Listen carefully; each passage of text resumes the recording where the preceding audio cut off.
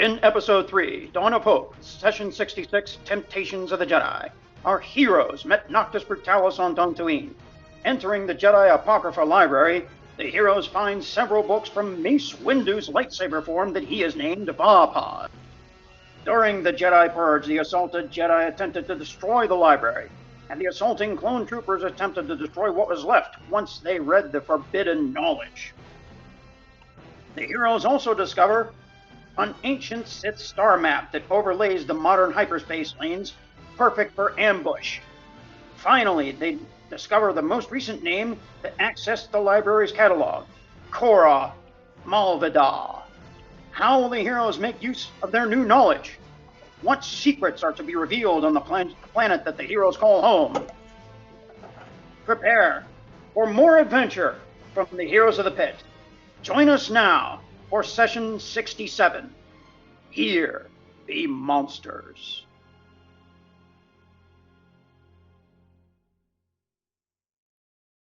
Reddy Jadio lies amongst a crowd of people. He is unconscious. He is not breathing. What do you want to do?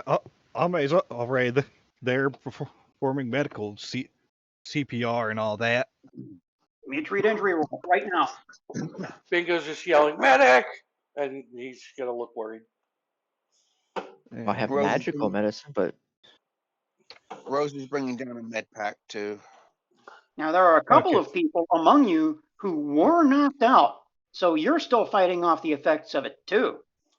Were you fighting the effects of it off, Amme? Or you were not one of the people who went down, so you don't have to worry about it. Yeah. But you know that you're not likely to get focused help from those people who did collapse in there. Right. You're going to have to go this alone. I'm here, though. I wasn't knocked out. Okay, you can get help from... Are you trained in treat injury, Trill? I have magical treat injury, if that's what you want. You're not going to be able to help I have a +6 in treat injury. Yeah, you're still not going to be able to help in this role because you're not trained. All right, well, I have positive support and magic if you need it. Yeah, so here we go. Make the roll. Amme Fasalo to save Reddy Jadio's life. All right, and Rose says that she was giving Amme a med pack. +2 for a med kit, right? Right. Yeah, Amme does have a kit, so +2. Yeah, so you do have that. How about a natural 20? Oh, shit. Ready, you How about that? Okay, I did not expect that as a DM. All right. I've saved a person once. I can do it again. I thought of it more like Amme just walking up to him and being like, "Get your ass up." Slap his face. For Amme, for sure. Noctus is among them. So Noctus sees this happening, that they dragged out one of their compatriots, and he's in a bad way. Amme works him, rips open his shirt so he could get to some of his chest, jams a hypo dead center, presses the plunger, and you hear this hissing noise. And Reddy Jadio, with the thing still stuck in his chest, sits bolt upright and goes, "What? Who? What?" And he starts swinging. He starts swinging fists. Yeah, Amme will just grab his fist, be like, "Settle down, settle down, settle down." He starts looking around. Knocked out. That's not the person to punch. Who are we fighting? What's going on? And then down there, buddy. He starts to figure it out as his expression starts to clear. He says, "Oh, geez, was anybody else hurt?" I got down too. It was crazy. Not like you. Careful there, Reddy. You still have the needle sticking out of you. And Amme will just gently pull it out. As he starts to get up, he pushes himself to get to one knee, and down he goes, right on his rump. Krax is going to reach for him. Okay, fine. If you want to, so Drax is going to try to help him to his feet. Yes. Okay, so he leans on you, and he a lot. So he says again, "Did everybody else get out safe?" Yeah, so Yeah, I everybody think else so. made it better than you. Take it Yeah. easy, buddy. He's trying to shake it off. He's shaking his head, and he says, "Hey, I was going into the landing pad to see exactly whether I could find any logs of who might have come here and left. Then I heard this hissing sound, and I saw this gas creeping across the floor. I took 3 steps, and that was it." Yeah. That was my fault. I apologize. No, your Well- fault. What did you do? It was trapped. pulled it- It wasn't your fault. It was Yeah. just a trap. There was a sword on the wall, and I pulled it off, and then gas came out of everywhere. So you set off a trap by trying to loot this place? Yeah. Well, I got in a my lightsaber. defense, it was like after they had pulled like 4 weapons off of the wall. I didn't expect Yeah. it. Whoa, Who'd wait a be minute. trapping us? Whoa. And meanwhile, the gas itself is still seeping past the door. It's only up to the soles of your shoes. It's a pale green gas that continues to pour over the platform and down the steps like dry ice. But I have good news for you, buddy. It's not flammable. Not like I hope it's not flammable. Not a lot Yeah, of hot air. Yeah, this idiot right here decided to ignite his flamethrower at it. Into us. It was Why do you more have of a a test. Why do you have a You flamethrower? decided while I was laying here on my Don't back. you have a flamethrower? I have a No. lightsaber. On my back, laying here, covered in this gas, you decided to try to light it on fire? Yeah, it wasn't very smart. Just This is say I why I made a don't like mistake and move on. Why I don't like Manitobians.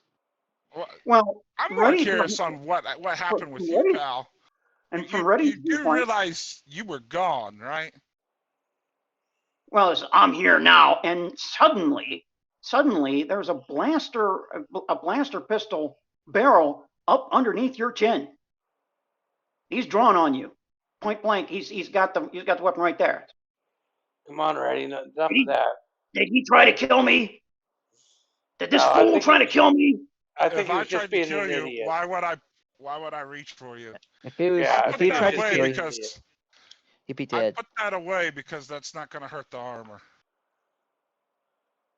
Well, Reddy steps back a couple of steps, puts his other hand to his forehead. He's clearly not thinking straight. Slowly holsters his weapon, and now he looks embarrassed. Can you? Are you okay? Can you stand on your own now? He says, "Yeah, I can," and he takes a step forward, and he stumbles a little bit and has to catch onto the railing. And that's Krax is going to catch him again.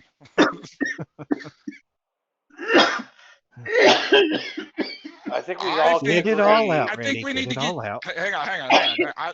I don't take offense to it at all. I think it would be best if we take you back to the ship and get you checked out properly. Yeah, probably. But I think we can all agree that when gas is pouring the room and it's surrounding us, it's not the wisest move to pull out your flamethrower and see if it's flammable. That was a mistake. Just admit it. That was a mistake. He said it was. Ye- He actually Okay. Yes, it was a mistake. There but- you go. Okay, we can move on. Yes, okay. I'll admit it. It was a mistake. I'm used to doing this alone. Yeah, we all don't have Manitoban armor, so Mandalorian. Yeah, I know, I was just Mandalorian. quoting That's Trill. right. Let's not insult the man. I just pulled a gun on him, and I don't know what I'm doing, and I'm sorry. This Yeah, gas is sorry. in my Buddy, you were with the Listen, Force listen, a lie minute down. ago, okay? I don't take offense to it. Reddy hunches the rest of the way over the railing. It's, Let's let it to all which out. to which Krax is going to turn to Amme and go, "Is he going to be okay?" Yeah, just needs to get it all out of the system. Yeah. You sure we don't need to get him to a doctor? I'll be all right. Oh, last doctor. I think we should get him checked out. I don't want no lasting effects or something to happen to him. We You used know to what? Right. A doctor is what this crew could really need. Do we know any doctors? used to. Oh, The only doctor that we really know. To which Noctus is gonna go. wasn't Noctis there when no, Noctis wasn't. That was Clint, Noctis wasn't it? That was Noctis Clint. is here Oh, at the moment, if that's what you're asking. Meanwhile, No, as he's composing himself, as he's patting the lower half of his face, he's muffling through this piece of cloth that he has while he's wiping off his face, and he mutters, "Don't you dare start with chunky salsa, you bastards!" As he's wiping himself clean. What is Chunky Well, now Salsa, that Ray? you mention it, We were thinking that was your new call sign for your new That'd be a fighter good with call the- sign. I'll be pregnant Wookiee, you be Chunky Salsa. Oh. Back I up the thought rail you- he goes. I thought you were like Buggy Burgers or something like that. No, we're talking I about hate call you. signs. We're talking about call signs. I'm pregnant Wookiee. I hate you all. All of you need to suffer. Every last one of you needs to suffer. Oh. Krax, do you know why I'm pregnant Wookiee? how about I suffered enough? I don't remember. I remember last time you were Buggy Boy or something. No, okay, let me tell you this story. Okay, we were on Dantooine, right? And there was we were in a restricted area. There was 3 TIE fighters coming straight for us. I go to engage them, and then I decide to try diplomacy first. So I tell them, don't shoot, I have a pregnant Wookiee on board, and they bought it. And I left the atmosphere. You told 3 what, TIE fighters? Yeah, in my dagger. It was a 1-seater fighter. And they bought that. Yeah, they bought it. It was great. That's why I'm pregnant Yeah, Wookiee. they actually bought it. They actually bought it. yeah. You must have been dealing with some terrible, terrible recruits. No, it's the element of surprise. You know, it's like so unexpected. It has to be true. I've never had that type of luck with the Empire. Hmm. You haven't been with Anyways, us that's long, why I'm then. pregnant Wookiee. And he's Chunky Salsa because one time he puked when Rose said Chunky Salsa after he saw a dead body. Well, that's not exactly the reason. He straightens up. We were trying to recover bodies from the road journeyman, and I accidentally ran into one of them. In space.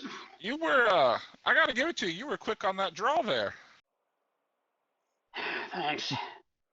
I'm one of the better shots amongst us, anyway. I'm I sorry, can't hit man. the broadside of a space bar. But I I got can all handle a called. blaster Right. rifle. I as won't. needed. I won't hold it against you, considering you were unconscious a moment ago. Well, I thought that you'd betrayed us. Buddy, if I betrayed you, somebody'd have a hole in them right now. Yeah, I know, but if you're, I don't know, He I was don't just even being want a to talk about dumbass. it. He was just being a dumbass. You know, I've done a lot of missions, and on my missions, you test things when you're by yourself. You want to, you know, you Yeah, but you're not by experiment. yourself. Your entire team was in the gap. Let's not talk about it. Let's just move on. Okay, It was a bad You know move. what we need to do? You know what we need to do? We need to get y'all some Mandalorian armor. That's what we need to do. I don't. Right I work now, better without armor. I just give me a flight suit. right I'm now, good. I need some Smarna juice. I don't know what you, or maybe I'd better be, yet, some I'd water. be careful on what you drink. Yeah, I just need some water. I think you need some oxygen. That's what I think. Yeah, I need to get walking. Does somebody want to Let's get explain to me what you guys all found in here? Yeah, we We'll found do a that on the way to lightsaber the ship. and Let's you know, get you to the ship. the Yeah. books. Oh, and we found the ancient hyperspace lanes of the Sith. That Ancient what? hyperspace lanes. What we found in there was a library and There was- weapons. No, Reddy, check this out. The 13th sister is using ancient dark side hyperspace lanes to ambush. She's on these hyperspace lanes. I'm telling you, and we have to use the Force to access them. But we'll figure it out. We'll get on them. But check this out. I show him my data pad. Right. And he takes a look at the data pad, and he looks between you and Trill and Amme. He's like, does any of what he's saying make any sense? Yes and no. Yes. But I'm more worried about getting you to the ship, buddy. He even looks at Noctus, because Noctus is carrying these books. It's like, what are those? These are books. Well, yeah, they're holo books. So what's in the holo books? Information. Books typically have information. You know what I'm asking you. What was so important that you almost got me killed? You chose to go in there. Yeah, we all did. But apparently we're walking around pulling everything that isn't nailed down, and we just weren't covering each other. And part of that's my fault. Yeah, we're all alive. It was a Jedi archive of forbidden knowledge. Yeah, that's how we found out about the hyperspace lanes. Forbidden knowledge. Okay, so if it's forbidden knowledge, why are we carrying? Why are we carrying? I'm carrying it because it is knowledge that pertains to me. Okay, so if you're a part of our team, maybe we ought to know what. Man, It's lightsaber forms. Do you want to learn a lightsaber form? lightsaber forms. What's a lightsaber form? Do you know what a lightsaber is? Well, yeah. I mean, I've seen a couple of times. I've seen what a lightsaber is, and I've seen lightsabers in combat. I mean, Trill over here did some work with one more than once. Noctus is going to give you this look of like, are you stupid? Because he's gonna speak up and go, I thought you were a warrior. Well, I am, but it's not every day that we meet people that are carrying lightsabers. It's just not common, even amongst the enemies that we have. But there are different forms to fighting. Yeah. Think of it this way. Anyone can pick up a paintbrush and create art.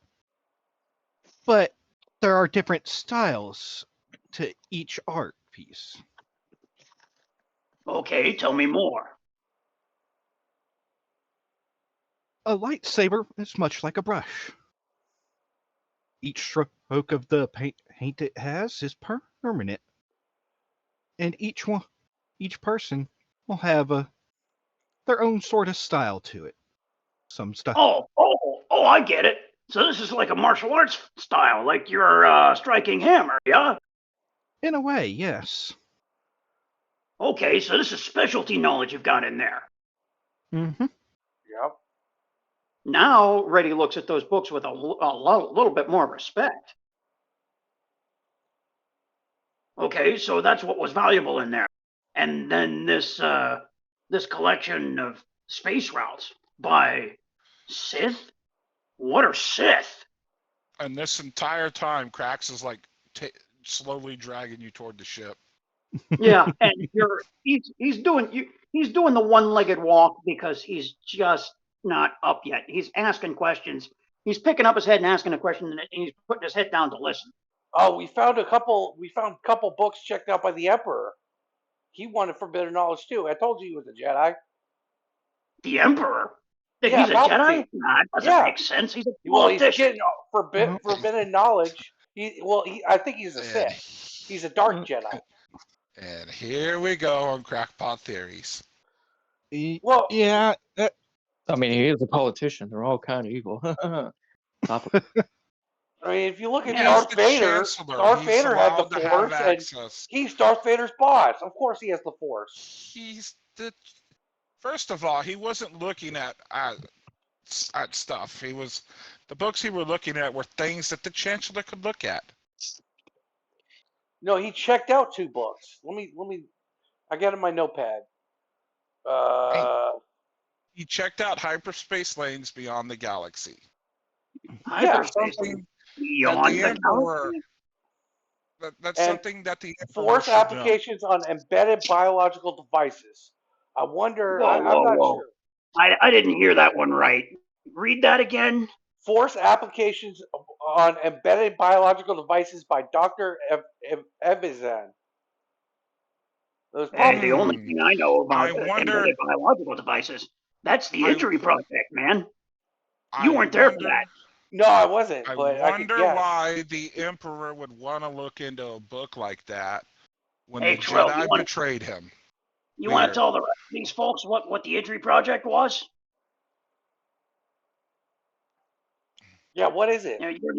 You're the only other one among us that was here right now that was on Kessel while Dross was trying to track down the Injury Project. Try even older. Try the clones. Yeah, I'm sorry, Rose. I wasn't paying attention. But you were there too. You guys can tell the rest of these folks about the Idri project. Because if it's force applications on embedded biological stuff, that's what the Idri project was trying to do. No, it wasn't. Idri was just biological upgrades, not force-powered biological upgrades. You Yeah, are but all this forgetting the most they keep that important. up. What's most important then? Her name. Her name? Oh, Whose yeah. name? The 13th sister. what was it? Cora Cora. Malvadea. Modelva. Madelva. Melvada. Melvada. Malvada. How do we know that this is her though? Didn't Amme have a vision? Well, it Because was it who was the time. Yeah, it She was the summoned last in person that used it. Oh, so that last person that used it is probably the last person that was actually inside. And the only Which one was we her. know of. Yeah.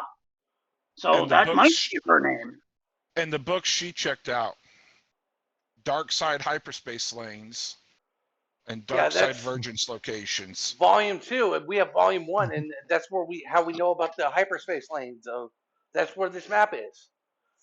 That you got to think though, there may be another map. Noctis. This may be a prenet map. Who knows? We have Yeah. Volume 1. That's the map in Volume 1. But my thing is, if we can find a copy of this book somewhere else, Maybe Where not. the It's heck a Forbidden find that? Knowledge Jedi book. yeah, but it Probably might only be one on the copy. black market. I might be able to track something like that down. That might be a good Volume one- idea. Volume 1 should have an overall with all of the lanes on, but only cover certain ones. Volume 2 will have the same map at the beginning and cover the rest of them, or should, because that's the way a good book would have it. So you're saying that she took the second book and we have the first one. Yeah. Yes. Right. Well, who's to say she didn't just copy the information from the book and didn't take it with her? The book's not here, though. Oh, so she actually took it. Yeah. Right. Well, that probably means it's got more complicated information than the book. Oh, she also checked out another book, Dark Side Vergence Locations by Jedi Counselor Yoda. Reddy snaps his gaze toward Amme and gives her a look. It doesn't seem like she was able to find said book, though. If I'm remembering right, DM. How do we know that? Well, we searched where it was, went over to it, and it just looked like a destroyed area. Well, that you can assume whatever you want to. That's what you found. You found a pile of books that were destroyed. No telling where that book actually is. Yeah, we can be hopeful that it was a destroyed book, but we can't be certain. Either way, it's not something we can really make any plans around. Do you have a med bay on the Silver Gale? No, but I've got supplies on there as he starts to climb the ramp toward the Silver Gale itself. And he's a little bit more under his own power, but he's a little wobbly at the seams. We have to get off planet by the end of day tomorrow. And what's going on in the day tomorrow? What did we find out? This is the first I'm hearing of this.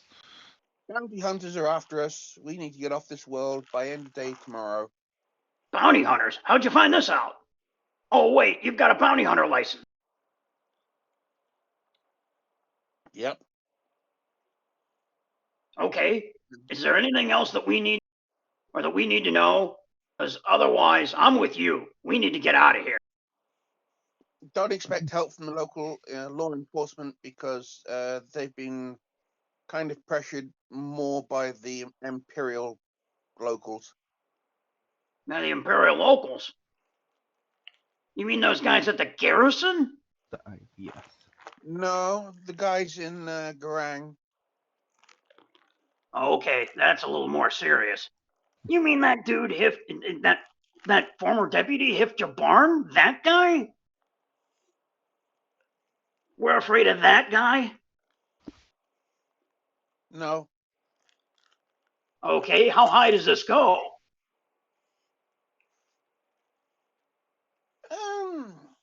Decently high at the moment. Okay, you're not really telling me. If I had to guess, I would list say is- Imperial Intelligence. The list is substantial rewards, so we're not exactly low at the moment. It'll take us Well, that doesn't while. surprise me. Take a little while to get our names off the high list. Okay, so we do need to get out of here. Okay, I hear that. Aboard the Silver Gale, because this conversation is kind of drifting the whole time in location, and now Reddy aboard the Silver Gale kind of goes into his stateroom, rummages around in there, and comes out with one of his bottles of water and slumps onto the couch. Takes a long, long drink. Okay, so we gotta leave. I get it. So where are we gonna go? Well, we got to report it in with Home and Hope. Yeah, that's true. We can't exactly go straight to them in case we're being tailed or tracked or bugged. We'll do a couple of phony hyperspace jumps then, just random. Yeah, the truth is we may want to check in distance as we possibly can. Because if we're this hot and we lead to them, you know who's going to be at risk. A lot more people than just us. Mm-hmm. Other than I that, think, I don't really have a plan. I want to get a couple of X-wings. Can I have Tuesday start the ship? Well, tell Tuesday to start the ship. I doubt Tuesday can start the ship. No, Tuesday cannot do that. Well, I'm gonna tell him to. I mean, Tuesday is not much better than a drink carrier. That's okay. Well, as I Tuesday does said, not have I'm gonna tell him. He doesn't. I'm not. I don't expect him to actually do it, but I'm gonna tell him anyway. It makes him feel like he's part of it. You know. You're going to tell him to start the ship. Okay. Yeah. Tuesday, wheels off toward the cockpit. Tuesday, start the ship, please. Wheels off toward the Isn't cockpit. it great? Oh, one of the best things that's ever happened in my life is that little droid. If someone should happen to him, I would destroy everything, and then go into permanent exile on a swamp planet. You should get a tracker to put on him because he's always wandering off. That's true. I really should. You're right. The plan. Let's go back to Eggermore to do a bug sweep to make sure we don't have any trackers on us, and then go. So I hear this about X-wings. We're buying X-wings now. Yeah, definitely. There's a way. We can get them. They're about to go into production. Okay. Well, who's doing this? How are we doing this? This is the first I've heard of it. We'll just pull all the money together. Well, I remember. Well, how much do we actually have? And spoke to people, so I'll be buying the X-wings. I have I think I'll about go with this 100,000 ready. Admiral. What do you have? Wait. Trill, you're the one doing this? Why? Oh, I was the only one who met the people. I made a good rapport with them. That one guy. That one guy. Where? Yeah, Who are we talking about? Well, the guy I met, we had to steal his flight suits. We could steal the X-wing. I don't know if he's part of it. I don't think he was. I think he was just one of the test pilots. He's not one of the company people. And besides, they won't know I did it anyway. Oh, you're talking about Incom on the Radlex map. Yeah, exactly. Remember, I met with them, and I had a great rapport with them. And you weren't there, so bingo, this is the first you're hearing of it. Okay, cool. Yeah. So when I buy these ships, I do believe I'm going to have to be called Admiral. I'm Admiral. So. Do you really think being called Admiral is what you need right now? It costs nothing to do. Any more attention and there'll be a spotlight on you. Yeah, Well, we can't make the purchase from here because this is a low security planet. That's going to be tracked, especially with this much credits flying around.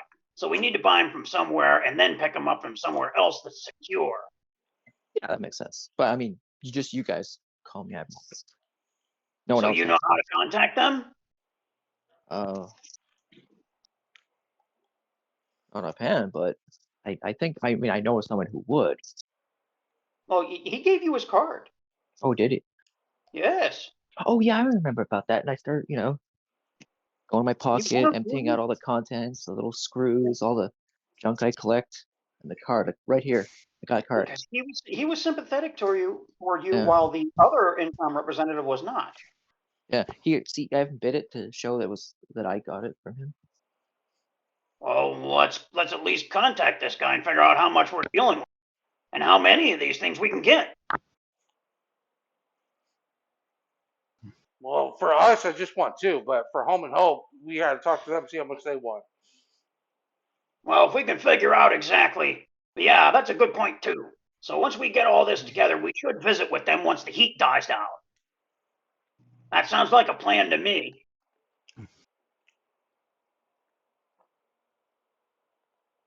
So let's contact this guy and figure out how much we're going to need to spend, and if we've even got the credits at this point.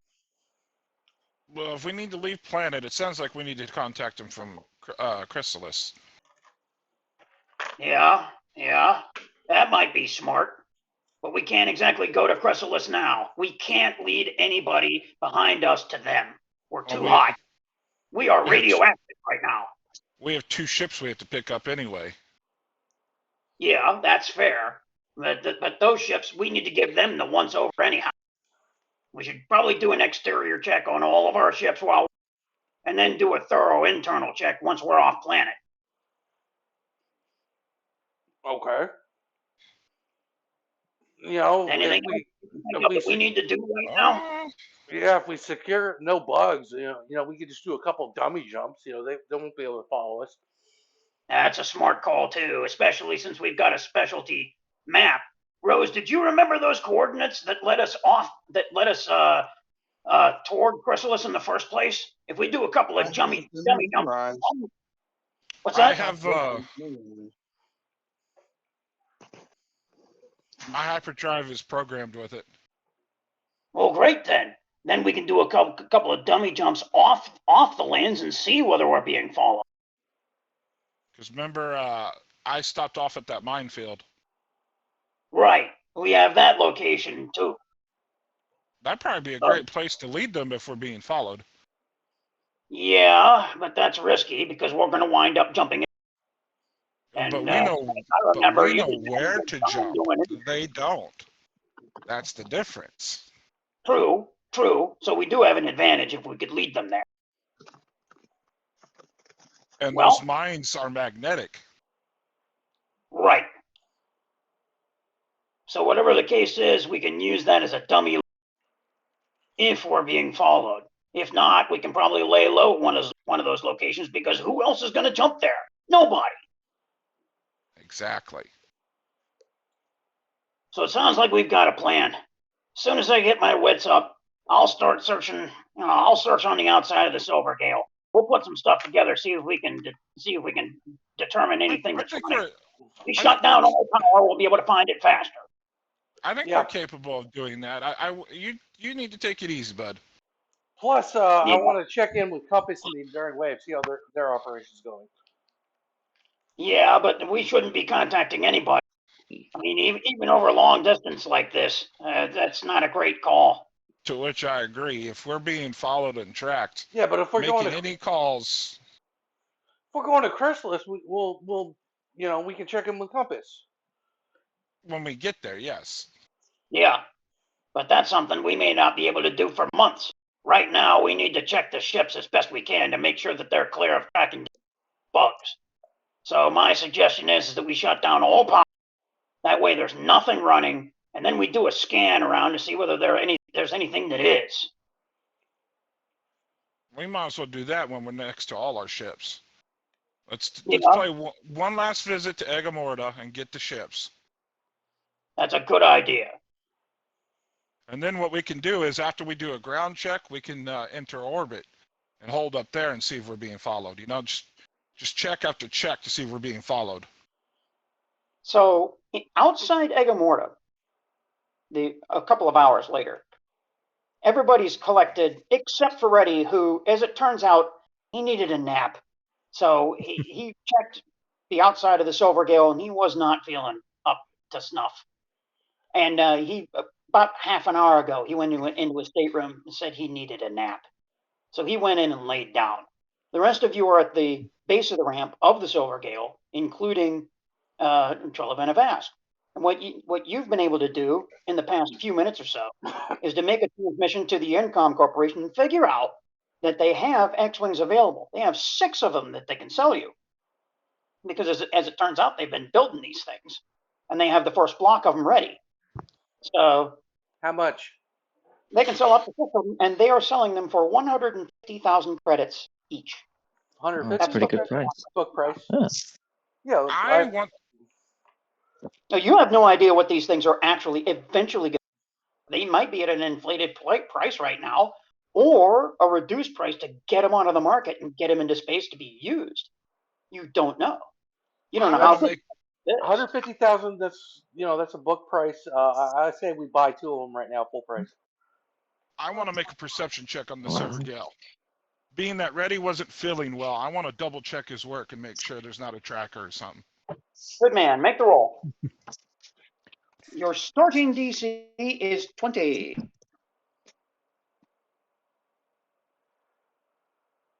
That one. No, you're just not familiar enough with the.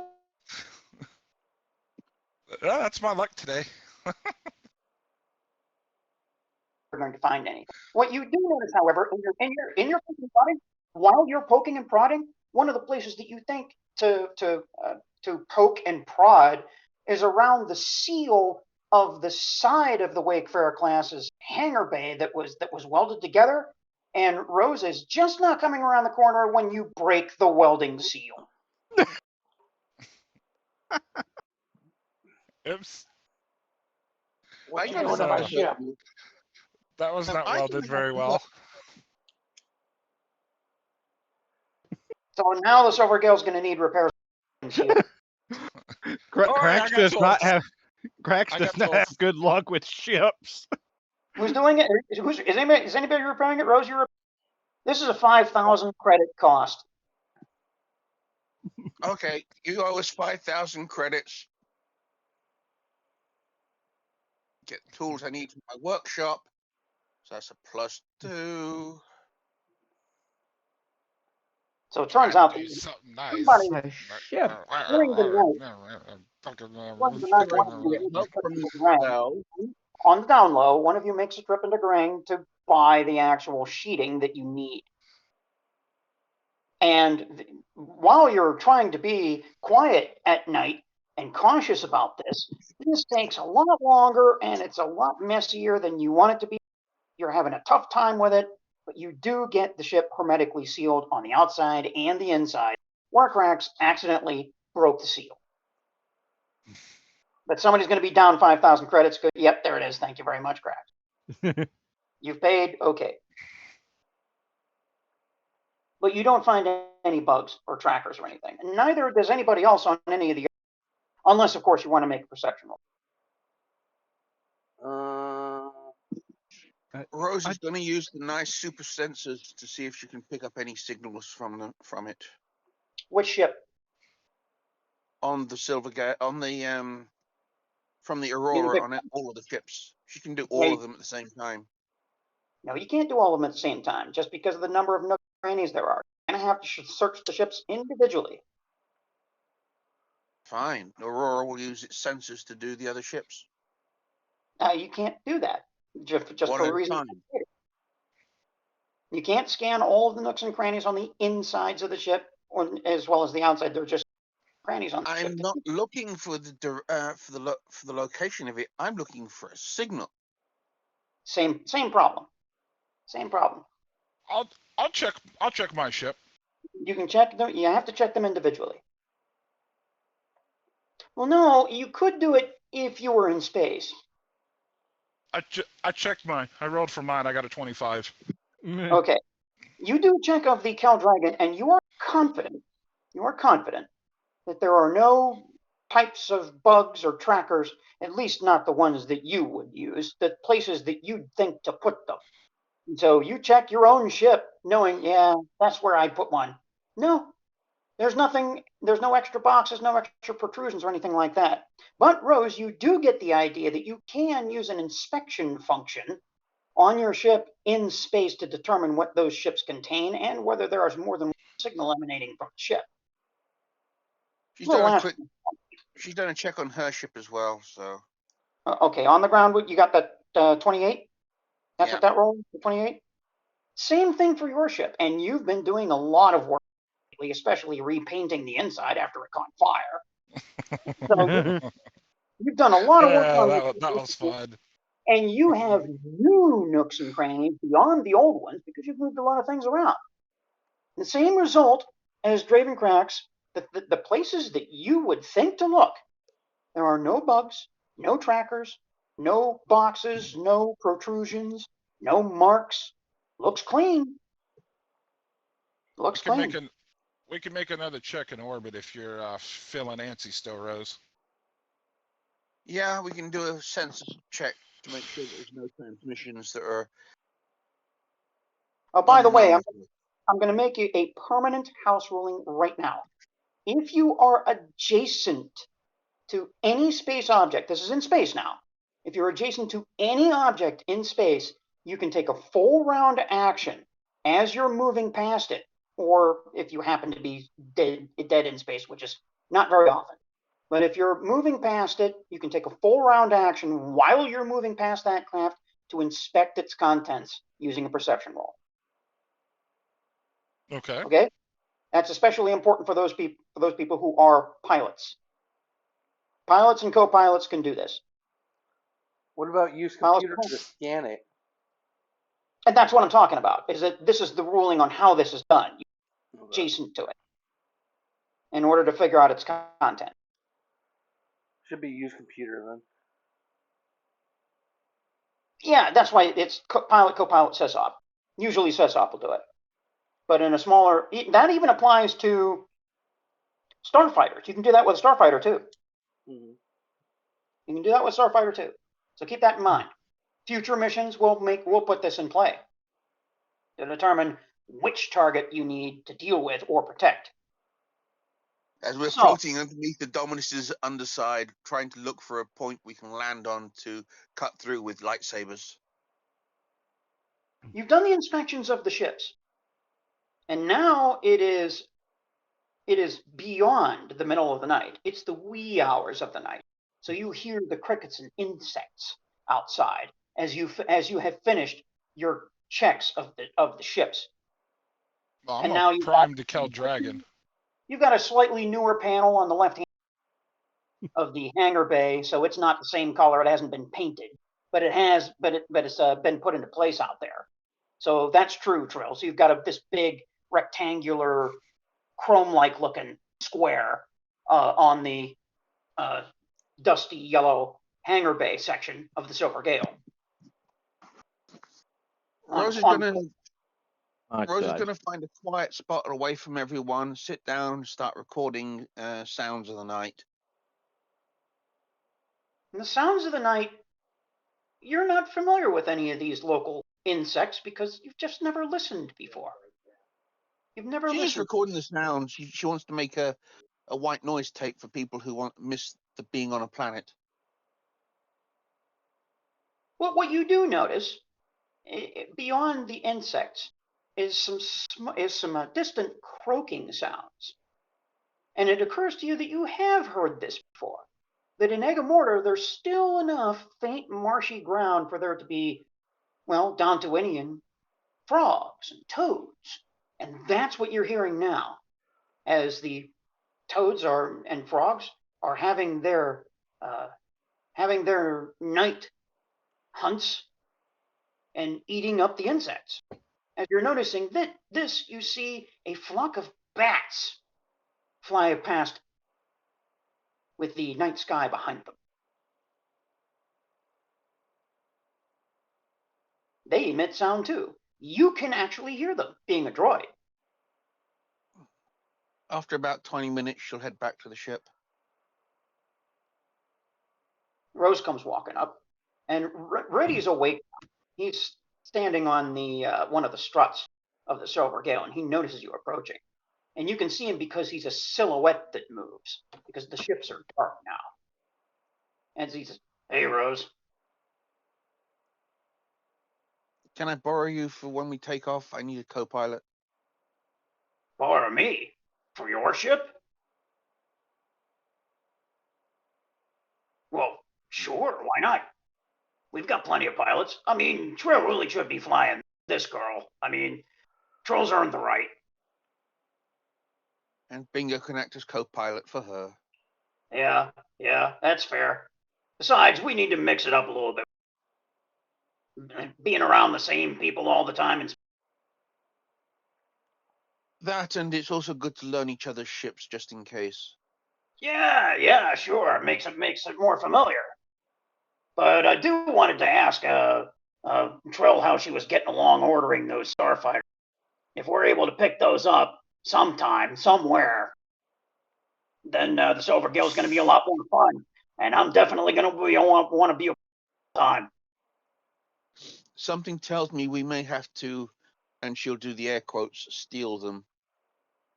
Steal what? The X-Wings? Yes. Wow. Well, we did it once. We can do it again. If we pay for them, they're ours technically, but they Yeah. may not be able to sell to people of our renown, as we are. Renown. Eh. It looks like we're hitting the big time, huh? Not in the way we wanted to. Yes. So, as he walks over to the longer and sleeker E9 E9 Explorer, and he says, "Well, looks like I'm coming aboard to see exactly what you've done with it. You want to show me around and show me the upgrades?" Okay. "All right. Time for me to learn a new ship."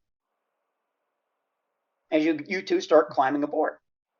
Meanwhile, aboard the Silver Gale, Trollovan of Ask, you are in contact right now with Belth Apiemu.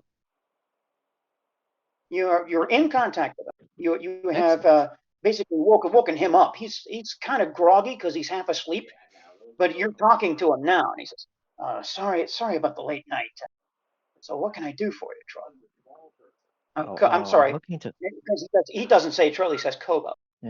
Yeah. What Well, can I do for look, you, Kobo? I'm looking to buy some of the ships.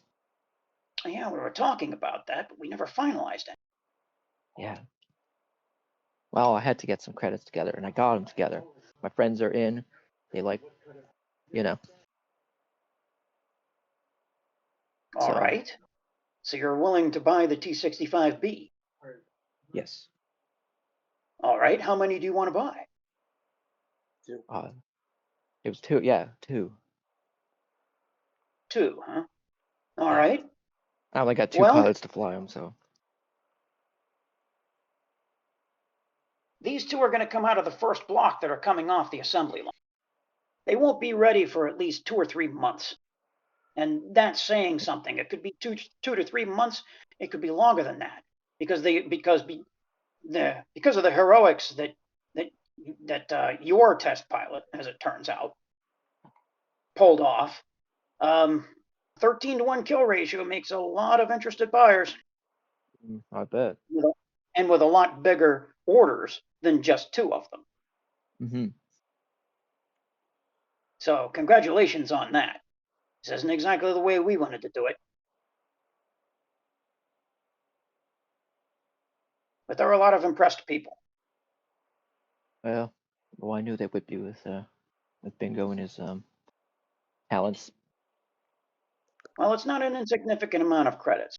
So get those to us when you can, and then we will tell you where the pickup will be. We're not selling these starfighters at any one location, and that's because of the interested parties who are buying them. Oh, I understand. Discretion is necessary with this particular model. U-Wings we can sell a little bit more commonly, and even those got a boost because of you. So we have you to thank. The entire corporation has you to thank.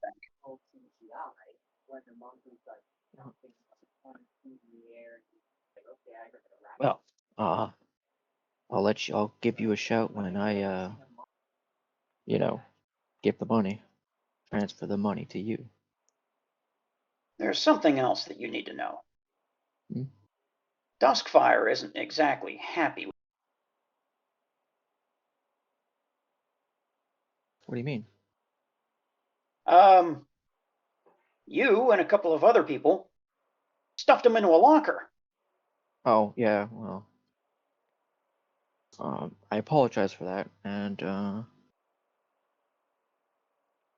you want me to give him some money, or?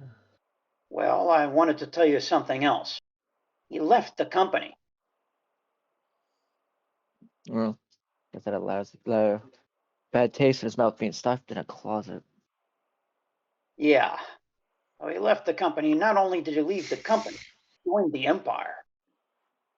Empire. So the next time you see him, he might be in a Sinar craft. Well, I think this craft will outperform anything the Empire throws our way. We certainly hope so. Even though that it's not the Empire that we're going to fight. And there's absolutely no way that we are going to say that. We're not against the Galactic Empire. Of course. So, 2 of them is going to be 300,000 credits. Are you absolutely sure the credits? Oh yeah, I have the credits. I got them. All right. Then gather those credits together, transfer them to us as soon as possible. And as soon as we get a location for you, then we'll get those craft out to you. Here, let me check this. And it's a complicated supply network, and that's why we have a number of locations picked up from. Oh, cool. Yeah, let's take a look here. I'll let you know the details of which serial numbers that you're going to get, because each one of these has a unique serial.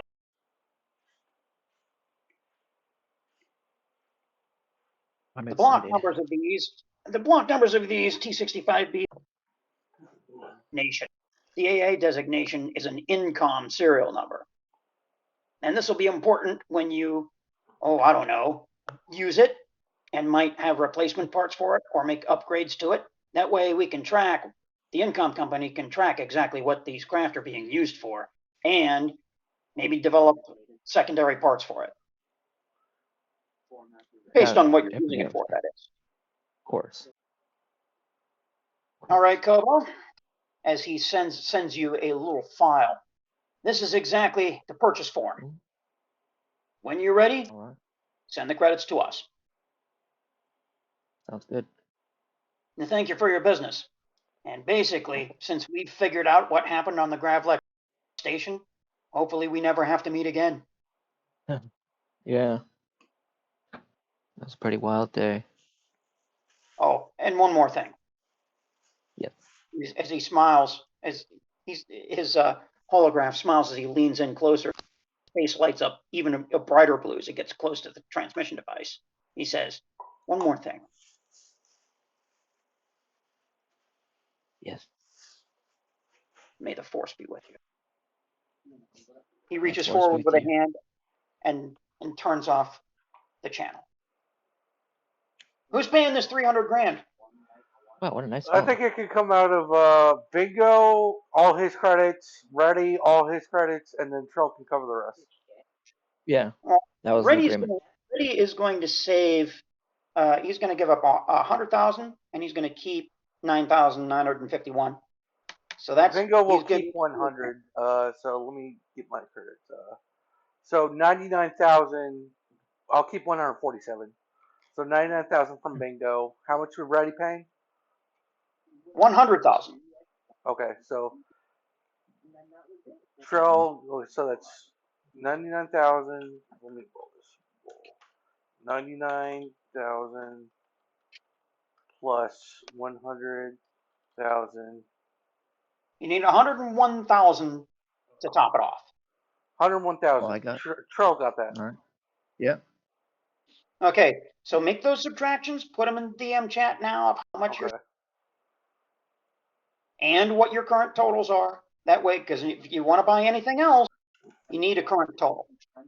9K from Bingo. 140. So Bingo's just got Total. 200.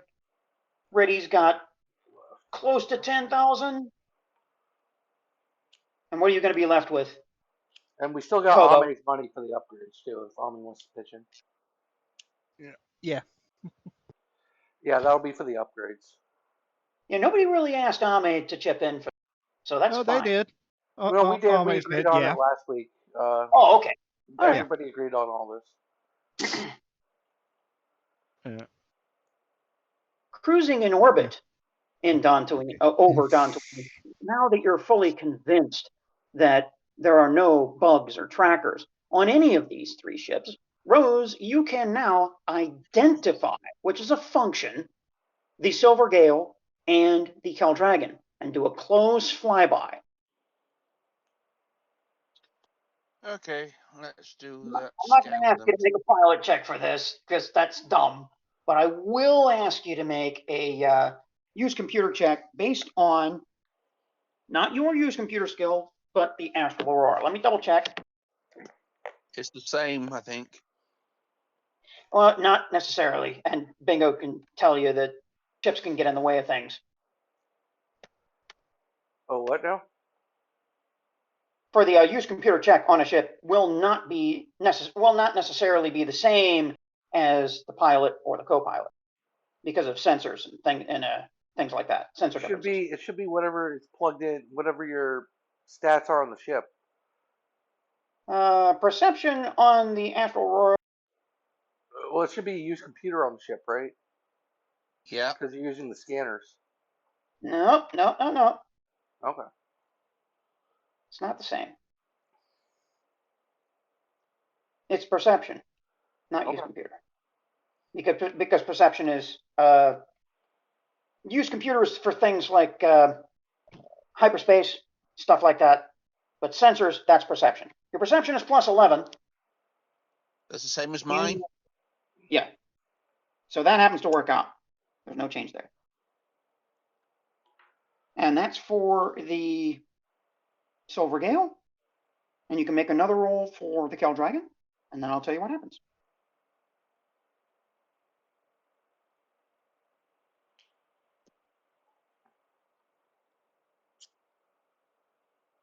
Okay. As you inspect these two craft, it comes back with the number of passengers that you detect aboard, and the weapons that both of these things are carrying. And as it turns out, there's enough weapons on board to actually register as a weapons cat. You'll have to ask him about that later. But you get the correct number of passengers. You don't get any extra signals. So this all looks good.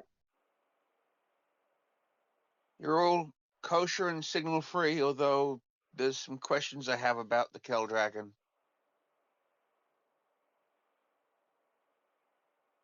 What questions? Which army are you supplying? Me, myself, and I. Yeah, you better. I better not find out you're working with the Empire. The inspection that you got back is a category. It's personal arms, which could be pistols, could be rifles. He's got enough aboard that it has triggered that.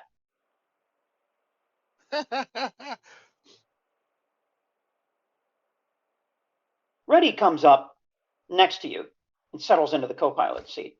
He looks over Dantooine and he says, "This, I hate to tell you this, Rose, but I got the awful feeling this is the last time we're going to see Dantooine."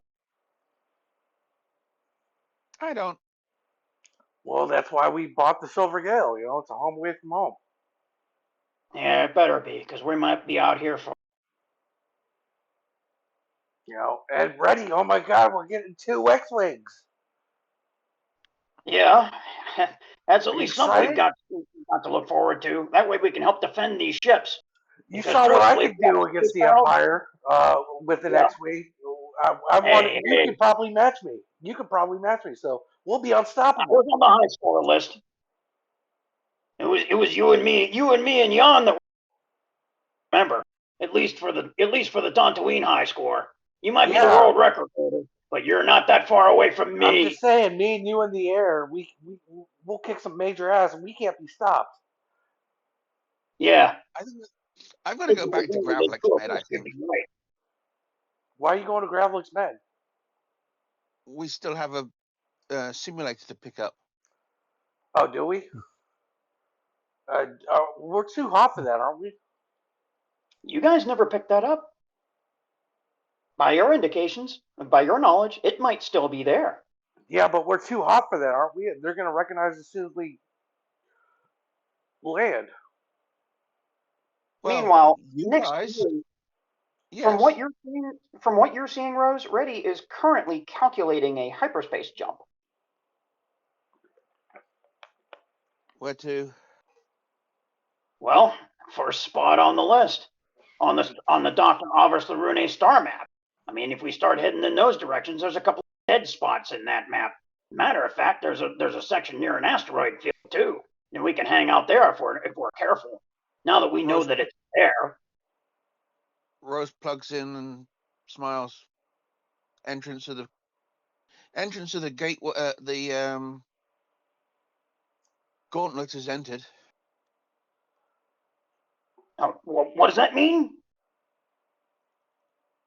First stop on the trial he did. Yeah, so why not use it?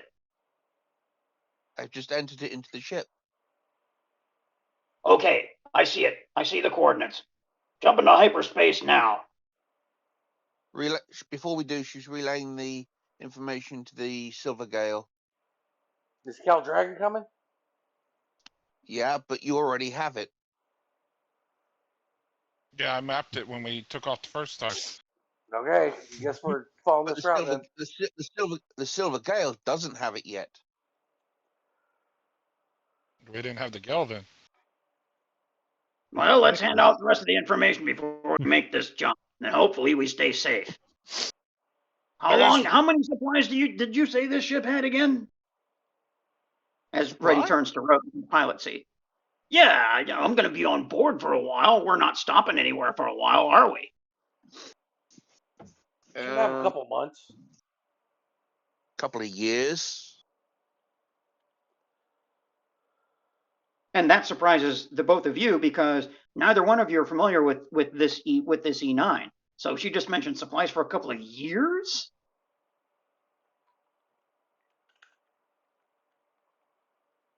It's a long-term explorer.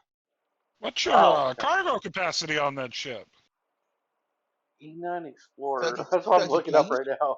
Well, 2 years consumables. She's not lying. Stock design is 30 tons.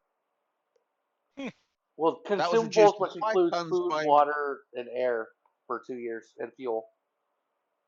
30 tons was reduced to 5 because of a certain person messing around with my ship before I got it.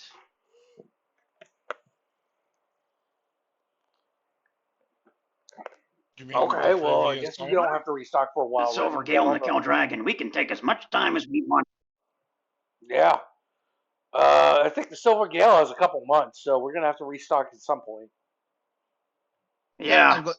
I've got 2 years worth of consumables on board, so that should be enough for everybody. As long as we dock and distribute every now and then, we could stay out here for as long as we need to. Now, us Duros guys, we're used to this kind of thing. Might be a little tougher on you guys. Oh, I'm excited. A home away from home. Well, actually, it's just my permanent home now, Silver Gale. And thank you, Captain Vask. Thank you again for getting me and ready these starships. You didn't have to do that, but we won't let you down. Mind you, that number is for the full 4-person crew. Oh, you want Admiral Vask? Okay, Admiral Captain Vask. Got it. I only just Admiral Vask. So technically, I have enough supplies for Retty for 8 years. Why is that? Because the ship was designed for. Well, then again, there's only so much storage space. All right. I think we're getting off subject here. All right. I don't think I'm spending 8 years with y'all in space. No, I don't think so either. Besides, don't you Whenever have a you want to mission? go one person. The consumables for 2 years for 4 people. And 4 passengers, so they're 8 people. Well, don't you have a mission of your own besides us, Mandalorian? Yeah, I'm supposed to be getting some new information. Yeah, you joined Donnie, us. Donnie looks over at you and gives you the eye. And she's nodding yes. If you speak to her, get her back here for me, please. Well, you know her. She's going to do what she wants to do. Do you want to Tell join her the we've Heroes got of the 2 Pit? X-Wings. Tell her we've got 2 X-Wings. That'll make her come back. I'll see Well, what I can do. Yeah, well, right now, it turns out that since she's on that mission, the only people likely to make good contact with Jan, it turns out to be Draven Krax and his partner. That's why I just asked them. Yeah, that's logical. Well, let's hit this jump and get out there and see how much time we need to spend before we're not on the news or on anybody's wanted lists anymore. Let's hit the jump and wait a week at least. See if anybody's following us. See if we can wait That a sounds week. like a good plan. Well, See we're what gonna we can have to- gather from the HoloNet. it looks like I'll be heading off to Fest. All right. Nice working with you, Krax. Anytime you want to join the Heroes of the Pit, you're welcome.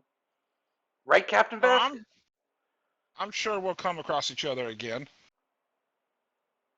And now, Overall, if someone would be so kind as to access the soundboard and hyperspace us along the path of Avasarune a second time.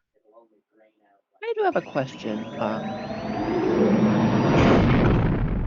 Yes, Admiral Captain? Oh, this is outside like a game. When I tell Tuzi to start the ship, what does Tuzi actually do? Well, I'm for your information, 2Z was not even able to get up into the captain's seat. So when you went there, 2Z was just kind of spinning around in place, frustrated with his arms in the air. oh. I gotta build him a little little ramp or something. Yeah, he has Eh. wheels, right? He tried. He's got a tread. He's got a single Yeah, track. he's got a tread. Yeah, okay. I'll build him a little ramp or something. Yeah, I gotta figure that one out. I Meanwhile, can build him a humanoid body. meanwhile, the screen fades to okay. black as the two ships head in one direction, and the Kell Dragon wings over and heads in a different direction, and they all jump into hyperspace, and the screen fades to black. 1 year later. I actually wanted to. What do you want? What do you want? Yeah. Amme was gonna get with Noctus. Noctus is aboard the Silver Gale. Yeah. Yeah. Well, they're all talking credits, X-wings, and all that. Amme will just kind of sit with Noctus. Take her visor off and just look at him. Noctis is going to be in the middle of, I don't know what you would call it, like the living room or the, whatever you would call it. Yeah. He'd be sitting there. He'd be sitting there with one of the books open. You can open them. That's where he'd be sitting. He'd be reading. He'd be in one of the books. And this book, by the way, contains a lightsaber form that you have not seen before. And it's being performed by Jedi Master Mace Windu. What you're learning now is that what Noctis is studying, and you would learn this during the trip and during the time spent, is that this is not Vapod that he's studying. This is the older form that Mace Windu has to teach first, which is a much more dangerous form called Juyo. Mm. And the Juyo is based upon aggression. It is a dark side form, using the dark side to propel the attacks. It is almost completely offensive, and it is ruthless. And this is what Noctis is studying.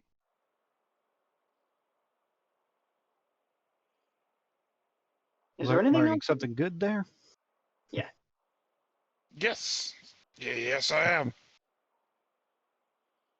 I was I- hoping maybe I could learn something from you. I just want to ask if you recognize something.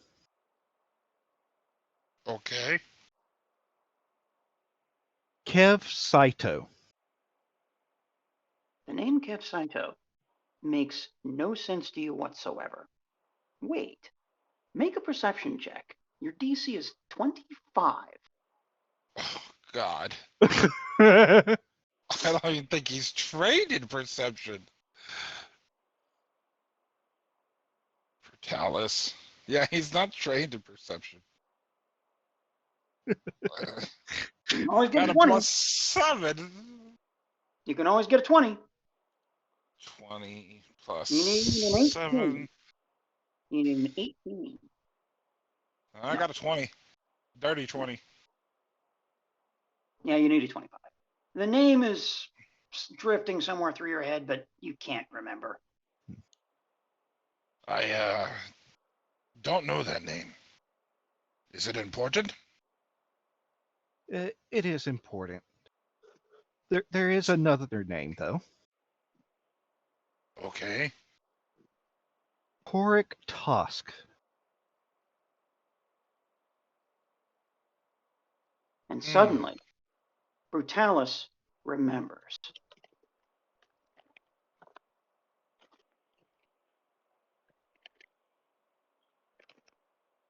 And his youth, memories of his youth, before he was put into the fighting pits, starts to come back to him.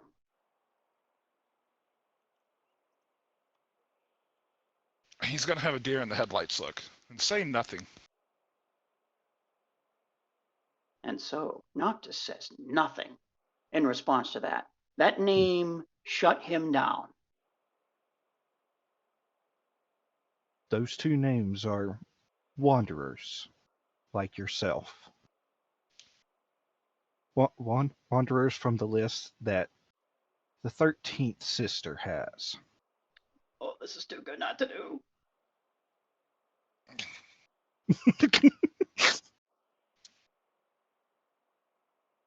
I want to do something. Hang on, I'm sending you a DM. Okay. It's some type of roll. I just don't know what it would be. An attack roll. Kind of. Oh no!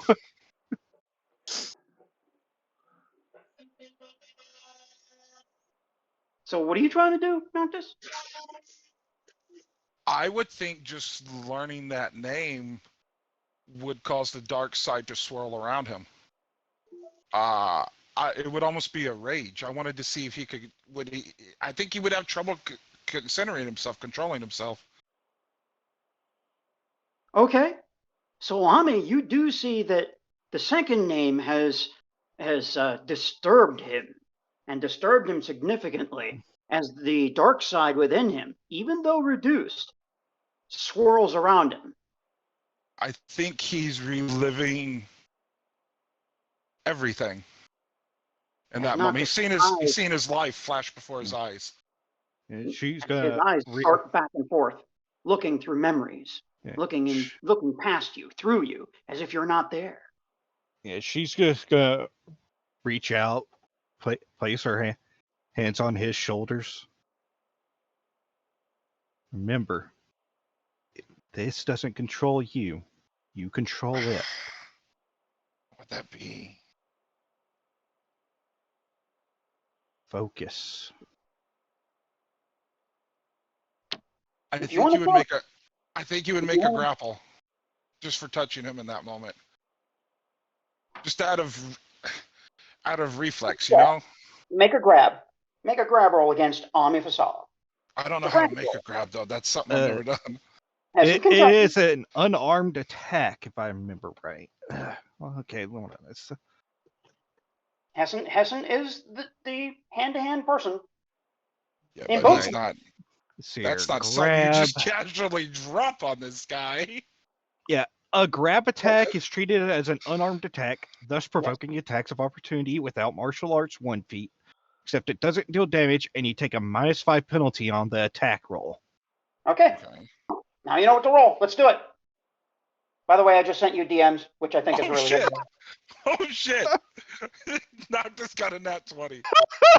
So Noctis reaches out and just lashes out with a hand to just grab Amme, and you have Amme's throat.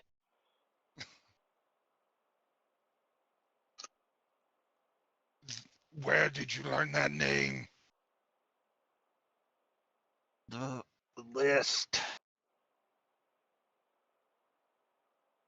And in my head. I think he would drop Amme in that moment. Yeah, it's not like you lifted Amme off the ground. You were seated together, so. Yeah, but he would stop choking Amme. Yeah. Yeah, she just kind of reaches up and rubs on her neck a bit. I know that name. That's me. It's you? That's my name. You're Korik Tusk. That's what she took from me.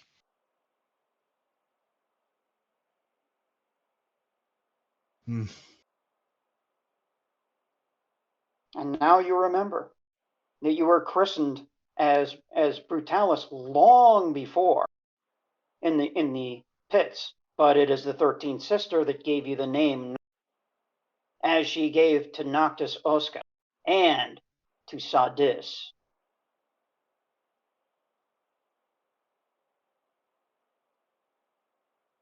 That came to you in a vision? Yes. Like I said, she motions at her eyes because she doesn't have her visor on. No. So Noctis, you are looking into the one purple and one blue eye that is both of them. Yeah.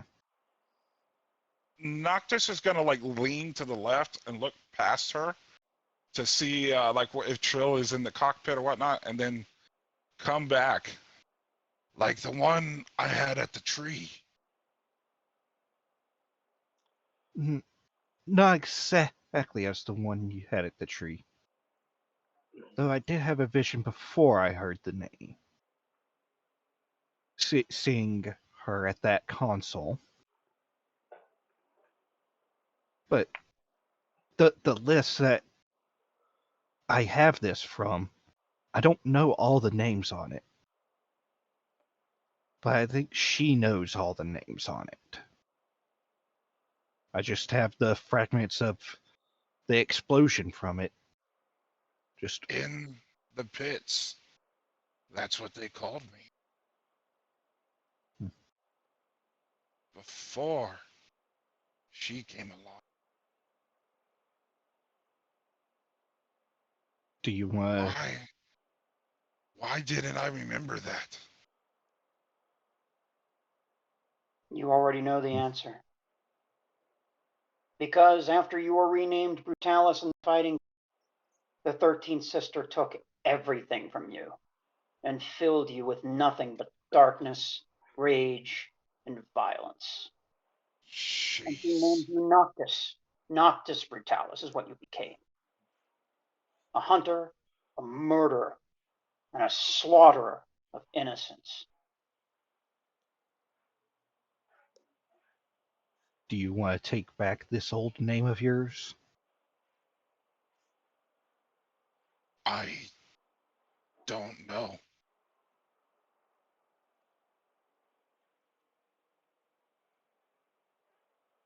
I am inside its rage right now. She took from me.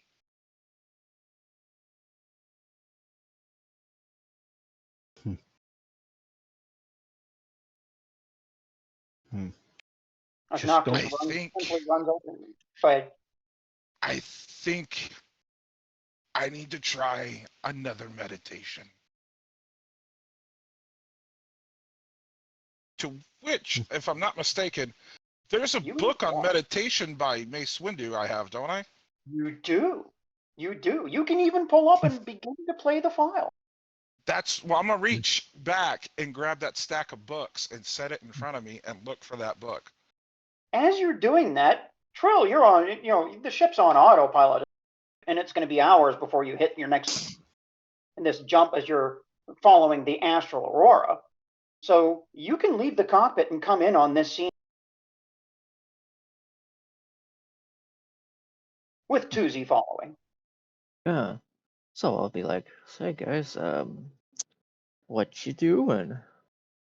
Clearly, there's a book opening up, and in this new book that Noctis is opening up, there is someone in Jedi robes in this book, which is a rarity in this entire galaxy. The holobook itself is black. It's a black sheen on the front and black and back covers, and there are bands of violet light along the spine in varying bands, making the book unique. Well, I'm just gonna, I guess, silently. It's like it's like a video, right? Yes.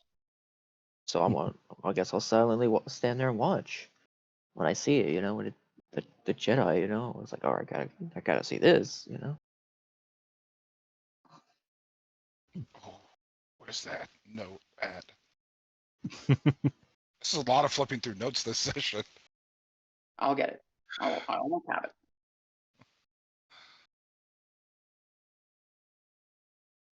I have it. I'll post it. Stand by. So the three of you are standing and sitting inside the Silver Gale when this book from years ago begins to play.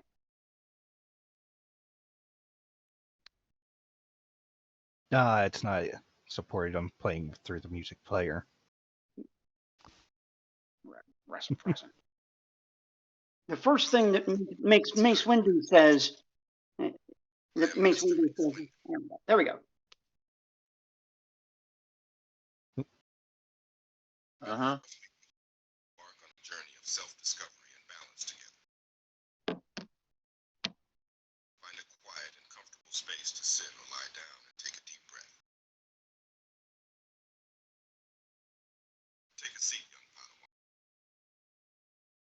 Close your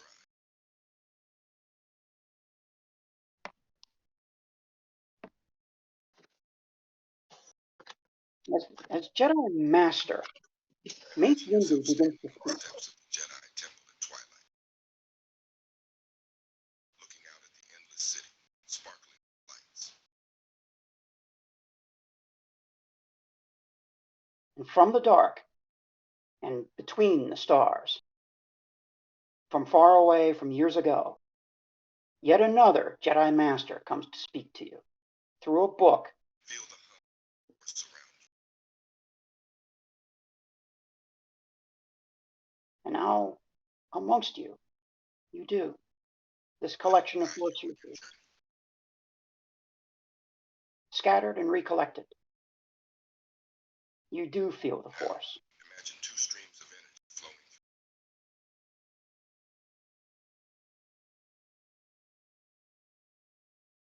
One is a bright, pure light, representing the light side of the force. The other is a dark, shadowy energy, representing the dark side. These two energies are not in opposition, but rather two aspects of the same force.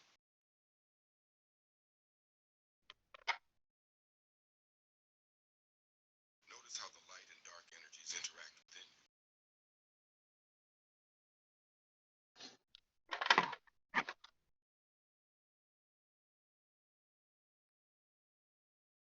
Do they flow smoothly together, Meanwhile, Bingo, you're just entering the room. or do they clash and create turbulence? Oh yeah. There's three of us just meditating on the floor. Yeah. Yep. Bingo shows up. Allow them to balance themselves. A Kool-Aid man through the wall. Say, oh yeah. And then we all get sucked out through the hole into space. As you breathe in, What's going on, guys? peace. None of them are responding. We But you're meditating? listening. Yeah, they're meditating, Passion. but you do not recognize the figure that's being casted from this book. Because you weren't there to read the other books, so you don't know who this is. I'll sit down and meditate. Feel the dark side energy, releasing any negative emotions such as anger or fear.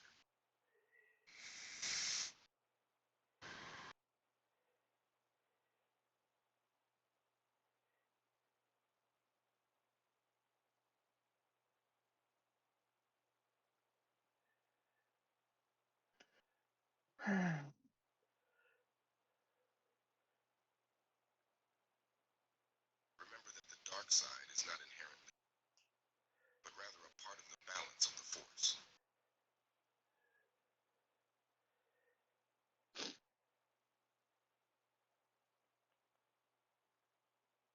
It is only when consumed by their dark side lose their way.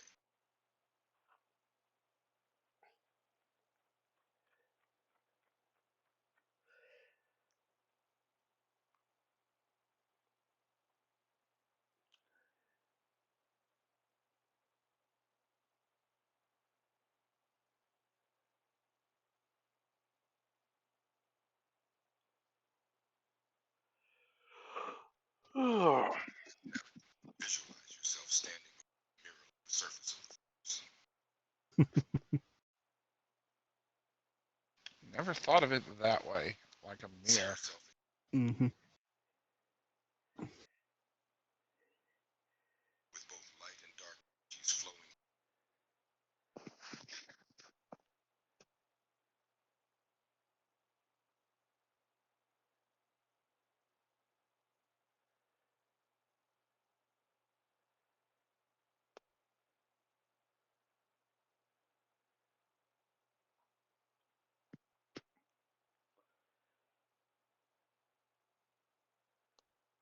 See yourself as a balanced being.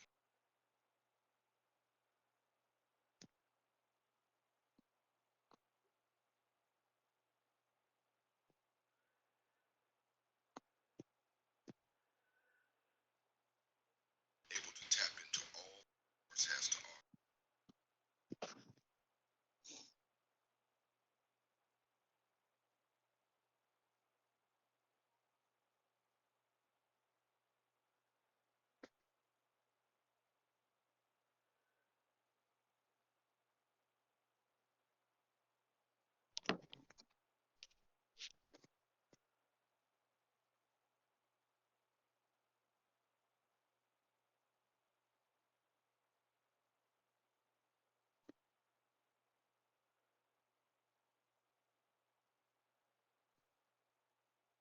Suddenly, As you continue to breathe deeply,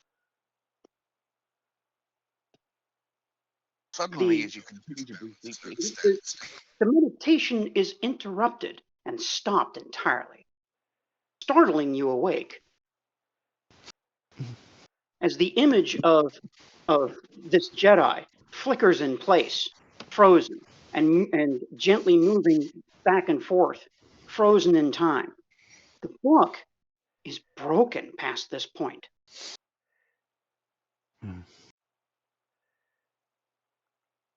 Noctis is going to slowly open his eyes. Is that an authentic Jedi meditation manual? That's so awesome. Where'd you get that? That's temple, right? I am sorry for grabbing you. Just You fine. did. Oh, you grabbed Amme? For a moment, I thought you were her. And I wasn't going to let that happen again. I did startle you, and I am sorry for that. And in this The room, name is a part of me. I want it back.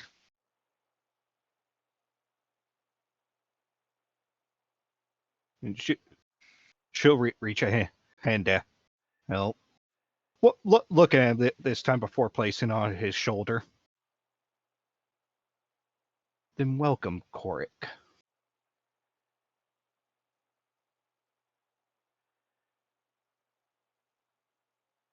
And now, Noctis Brutalis finally has a name, a real name, a living name, and not one of. Each one of you, the four sensitives in this room, have seen at least a portion of what Mace Windu had to say. And each one of you has a different position within the Force, and a different relationship with the Force, and something different and new to learn.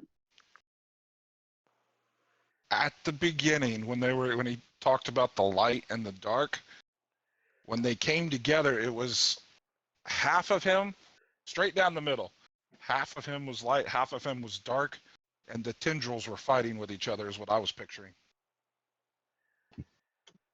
Almost like a fire. Two fires fighting for each other for control. And this isn't something that you said yet. Amme is able to see both of these things fighting. And that's what you, well, if you had your eyes open, that's what you would have seen. But you were meditating for yourself and through the things that you've been through, because you too have touched the dark side in your own way. Trill, Recently. Trill of Venavask, has been fighting her own dark side, tempted by anger, fear, hatred.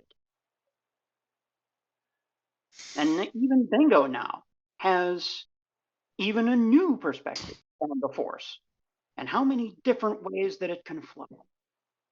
But there's nothing said in this moment while the figure of Mace Windu flickers back and forth. A name that you don't even know yet, Bingo. You don't even know who this is.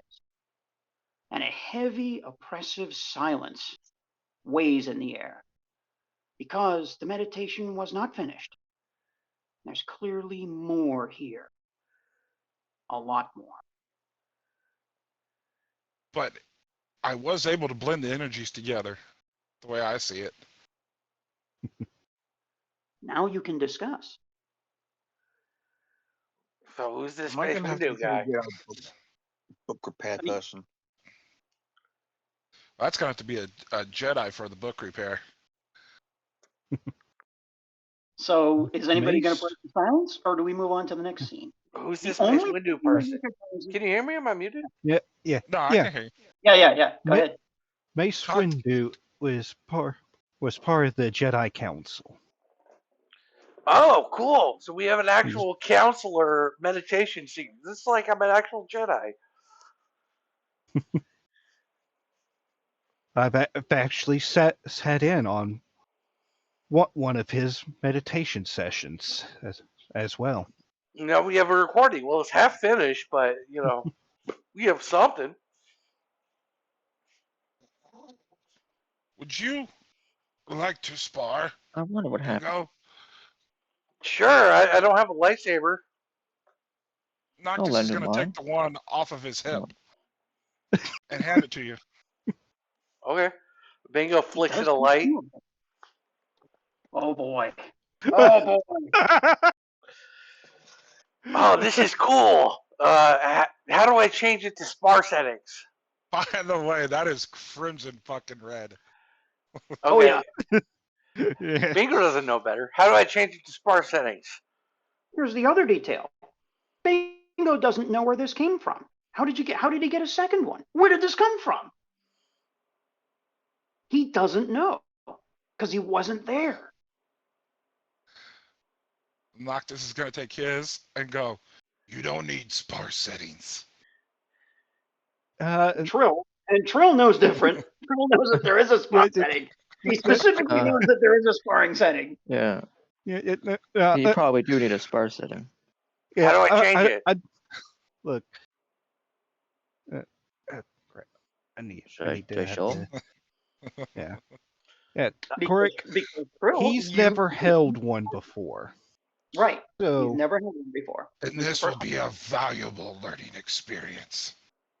No, you Yeah. can't. Yeah, we kind of want him with his hands intact. As Trill feels her right hand heavy and Yeah. No, let's Look, put it on look, spar I can't. setting. How do you put it on spar setting, Noctis?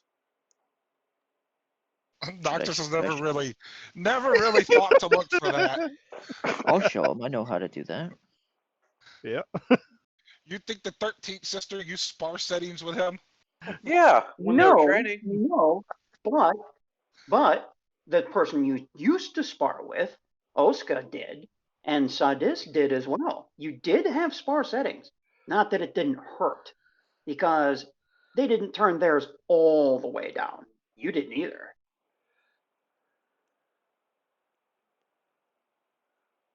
Well, Okay. I'll show how to go to the spar settings. Okay. And you put it on also spar setting. remember, there's the Noctis other is thing gonna that you remember. sigh and turn down the settings. And the other thing that you remember just now, Trill, you do remember that you have a Marksman H training droid. Ah, Yeah, you forgot that you had that guy.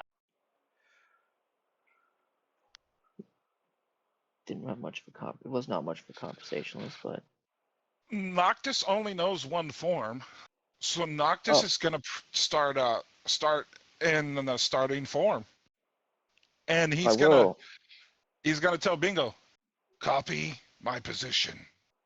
Bingo's gonna stand like a baseball player at bat. Oh my god. Amme is gonna double face palm. No. I can't watch this. No, I cannot let watch Bingo. Let This him hurts learn. this hurts every fiber of my being. As the Astral Aurora and the Silver Gale has this glowing red aura from dark side lightsabers being lit as it drifts through the hyperspace around it.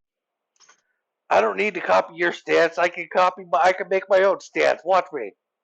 In baseball player at bat. Oh, yeah, I'd like to see this. Let's find out if you're gonna need that stance or not. Hiya! And I swing. Meanwhile, the scene plays out inside the ship. Can I make an attack roll? It's 750. Let us do one attack roll each. Go for it. Go for it. It's your I'm show. not proficient, so it's plus You guys are the 7's my stars. melee. Minus, is it plus 7? Yeah, base attack bonus is 8. Minus 1 strength. Yeah, it's plus 7. Minus 5, so plus 2 for Bingo. Oh god. Oh god. Roll I'm over here 1d20 calculating plus 2. things like 6. oh my god. Swing, bada bada. Swing, bada bada. Alright, make so your you attack got roll, 6. Noctis. Oh, I am. Mine is vastly different.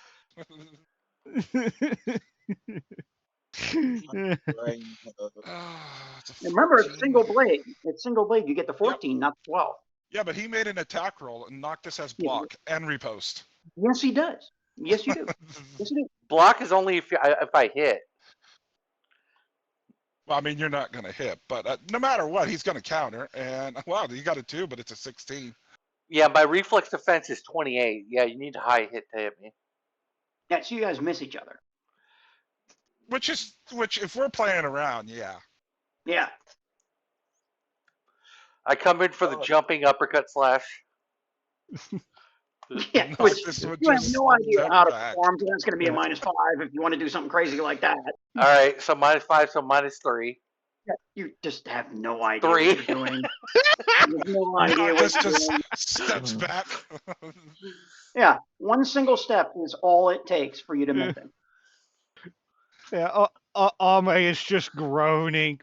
Make it stop. Hiya! Oh. Kia! 14 Another miss. 2.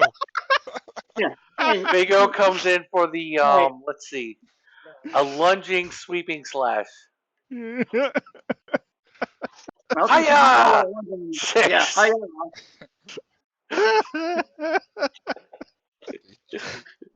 Yeah, we're just gonna roll for. That's what we're gonna do. 24. That's close. It's a miss though. Still can't do it. You're and Noctis, understandably, is not all that focused right now because he's just learned his name. He's still thinking about the meditation and That, and on top of it, it's not about fighting Bingo. It's about right. using the form. Yeah, but Bingo's a hard target to hit, regardless. Bingo's a hard target to hit. Yes, which is true, but fighting Trill, who could counter him, you're a much better play toy. Yeah. Yeah, meanwhile, Bingo pulls out his blaster, puts it on stun setting, shoots him with his blaster. You're that really would be that would be a bad idea. It's on stun setting. Okay, I'm down for it, but you do realize I could send that right back, right? That's fine. Okay, so my blaster shot. But yeah, he doesn't know that though. No. That'd be metagaming. He wouldn't know you could do that. The second form of deflect to do that. I have 21 and redirect shot. You have redirect shot? Yeah, I have redirect shot. Oh shit! By the way, this is without weapon specialization or weapon focus and lightsabers. I have extra points now. Your reflex is higher than 21, right? Mm-hmm. My reflexes, yeah, it's something like that. Yeah, so I missed. 25. I almost got you. Keep rolling. Keep rolling. I want to see you hit. I'm curious. I'm invested now. I want to see you hit. Keep going. Because you pulled out a pistol now you're going to get it. It was on stun setting. 31 that hits. As soon as he says it was on stun setting, that's when he gets hit. And it's one of those, it feels like touching an electric fence, if that's ever happened to you. Or there's this buzzing, biting feeling so that you take. 2d8 plus strength, I think, and plus 4. But this is turned down, but you still feel the sting. Yeah, okay. Well, Bingo sheaths the lightsaber, hands it back to him, and says, "That was a good duel. You got me." He's had enough of that. Is it over? Yeah, I almost got him, but he got me. Okay, that was probably one of the most embarrassing things I've ever had to see. But I have a had gift to cover for you. my eyes. I know. But I have a gift for you, Bingo, so you can improve with time. And I'm gonna go get that sparring droid. This is as a lightsaber sparring droid. I used it before when I was at home. I almost broke a lamp doing it, but I got better, and you'll get better too. Bingo pulls out his broken lightsaber. Is like, well, I don't really have a lightsaber. I have this broken one. Well, you can use borrow mine. Krax's lightsaber or yours, yeah. Yeah, exactly. Or There's ample lightsabers. There's ample lightsabers for you to borrow, so you can improve. I just imagine that we cut to a scene where Bingo's in hyperspace, just gets hit by the droid left and right with the lightsaber. Yeah. Ow! There's a lot of pain involved here. He's not built for this, and he has to figure that out. is going to reach out and want the lightsaber back. Bingo already handed it back. Okay. Good duel, Noctis. You're a worthy opponent. Korik. That's his name. Korik Tosk. Korik. Oh, okay. Yeah. Screw Noctis. Let's go with Korik.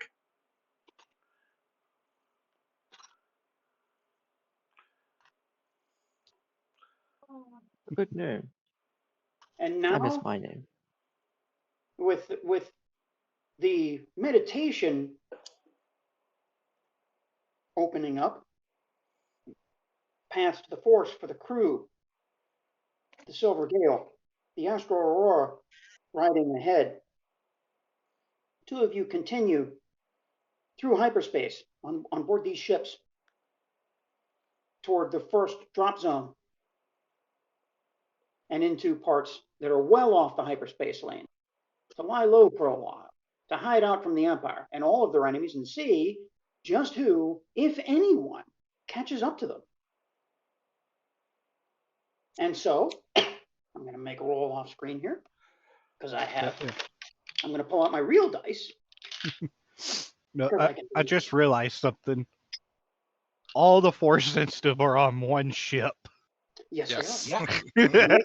Make this roll off screen. Okay. I thought about it for a moment with Korik, and I was like, no, he'd follow Amme. Yeah. And meanwhile, and this is the only ship Amme can be of any use on.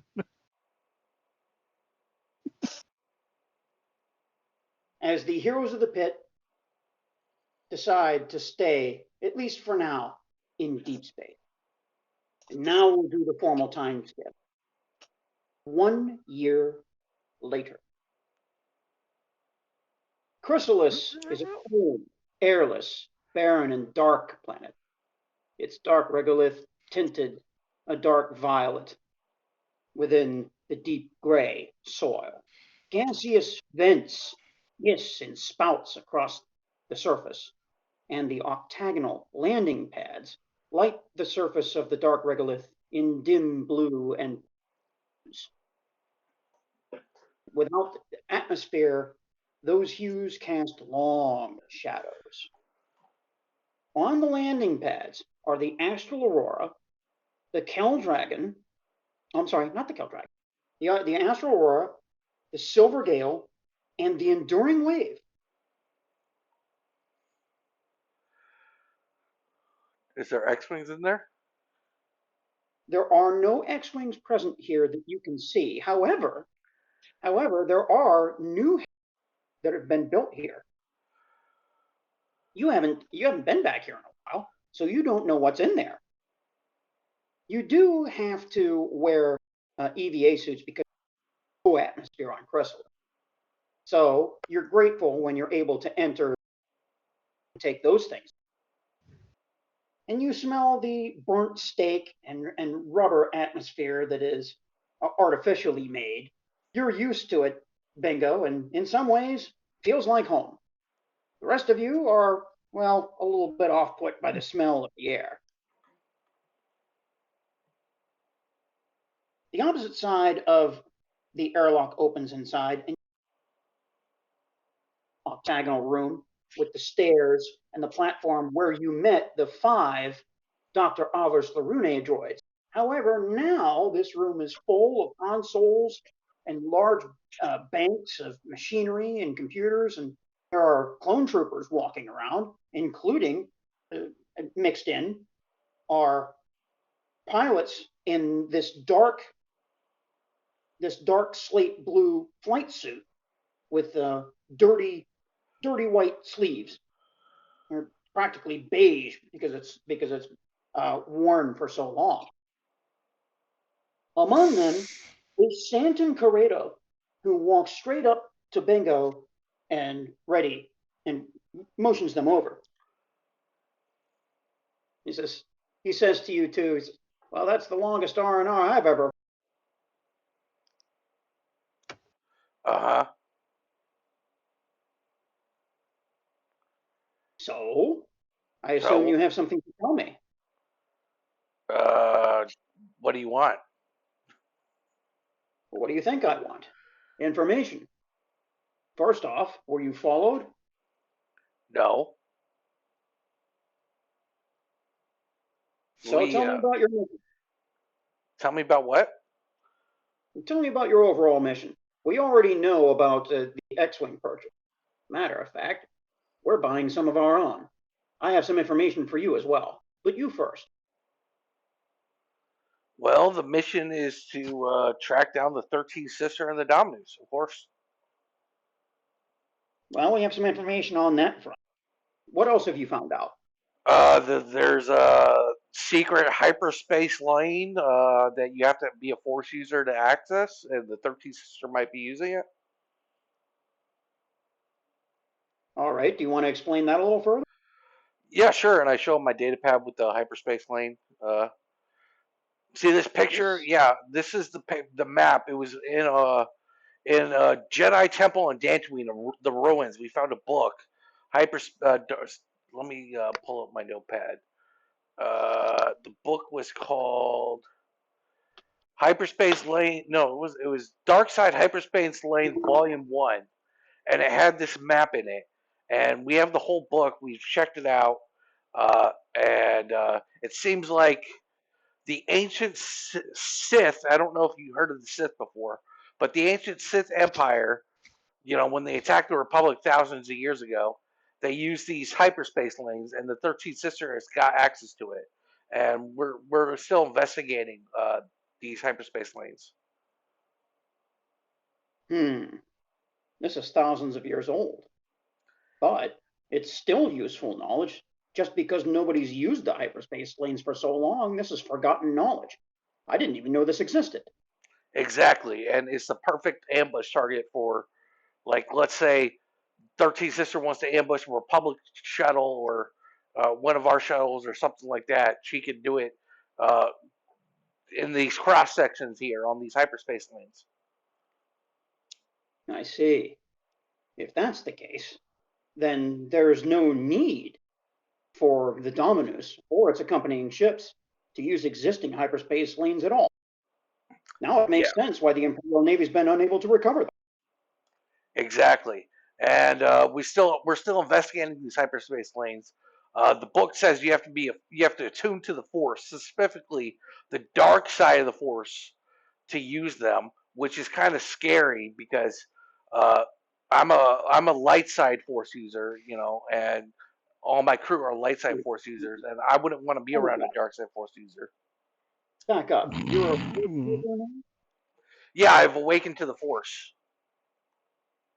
You Yes. have awakened to the Force. Yes. This bad shit crazy.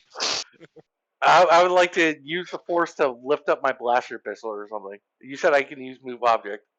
If you want to lift it out of the Yeah. Use the Force. Yeah, use the Force. Okay. Let me pull up move light object just to get that handy. Use the Force, bingo. Use the Force responsibly. 1 second, sorry.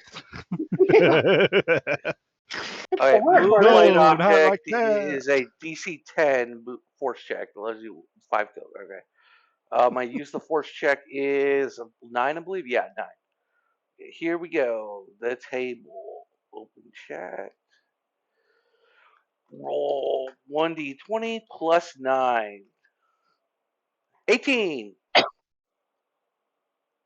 So, amused, Santen Corredo continues to look at you, and now he notices that the snap on your holster has come undone all by itself, and the blaster's starting to lift up in the air. He quickly looks around, checking to see whether gravity has somehow failed, looking for a logical explanation first.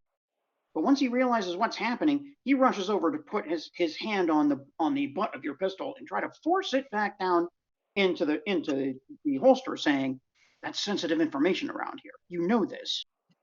Oh, sorry. Well, I'm a Force user, so I'm new to it. I'm not like a Jedi or anything, but I'm still in training. But I've awakened to the Force. Well, don't say that too lightly.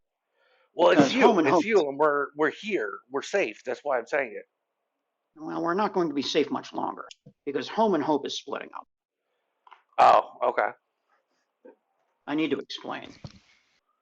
Half in Home and Hope is going to keep Chrysalis as a way station for an underground record, one that you're somewhat familiar with. You've run some missions along that network. Mm-hmm. And he's talking kind of past you, so that he's talking to Trill and Amme and even Noctus. He doesn't even recognize Noctus, but he trusts Noctus blindly. Nobody knows why, but he does. Because he's with us. We're vouching for him. Apparently. Yeah. He says the network includes Force sensitives and artifacts to be taken to a secret Jedi library, like the one that you found, being run by some of the few Jedi counselors and sentinels that remain in the galaxy. As he looks straight at Trill when he says that. It also is going to run important refugees toward the outer rim to safe houses and sympathetic planets there. Finally, Compass is going to use this same network for clone troopers who have been lost and dispossessed throughout the galaxy. That reminds me. He reaches into a pocket, unsnaps it, and pulls out a small silver disc, hands it to Trill Monty. This is a message for you. This message came in 8 months ago. It's the first time that we've had a chance to communicate with you. This message is a private message for you from, and he uses air quotes without lifting his hand, but his voice puts the air quotes in. He says, it's Message. from a friend. I have friends who aren't here? Well, Got friends in low places. except You can for, use one of the holo Skate players, as Rats long yeah. as and the you can use one of the holo band. players here. except for Malla. Yeah, for sure. I'll go do that. Make sure that you draw the curtain before you do that. We do have a Oh, lot of yes. need for secret communications here. Oh, yeah, of course. You're going to do that now? I might as well, unless they need me. Okay. So Trill goes over and you pull the curtain closed, and there's a small, what looks like a holonet reader, but it's been modified. There's a little slot in it, just like you'd put inside a little disc inside a droid. Noctis is going to inch over to the curtain and listen in. Okay, you can if you want to, but you can tell that the noise is being heavily muffled. There's something about this curtain that's baffling the sound. Is there a way to listen in better? Yes, it's called a perception check. Now, perception check, that perception check's going to be at a -5. That's going to suck. That's like a 3 now. It's the curtain. It's the curtain. Not exactly as effective as the cone of silence, but still. You really Fine. want to listen in. You can make -5. the attempt. Yeah, I'm got to figure out the numbers first. Yeah, You can also otherwise, there's use one. your words and ask Trill. It's not really his cup of tea. Yeah, Cork is still learning his words. Sure. Bloop. He's How not good about a at that. 14? You will actually be able to listen in here. Meanwhile, over the dim glow of a young man with red curly hair and a thin mustache and beard, full beard, but it doesn't protrude at all from his face, and it's just as red as his hair is. He peers into the camera, and he says, "Hey, Trill, it's Cal. We were never safe, but then again, Jedi never were, being set up against an empire mad with power. Times have changed, for the worse and for the better, since the fall of the Order. We all have to find our place in the council. As you remember who this is, Trill, this is Cal Kestis. And you met him on the planet that matches your new first name." He says, he leans back, and he's inside a ship of some kind, of a configuration that you've never seen before. It's a rather spacious meeting room. As he says, "I've got a ship now, the Mantis, and a crew of my own. If you should see our ship anywhere in the galaxy, hail us. Come say hello.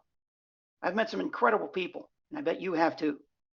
If we trust in the Force, help it along, things will turn around.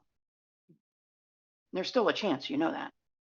There's always a chance for us to be a symbol of hope.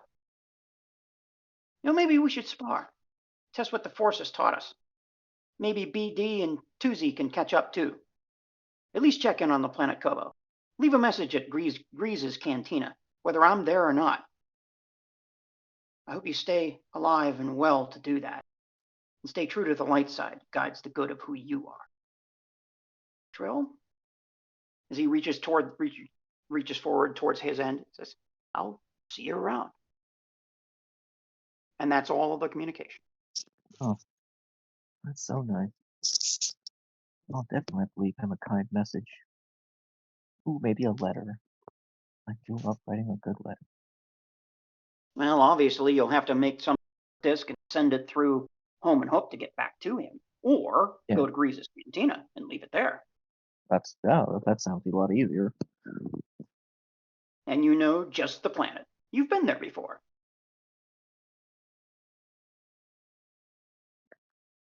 Is there anything else you want to do in... And Noctis, you've listened in. Naughty I'm boy. just. Do I notice him when I leave? Like he's just standing there, weird. Yeah, he hasn't moved yet. He's standing right there. You're fucking weird. There are others. Yeah, there is. Of course there is. I did not think there were others. Well, there's me. I'm another. And Noctis Brutalis, or Toric Tosk, realizes that there is definitely another, one who wields 2 lightsabers, that he's very familiar with. Darth Maul. No, I'm kidding. Sonya, he had 2 lightsabers. He's dead now, though. I got all my funeral stones on the ship. Meanwhile, across the room, Bingo, you're being introduced to, and Rose, you recognize these two right away. And they are Antok Merrick and Garvin Drace. As they're walking up, as Santin Kratos finishing the introduction between them and Bingo and Reddy as well. And these gentlemen plan to take the starfighters that are stationed here, he's explaining, along with the purchases of X-Wings. Their plan is to form the Starfighter Corps, something called the Starfighter Corps, apart from Home and Hope, on a few rotations between pop-up bases, including one that's planned for Dantooine. That might be of interest.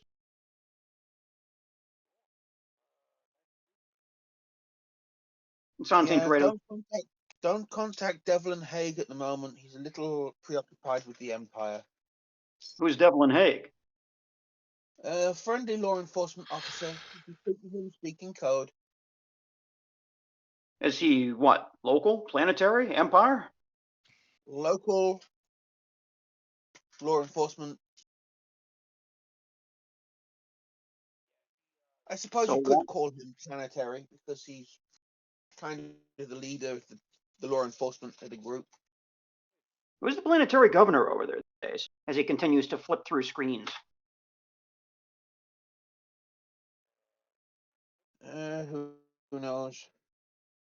Yeah, you've lost track of who that is.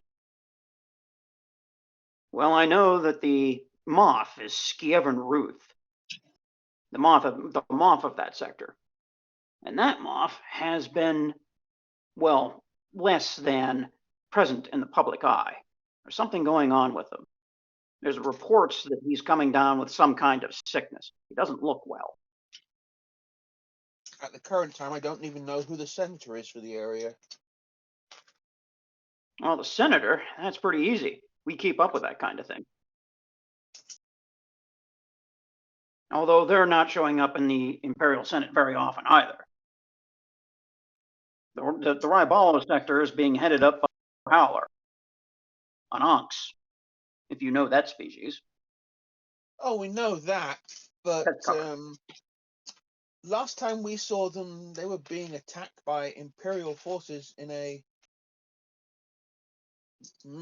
missile boat. Where was this? I didn't hear anything about it. Gravlex Med. Gravlex Med. About the same time that X-Wing fighter went missing. Was that you? Was it me? No, it was him. Points to Bingo. Well, your reputation makes me ask. So you were involved in that? Kind of. I got him into the hangar bay with the fighter. The fighter. What are we talking about now? X-Wing. The X-Wing. You know, Wait. He starts flipping through screens again. He was looking at radar. Now he's flipping through other screens. That was a year ago. yep. The air show at Gravelex Med? This is the only thing that matches. Yep. Starfighter. So you actually did this, or you were involved in it in some way. He flew it out. He got the 13-1 kill scenario. 13-1, Santin says to you, as Antok Merrick and are kind of looking at each other behind you, Bingo, and they're starting to figure this out.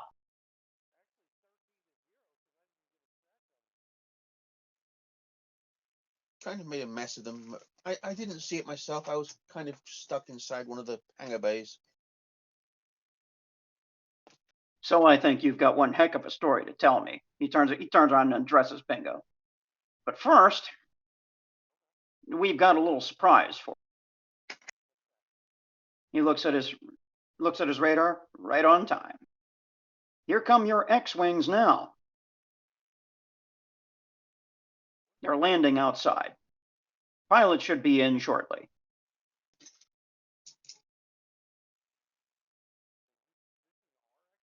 We were told that we were going to receive 2 X-Wings and to hand them off to you. How they got this information, I have no idea. Well, it's more appropriate that they knew that certain pilots in our forces might be involved with you. Turns out they've got a lot of information from somewhere. I'm not sure where. But they made the connection to you somehow, and then sent those X-Wings along with them, at our pilots, to hand them off to you. It's very convenient that you happen to be here right now. Yeah, well, we're full of coincidences. A couple of minutes later, here come Quinn Tolandro and Pyle Bunko. As the shorter, squatter Pyle Bunko's kind of swinging his arms around, and he comes walking up to Santin Credo and says, well, we got those 2 new X-Wings. They're parked out there. Well, they're bunched onto the landing pad because we've only got one left. Took a little bit of flying to get them both on the same pad, but they're there. As he looks around, who is, as he looks at Kobo, Kana, I can't pronounce this. Somebody named Kobo? Points to over to Obo Trill. Kanaru. Kanaru. I saw it on a cereal box. Yeah, she's across the room. Oh, okay. Well, she needs to have the manifest. We need to sign this over. As now this pilot approaches you, as you're knocked and he has a data pad in hand, hands it over to you. It's a manifest from the Incom Corporation to X-Wing to be received. After a year, here you are. And here they are. Well, I'll sign it. Do I sign it? Oh, my old. How are you signing this? I guess Kobo, I guess. Okay. As long You've as that's signed the it? name that made the purchase, you're good. Yeah. And Bunko says, well, congratulations. You've got some X-Wings that I wish I could fly.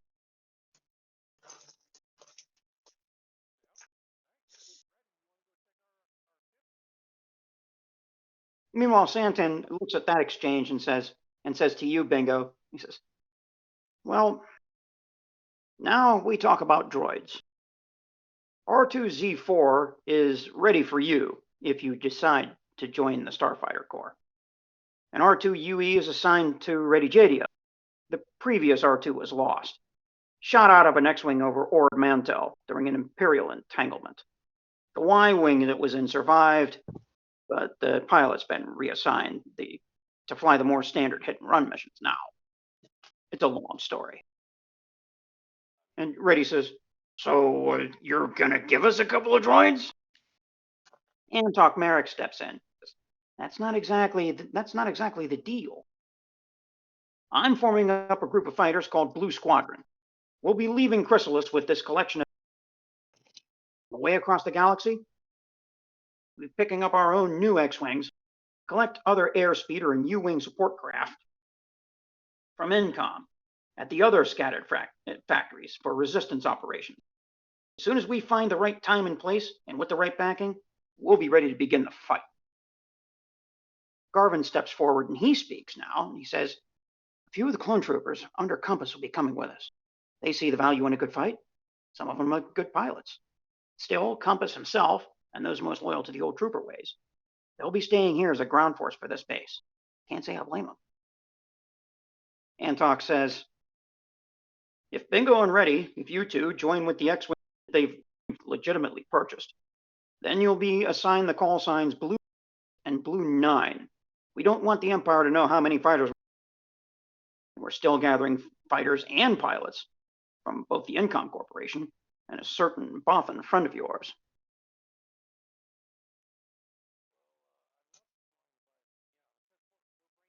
Santon steps between all of you and says, well, I guess that means a choice. Whether you stay here with Home and Hope, or whether you go off to become a part of the Starfighter. Or whether you decide to stay the heroes of the pit. I mean, you have the ships, and you've got a couple of fighters now. You don't have to be involved with us at all.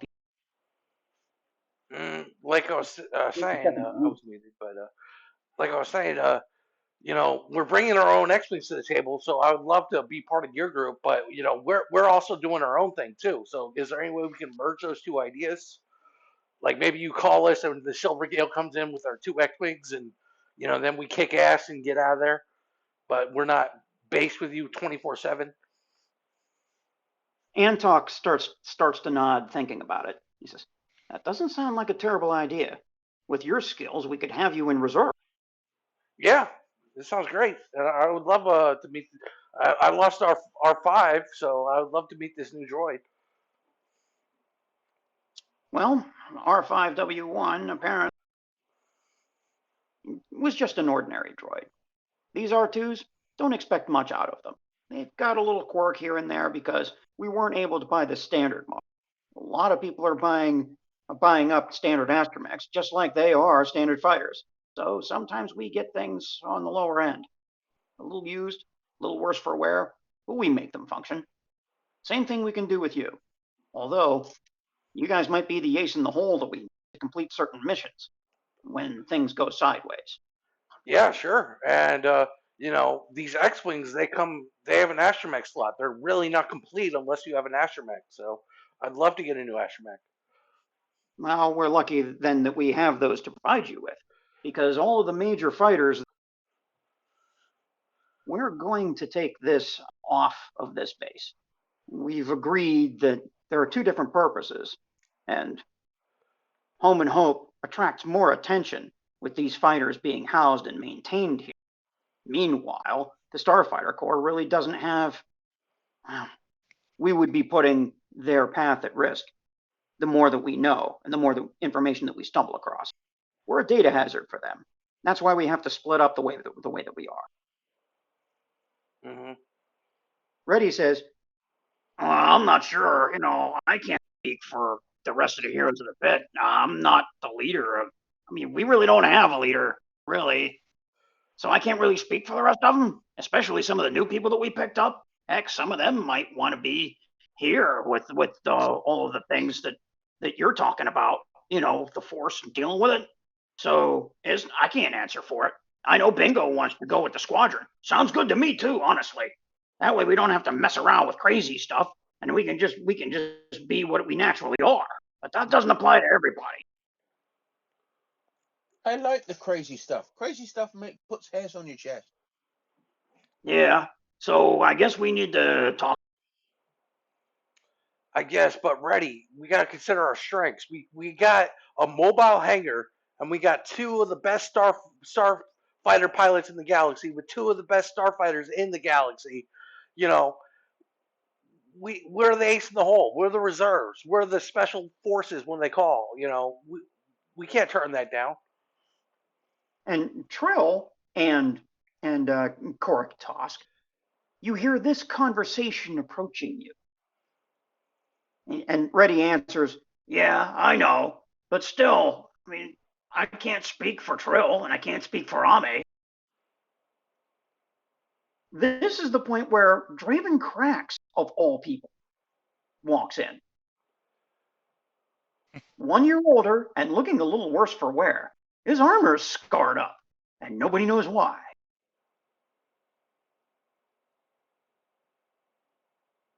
Draven. The party meets once more.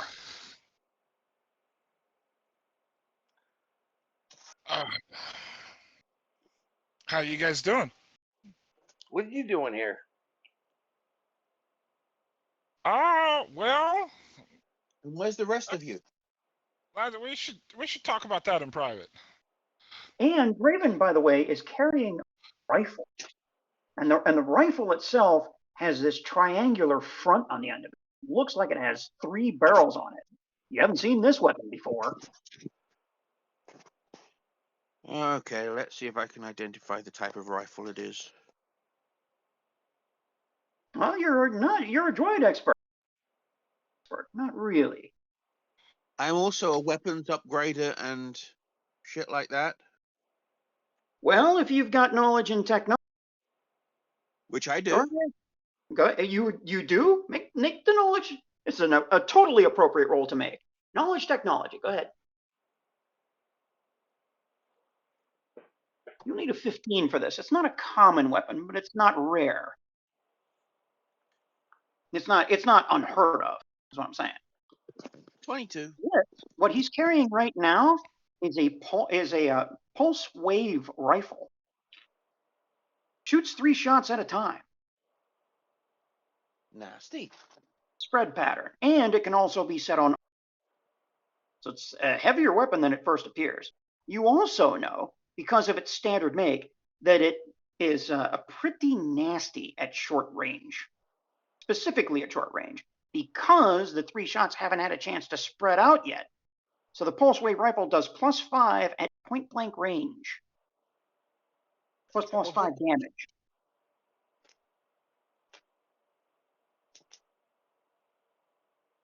Yeah, not bad. Pulse wave rifle. Yeah. Picked it up along the way. Courtesy So of the Empire. So what the heck got to you? Looks like you got slashed up pretty bad. That's what we should talk about in private. Okay, so we probably don't want to do that in here. You can see there's a lot of people moving around. Approaching you are a couple of white-clad. It's not white. It's a dingy white now. Age and a stained, worn color of light slate blue clone troopers. They're approaching you.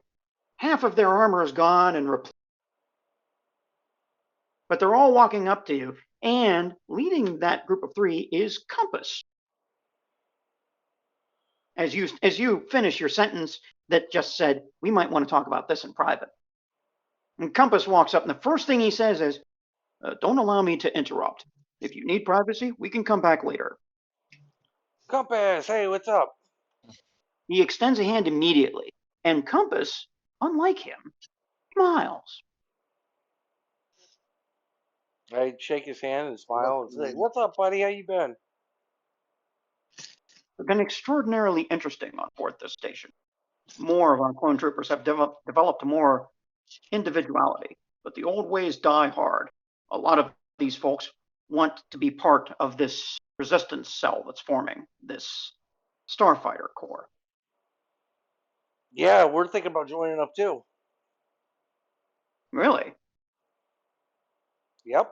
We're going to be the backup reserve, ace in the whole special forces reinforcements. We got 2 brand new X-Wings that we bought and paid for with our own money, and the Silver Gale. So it's like a mobile hangar bay. Well, I'm sure you'll put that to the best use. The Enduring Wave is probably going to join the Star. I don't know in what capacity. But it looks like that we're saying goodbye to 4 forever. Looks like this is our new home. At least for those who are going to Did you get everybody off Helska 4? Yes, we have. We have emptied that base entirely and left it to its fate. It's a good Okay. backup plan, and we're familiar with the layout, just in case we need to move to a different part of the Outer Rim. But this is actually a better base since it's not on any chart. Mm-hmm. Are you clones quick to be pilots? Many of us are. We were a specialist unit, after all, so nearly all of us are trained as pilots. This is why the Starfighter Corps, or I should say, why Antok Merrick wanted all of us to come along. However, I still have to defend my clone troopers. All of the clone troopers in the galaxy need a place, and they need places to hide. Mm-hmm. So Well, yeah. I've decided to stay. Okay. Well, we're probably joining. I mean, we got the X-wing, so we got the firepower to really help out the Starfighter Corps, and I think that's the best move. We still have to discuss it with everybody though. But like I said, we're going to be the backup reserves that they call to really take care of shit. Well, that might mean that you might be acting in close proximity. Are you sure that you want to stay attached to them with the complicated missions that the heroes of the pit? Yeah, I don't see a problem. I think you underestimate the complexity of the strategy and tactics that Antok Merrick and Garvin Drace will be involved in. If you join them, you will have to forsake your mission likely. Well, Santan Corrado is extraordinarily lenient because of the talent that you possess. Antok Merrick is much more mission focused, and he expects his people to be there and to fight for his cause, his way. Yeah, sorry, that ain't happening with me. Yeah, the part of the Silver Gale is our mobile home, and we want the freedom as the heroes of the pit. So maybe this is a bad fit. But maybe it's exactly the right thing. Considering your talents, you could be extraordinarily useful to them. And this is what you seem to be built to do. I don't know. We have a destiny. Maybe it is with them. Maybe not. I got to meditate on it. I would say so. But I would also ask you to also consider the helpless and the hopeless, the lost, the dispossessed. They deserve a place too. Compass doesn't know he's playing with the Force, right? You don't know that. You don't know how much Compass knows. Neither one of these characters has interacted with Compass, so you have no clue. You can't. No, I mean Bingo, because Bingo was, he's been playing with the Force. I don't think Compass has been around since then. Well, Bingo's always been a Force guru, even when Compass was around, but he wasn't awakened to the Force yet. You're right. So Compass doesn't know either. Yeah, so I was just curious. I was just running through my head. I was like, I don't think we've seen Compass in a long time. Exactly. Compass doesn't know a lot. He doesn't know who Raven is. He doesn't know who this is. Everybody around here is just going, hey, this is the team, so they're part of the team.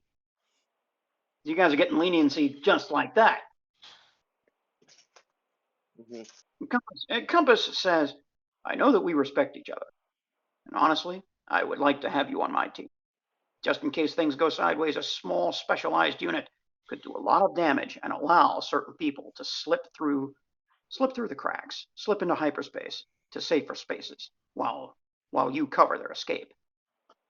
Well, yeah, what I had in mind was, here's the pit continue on his adventures doing the missions, but we get called in as the reinforcements. And then we jump into hyperspace and fly into battle or whatever, or show up when you need a mission done, or, we're not there 24/7 is the point. Compass folds his arm behind his back. You are familiar with the time that it takes to ply a hyperspace lane between systems. You know that that's not strategically sound. Yeah. Well, if we were given times roughly when you would be in certain areas, we could be within about 5 minutes of jump of you for certain missions, but we have to be able to pick and choose our missions. And that would be a problem in either case. Obviously, there's a larger strategy than the mercenary work that you're used to doing, in either case. I know that Santan Carredo has a pitch. Now I'm making my recruitment pitch to you. We've worked together in the past. I know, as he looks at Trill when he says this, I know that we've had our differences in the past, but we've come to respect each other. And in this galaxy, that's darkening as it is, that means everything.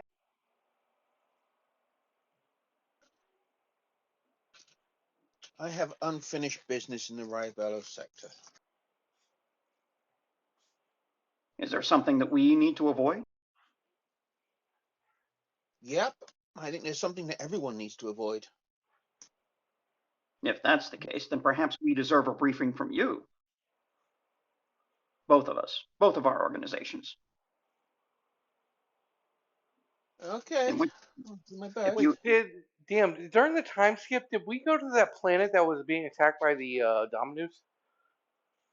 nope, you didn't. Oh, damn. You haven't done that. Okay.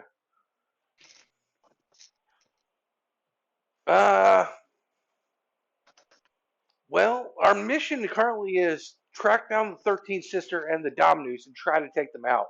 I mean, the Starfighter Corps sounds better for that if we were to fully join them. Well, I wouldn't waste your breath if I were you. Arguably, there are a lot of military minds here. It would be wise if you gathered together a presentation, both for the sake of our future Starfighter Corps that's about to leave this place, and for us. That way we know not only what might be out there, but definitely what to avoid. I'm going to Okay. see if I can get the information that the weather crew got from the planet. As your gears start turning about all the information, Reddy says, that's probably a good idea. I mean, we can't repeat this conversation 18 times. If we gather the information together and put it in order, heck, we might even get a new perspective on things.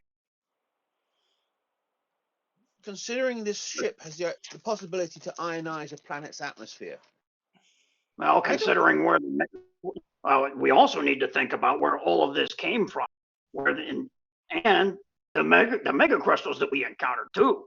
All of that seems to be linking together, right, Bingo? Right. So we need to figure out exactly what the whole deal is and all the pieces. Maybe somebody here's got some information. They said that they had information for us on that front. So if we present everything, then what they'll have should plug right in and alter what we're trying to do. So we should present something to them, and something that makes a lot of sense rather than just rambling. Okay. So and he turns to Trill and Noctus and Amme and says, well, I guess you've heard the directions we can go, and this place isn't going to be what it was. So it's either going to be us two in this refugee path that's going on, or we're going to wind up probably roaming space for good.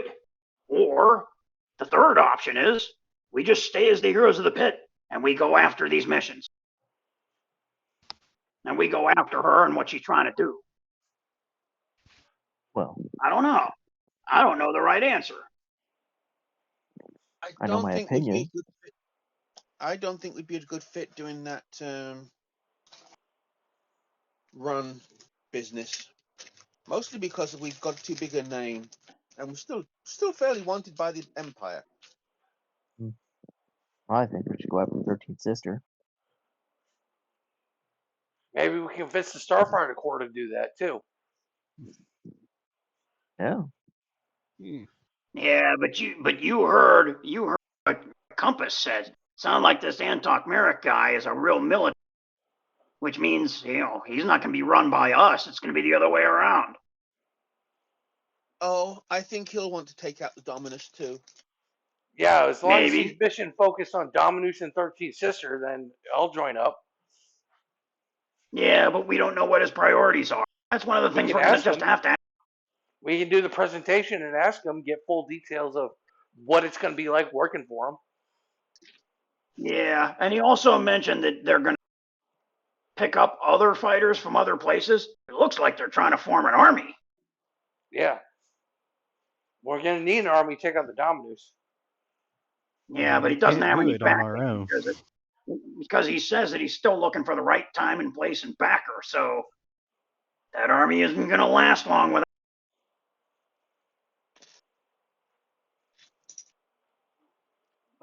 I have a question, DM. During the time skip, did we at least get combat thrusters on the Silver Gale for 10,000, or is that not been done yet? I gave you the chance to do it before the session. If you haven't done it, it did not happen. Well, I mean, it was all planned out to do it, like Nope, before the you session. didn't do it. I gave you a whole week. You didn't do it. It didn't happen. I mean, I literally had this is what I want for the Silver Gale, 10,000 credits for combat thrusters, like ready to go. I didn't know how to do it. Well, let me put this another way, and I'm going to close the argument and the ruling by saying the Astral Aurora got done, and to a significant extent, Kel Dragon got done to a significant extent. You've reached out to me to get all this stuff done, and I told you that it needed to be done this week. Whether you had it planned or not, you didn't go through it with me. It needed to happen that way. Other players have done it. And okay, I would like to talk to the you've Saga missed and the chance Credo for or this. whatever. You've missed the chance for this session. It's not like it won't happen. You just missed it for this session. Yeah, I want to talk to the happen. home leader again. Yeah. You can do that for a little while. So Rady shrugs again and he says, "So, do we like take a vote or something on this?" This affects the whole team, so yes, it would be a vote.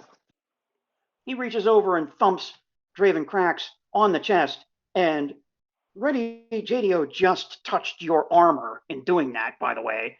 And he thumps Draven Krax on the chest and says, "Hey, he's got a story to tell too. That might change how we do things." I mean, it's not like it's an insult, though. You're not really going to hurt the armor that way. Right. But he's not. I'm telling you right now, Draven is not going to speak in front of Compass. He sees him as a false Mandalorian.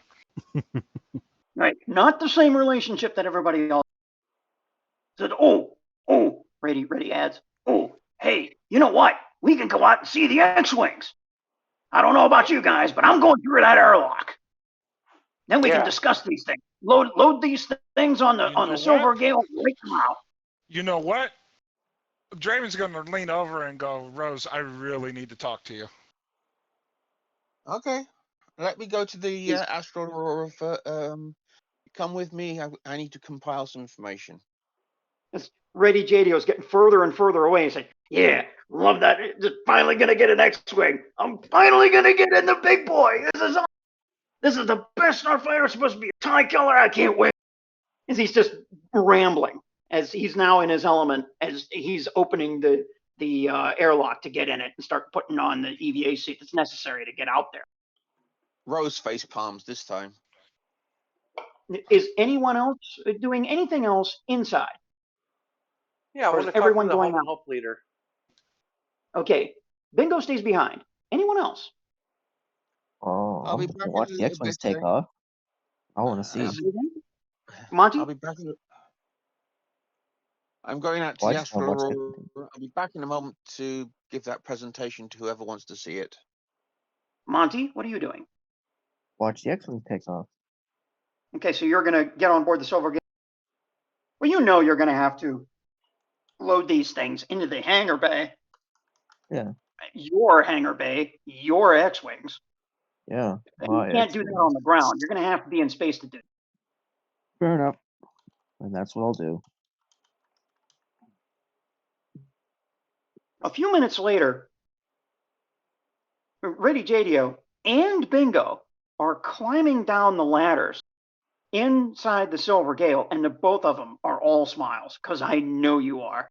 Because I know you are at this point.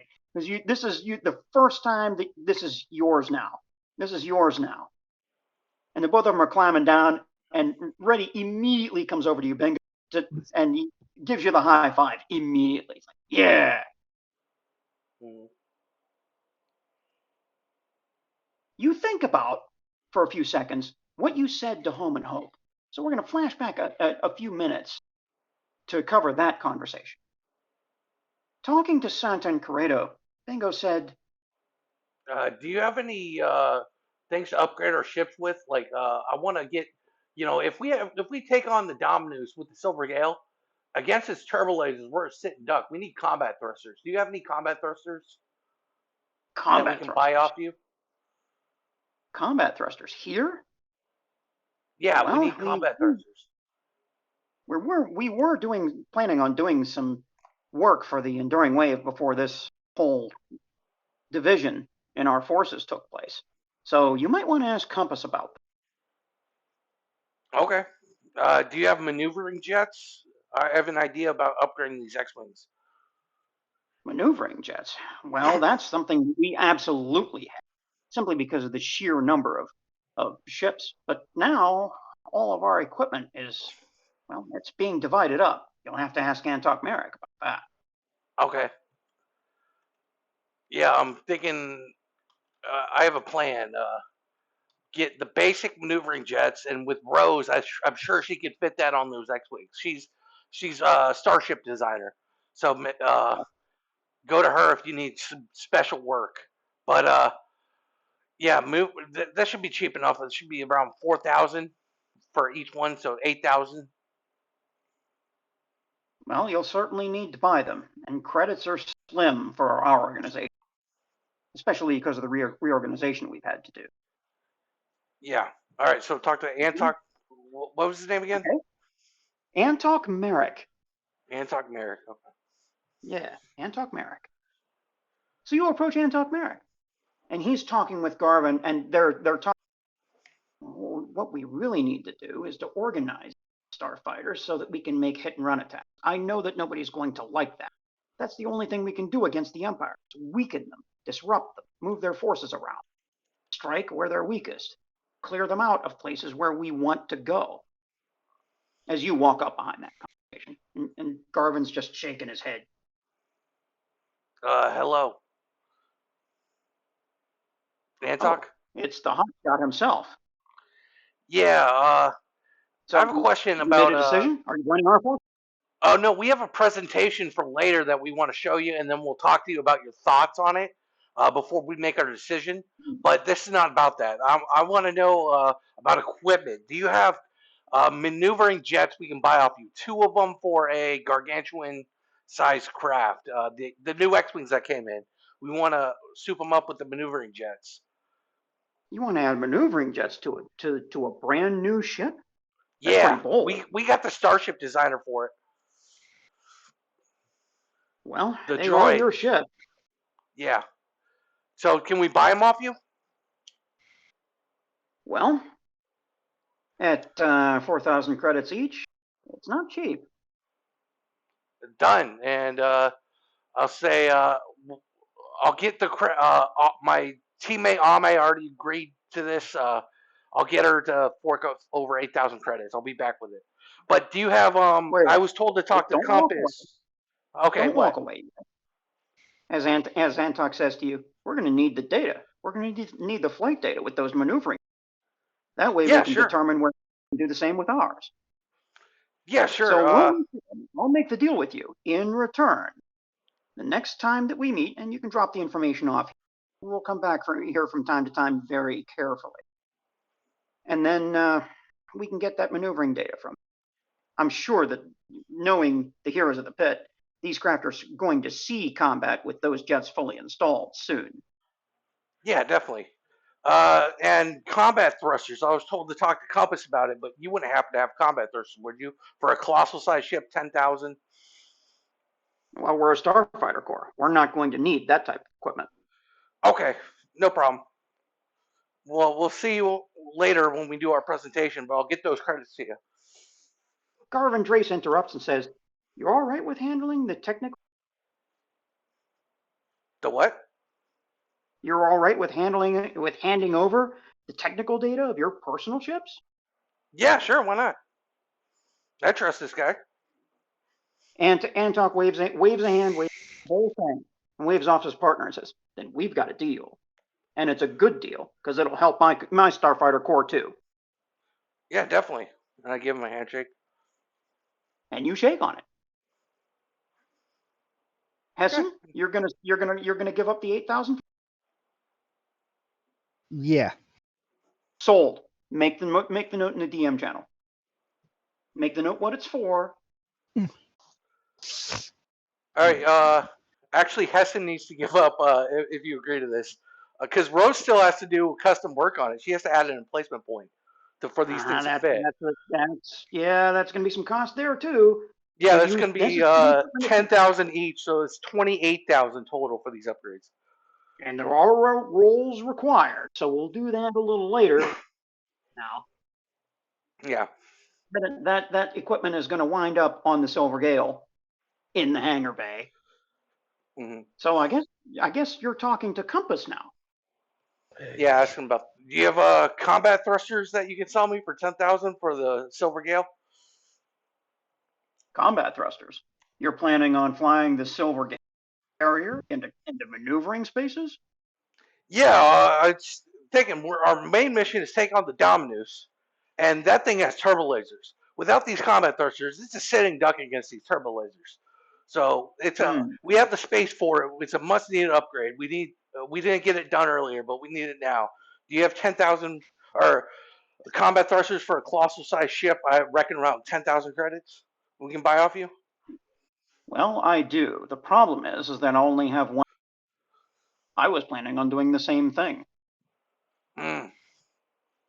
Well, I wouldn't want to take Obviously, yours. Maybe we can get it later. Well, no. Don't worry about that. Don't worry about that.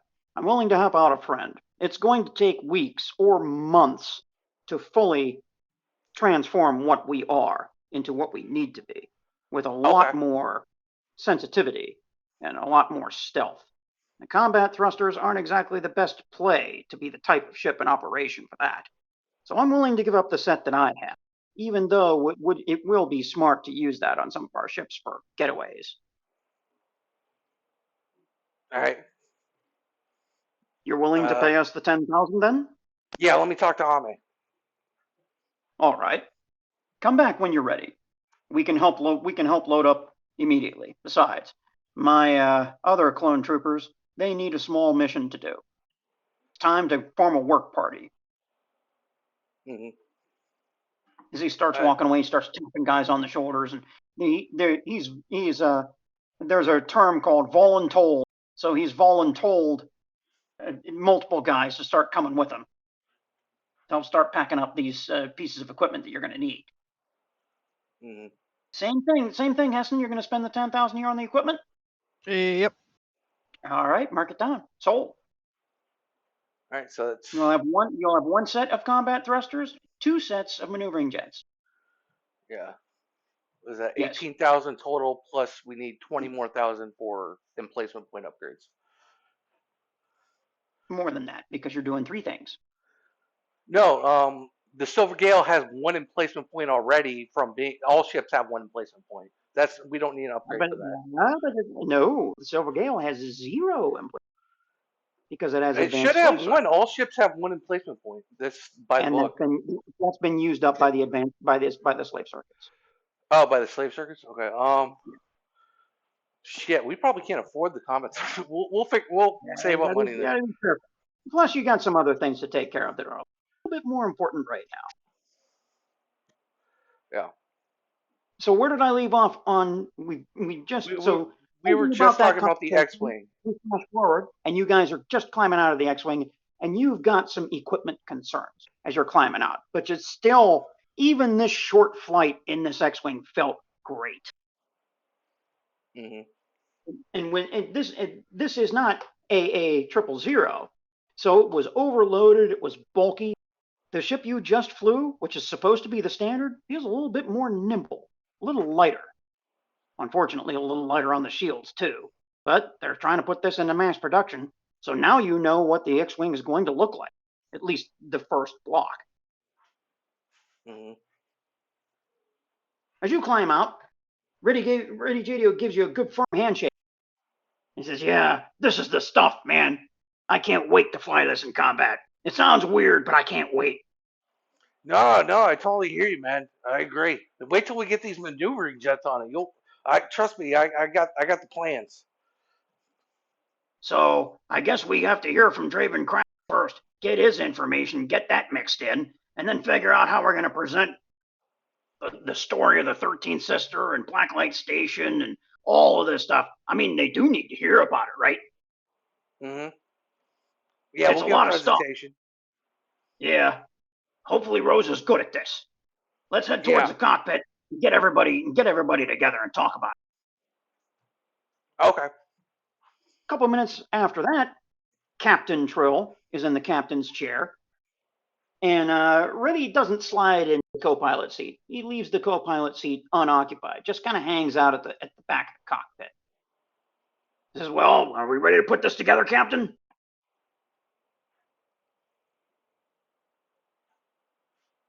Monty?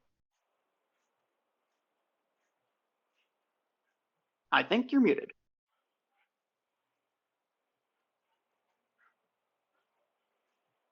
Calling You're Monty muted. Pun's number. You could cut it there for a second. Yeah. Is this so? Does this mean we get everybody on the same channel? I'm pretty sure Draven Krax has got a story to tell. Mm-hmm. Oh yeah.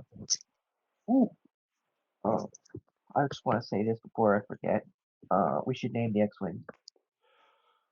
Name them? Oh yeah, for combat operations we should. Oh. Hey, you know what? How about that Silver One thing? They called you Silver One before, right, Bingo? Yeah. Silver One and Silver Two? Yeah, I agree. I'm all right with being number 2 until I simulate. 2 is not a reflection on the strength of 1. So, I mean, Get you're out just of as here. good as me, man. We're both competitors, and I'm coming after you. Yeah. Okay. Well, I'll kick your ass. Yeah, not for long. As the two of them are arguing, you're busy opening up communication circuits to the Austral Aurora and the Kel Dragon. Communications are established. It's only going to be Danny aboard the Kel Dragon. I'm with Rose. That's right. You're aboard the Austral Aurora, and the Kel Dragon isn't off yet. So you're talking to the temporarily grounded Kel Dragon. Meanwhile, Donnie says, so, I guess we're not staying? Well, I mean, I don't know what to say. I was planning on the next scene being Rose. Which Rose is right next to you, the astral moment. I'll get back to you, Danny. There's something I need to address first. And he drops off the communication. Now you're alone with Rose. To which, by the way, Draven has a wrist computer. Mm-hmm. And I'm gonna pull up an image of what I found in the Gromus mines. Oh boy. Rose, do you know what I'm about to talk about? You guess? Maybe, I don't know. So, Rose, Okay. do you remember that alloy I was dealing with? Remember that sword I had Yeah. Jan look into? That frick alloy? I found what they're using it for, and it's worse than I thought. Rose, they're creating, in a simple term, assassin droids. And state-of-the-art assassin droids. Huh. And to which the image is the droid. And they're making it out of frick alloy. And What as you're you can seeing- see, it tends to slice right through Beskar. This thing that you're seeing is a skeletal chromed body with glaring red eyes. It doesn't have And a any armor on it. giant fucking sword. And it has a giant metal sword made from this alloy and a shield that, and Draven is battling it, it's using to deflect blaster fire. That's It's an correct. angled deflect- it's Draven an is angled- vastly retreating over and over and over and over and over. Right. And this thing is just running straight toward him with Full no, full sprint. I wonder And if it's the ion making- shield did well. Well, you don't know that because you don't see any ion fire toward it. But what you do see is, well, you hear more than you see it. You hear that its servos whirring, and you can see the servos moving inside the exoskeleton. So it's clearly not completed yet. This is a prototype version, and it comes rushing towards Draven, swinging that sword in front of it, and you can hear it. If there is such a thing as a metal grating growl, that's the sound that this thing is making, and it's making binary grunts. They're not words; they're binary grunts underneath all of this as it comes rushing toward Draven. Draven's firing a few more shots at this thing, and it's blocking it away from the shield. And Draven decides, I've had enough of this, and he starts throwing grenades at it. And it takes about 12 grenades to bring that thing down. That's nasty. Yeah. There's another problem. I think I'm going to require the assistance of the heroes.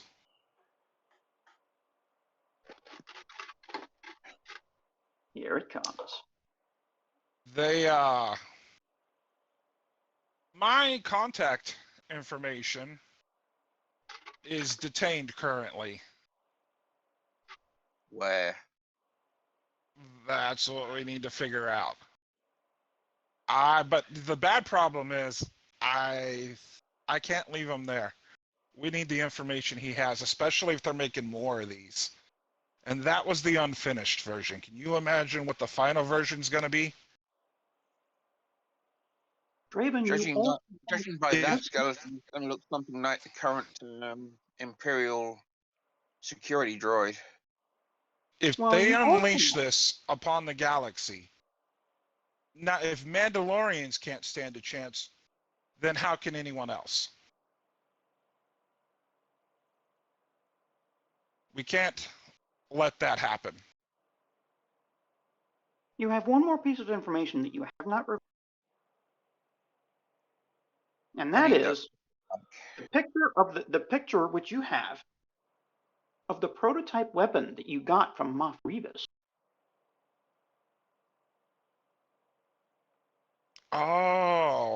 Oh, yeah. To which I'll pull up. So, in Anahuac City, I had a mission to hunt down a Moff. And, I captured him, but, he was creating weapons for this droid. Now, he was doing ranged weapons. Apparently, some of the brightest minds in the Empire are working on this droid. Well, Or the twisted minds of the Empire, whatever one you prefer. You remember when we confronted your father and I was asking questions about all them droids? This is my mission, Rose.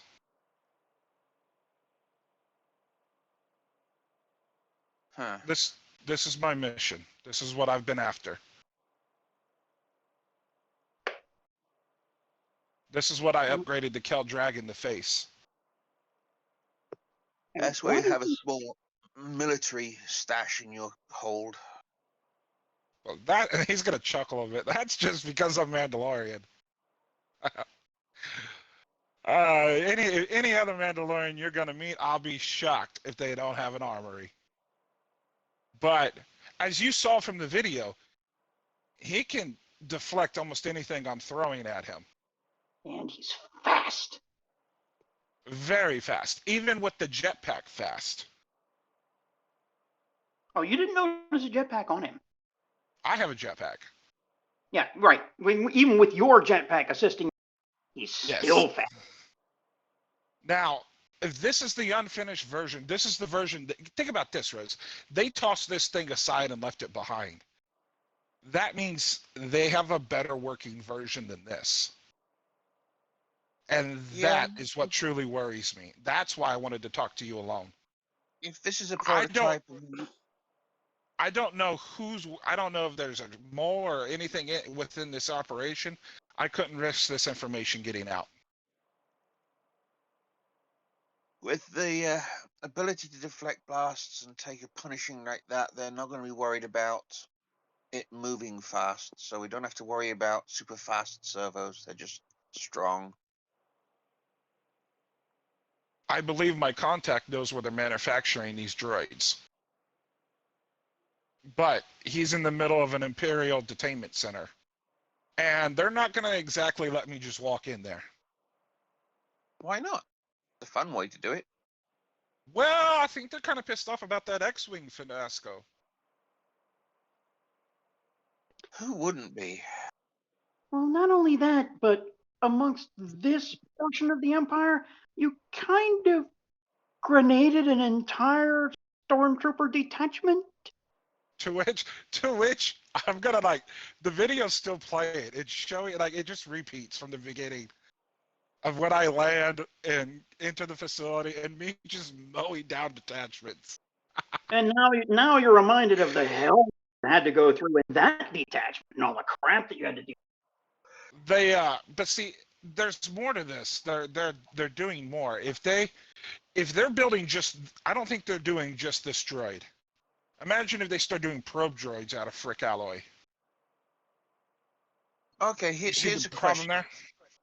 Estimate how much it's going to cost to make one of those droids.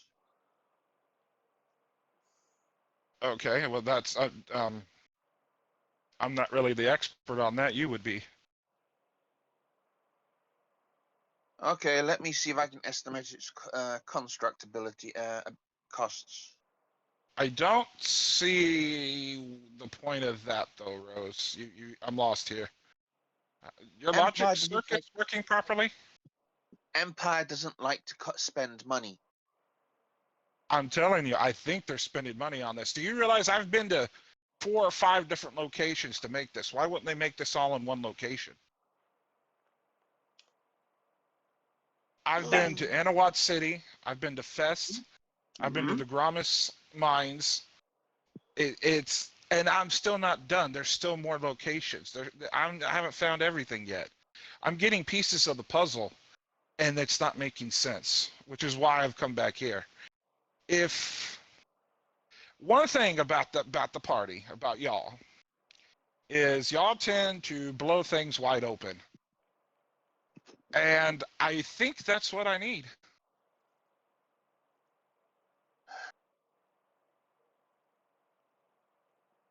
I don't think they're going to mass produce these on the level of security droids or anything like that. These are going to be elite combat groups. If they don't have to spend money, the Empire will not spend money. Why do you think they bought the friggin' TIE fighter? I can't allow them to even put this in elite platoons. I've got to stop this. This has to be stopped. I know. There's something else that you've noticed about this incomplete droid that rushed Draven Krax and basically slashed him up. Is that these are oversized. The shoulders are wide enough, the hips are wide enough, and the other thing is, you don't normally need really thick legs on a droid because of the material that the legs are made of and the endoskeleton. You could actually fit a human being inside this superstructure.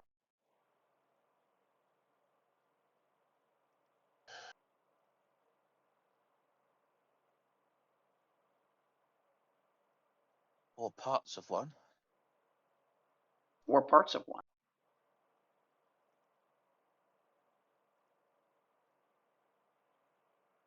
Now, as you can see just from the Gramis Mines, what I had to fight on the way in and out, that detainment center is going to be filled with Imperials. Not to mention, even if I get in there, If I get out and it's just the Kell Dragon, I'm gonna face wave after wave of TIE fighters. Can you download that video into my computer? Yes, but It's you only like need a to 10-second secure. clip. You need to secure the file. This cannot It'll be secure. leave us. Now, you didn't It'll take pictures of the entire mission. You only took sections. You only took pictures of the major sections. Like, well, Yeah. you know what the master. I don't The want master that information ally- getting out. Here's Right. here's what she needs to do. She's going to take the video. She's going to look for known common parts or identifiers and extrapolate out the full size and Here's the other problem, Rose. Every time I go on one of these missions, I encounter more and more weaponry that I'm picking up along the way. And I'm gonna pull the pulse rifle off and show it to Rose. That was picked up on a mission. In my ship, I have a fusion cutter. I just seem to be gathering weapons. I'm worried that they're putting this in the droid. I think A they're very making large. Yeah. Go a ahead. super droid. well, let me I start think- by getting the size of this thing. So use a computer check to make a 3D model compared to a human size. Go ahead. Do your computer check.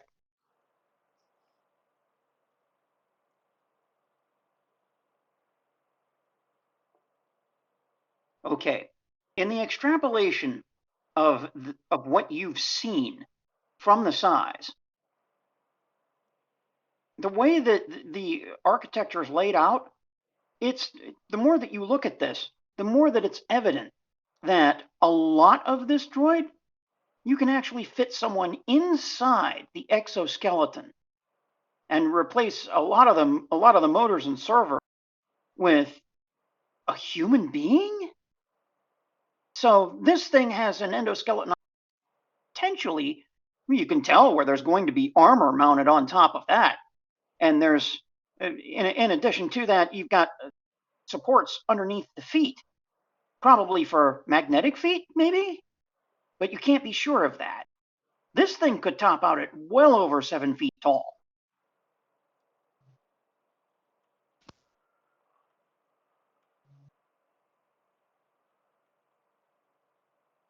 It might be even taller than that.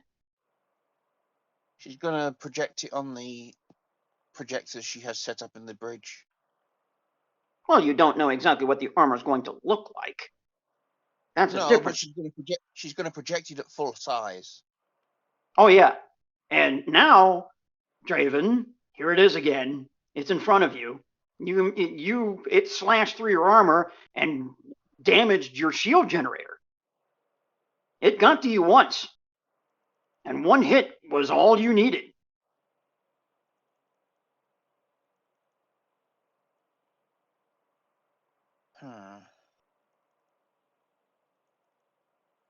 She's The going to. shield doesn't look like Bring it's up- going to be changed too much, but there's another disturbing fact that you notice now. There's a hard point behind the shield on the right arm, and that is a reinforced hard point that links up not only the shoulder but the forearm. Whatever weapon belongs on this right arm is going to be bearing a significant load.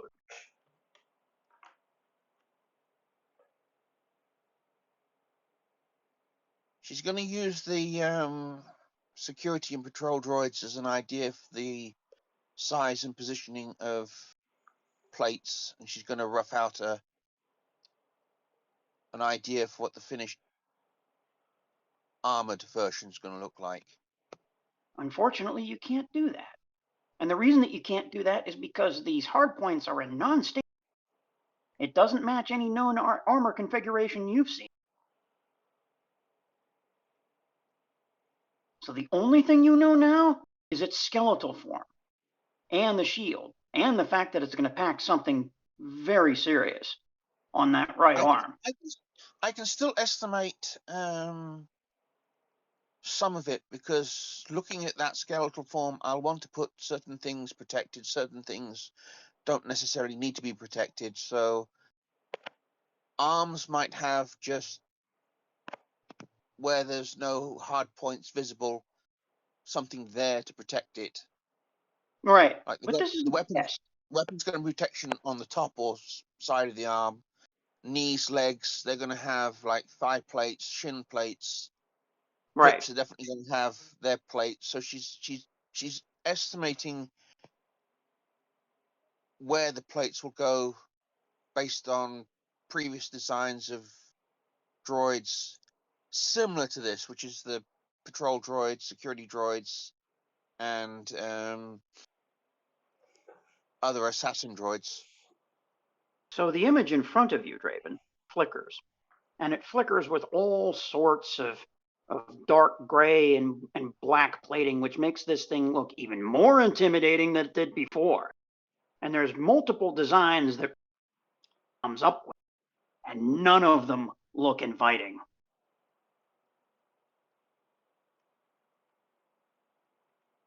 That right arm, without the data, it remains suspiciously open, because those hard points clearly hold something, some heavy weapon, and that weapon simply doesn't match.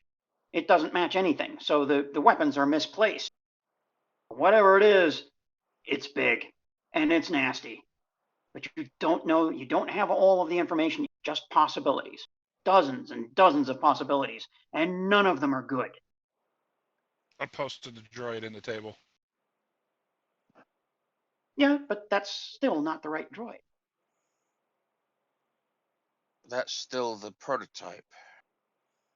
Yeah, but I mean, so everyone else can see it.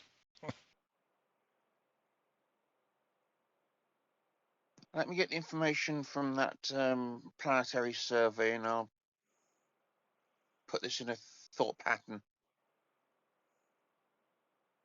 So you have a whole new mission now, if you want to accept it. If you want to join up with Draven Krax and track this down. But that is a story for another time.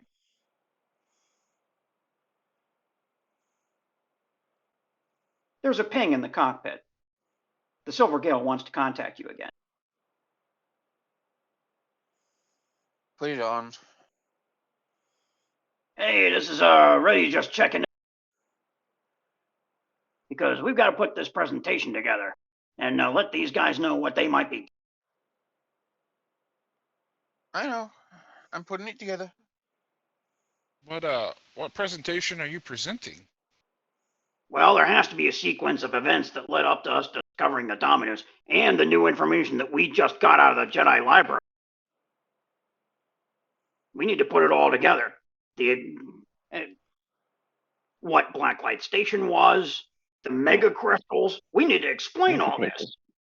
Can you get Bingo to send that hyperspace grid over to me? Yeah, sure. And Bingo, you're listening in. I send the hyperspace grid on my datapad to Rose.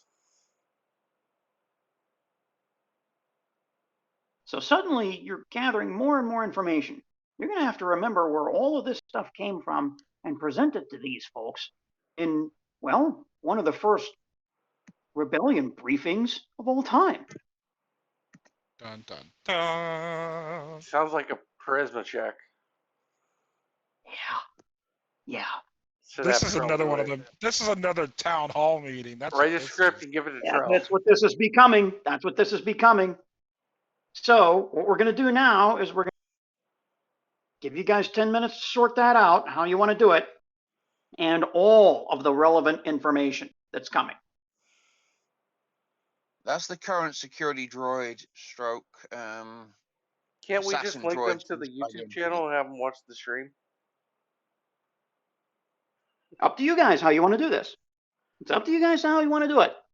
Yeah, let's link them to my YouTube channel, have them watch the stream, and then they can get caught up. So we're going to start again at 9:30. It is now 9:17. We're going to start again. Trill should be the one to do it because it's going to be a charisma roll. But we need, Rose needs to be there to throw up all the fucking shit on the projector. And this is a long. You don't want to miss anything, because I can tell you, as the DM, there are clues inside here that you guys have missed. So if you put all this information back together, all the way back to the beginning, and the first hint of this is the 13th sister herself. It goes back a long way. Put your heads together, come up with a presentation. I'll see you at 9:30 when we resume session 67. Okay. And pause the stream.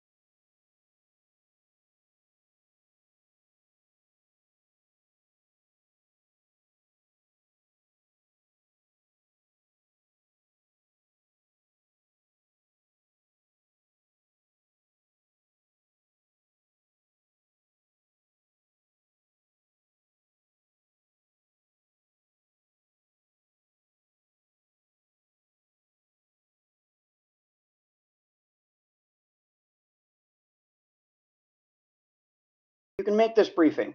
If you take turns telling what's important and what you experienced with your greatest amount of memory and the passion with which you encountered it, you can do this. You can do this.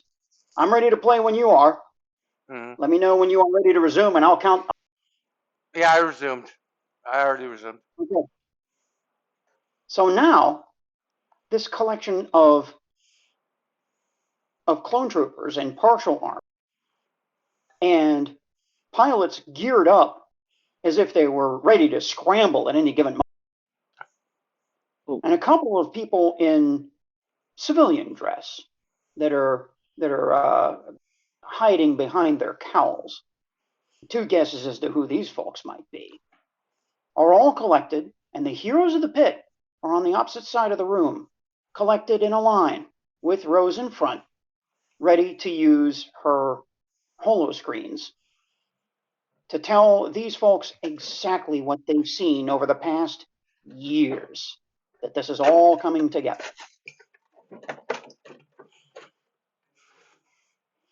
Noctus is just going to take a seat. He's not going to stand up. Yes, Noctus. Bingo's going to be up there. And He said Trill, not. it's on you. You're the charisma person.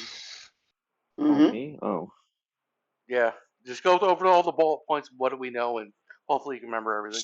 And I'll support you. You should. Go from- You should Well, start from the beginning. Let's start with Blacklight. okay. The So, first encounter, which was literally your encounter with her at the Jedi Temple. all right. Well, it all began when I tried to climb a building to hit a bottom with a stick. Now I got shot. Then I was taken. This is on Kessel, by the way. I was taken by the Imperial garrison for torture. But didn't go as well as I'd hoped because I headbutted one of them. Skip ahead. We killed a Sarlacc. They guys took our money. Oh, then we got this guy named Guna, but he factors in because he had my dad, who was a failed Jedi, and sold him to an Inquisitor, 13th Sister. I met the 13th Sister in a Jedi temple on Dantooine. She blew it up. Well, actually, I think it was more my dad who blew it up. I went on. I literally died, but I was brought back to life. And after that, when the 13th Sister took my dad and my master, who also died, we found the Blacklight Station where they're mixing these strange chemicals, blue and green. And all these people are fanatics about it. And these Let's fish put some swimming pictures in of the Jim. tank. Pink Yeah. and green. Pink and the And she'll- green. Yeah, they called that. She'll when bring up they were images of addicted. the cartons of those Yeah. that stuff. That's where some of my friends here discovered the rodeo. And then, so we went, discovered that. We went to, Ion that? cannon. Yeah, there was an ion cannon on there, which was kind of weird, but that didn't make much sense until we went to that planet. What was the planet where Glint died? Magito. Magito. Magito, and yes. Santin Corrado pipes up. And says, that element we encountered during a home and home training mission, and to determine whether we could drop starfighters from space containers. We actually encountered this ship, or at least its weapon. Yeah, it was. I was there at the time. Yeah, as you can see, Rose Pulp specs. As you can see, this fired an ion beam many parsecs wide. It could disrupt an entire starship hyperlanes. We believe this was the weapon, Rose Pulp specs, of the Blacklight Station, the ion cannon. We believe it has been equipped to the Dominus. And then she'll do a little animation of the Blacklight Station being put inside the middle of the Star Destroyer. Continue, Trill. What Magito. What exactly did y'all find on my Magito? Darth Vader. And they're taking these big crystals, the Kyber crystals, or 3 of extracting them. the Kyber crystals. Yes, these big Kyber crystals. And they're taking Rose, them. play the announcement we heard from Darth Vader, please. And she'll replay that one. This one, Right. Hum and Hope has heard before, but not everyone here, I guess. Yeah. Right. There's a lot of new faces in this crowd. There's a long silence as we hear Darth Vader speak. Yeah. You And didn't then, tell them what she was doing in the temple. then Darth Vader turns and looks at the camera. He knows that there's somebody up there. Yeah, we actually lost a friend, Glint, may he rest in peace, to Darth Vader. But anyways, as you can see, from the hand of the Emperor himself, these kyber crystals, which, as you know, or some of you might not know, are used in Jedi lightsabers, are being used to power super weapons. And there was 3 of them, and one was going to the Emperor, one was going to the Dominus, and one was going. To I direct to forget. Krennic. Yeah. Direct to Krennic. So And now there's muttering in the crowd. And one of the things you overhear is, wait, that weapon punched through several space containers with shields and disabled all of them? In sequence like that? They're still not telling you all of it. The other problem is she has the tyrant under her control. She's Now there's more. gaining deflected Imperial officers. Yeah, we got one of them. He defected to us. We helped him escape. We brought him to you about the same time we gave you the keys to this place. Captain Zeke Brennig, out of the crowd, stands up and says, now I understand. Now I understand. I used to serve on the Tyrant, and as all eyes start turning toward him. And the Tyrant you describe as being beside the Dominus during the encounter? yeah, and we think they're using the pink and the green from the Blacklight Station to control the people there. It makes sense. If that's the case, then both of those ships have been off the Imperial Navy for a couple of years now. Who knows what they've become by now?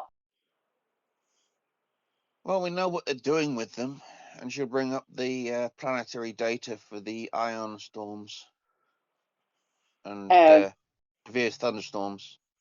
An ion storm the size of a continent is currently raging over that planet as you're displaying it.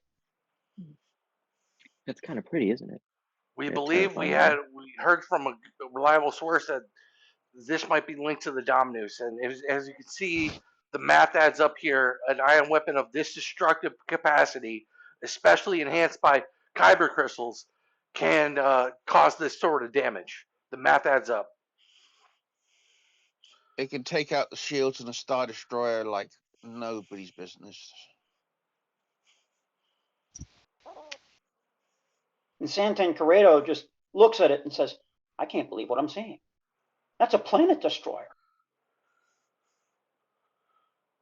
Yeah, that's Admittedly, it's not as violent as blowing the planet up, and I'm sure after a while the Imperials could come in and just take the resources that they need, considering all the life will be dead. It would make a planet completely defenseless. It would disable all electronic devices on the planet, putting them back to the Stone Age. Many planets would be in chaos as they starve to death, relying on transports from anywhere they can get them to feed their population. Otherwise, agriculture is completely disrupted. So what we're saying is that at the highest levels, and you don't even recognize who's talking now, because he just stands up, he's got a pilot suit on. What we're saying now is that at the highest levels of the Empire, this was the intention, to build a weapon that can destroy a planet like this? Yes, the Empire rules with fear and control. The more power they have, the more fearful they are, the more they can tighten their grip on the galaxy. I mean, imagine like the fear one, like the power one could show, like if you could just blow up a planet. What planet would rebel against them after that? I would show up. I would start paying attention to what Director Krennic is doing with large kyber crystals. Well, you don't know who Krennic is. You don't know that name. No, Well, we he's a know guy, that. obviously he exists. No, we do know that name because it was part of the recording. The name was saying the That's name right. was listed. Krennic was there. Krennic was Yeah, there. they mentioned. Right. he Krennic would was. receive the green You're crystal. right. Now, You're we right. only know the name. That's it. Like, we only know the name. Right. And he was So- in. He was in a white ISB unit. Yeah. That's right. That's right. It Good They gets call. worse, there though. after we lost. Rose, show the map of the hyperspace lanes. There's an ancient hyperspace lanes used by the ancient Sith Empire. That might be a new word to you, but it was a war long ago. These are undiscovered hyperspace lanes that have just been sitting out there, and we found it in this book, Dark Side Hyperspace Lanes, Volume 1, in a Jedi temple. And Not only these that, Rose could zoom in on the Riabello sector. We know that the Dominus and the Tyrant are in that sector. And as you zoom in on the Riabella, this ancient Sith map and the existing hyperspace lanes do cross, and they don't cross at any given gravity well point that exists today. as you can see in these crossing points, we believe there will be perfect ambush spots for the 13th sister and her gang.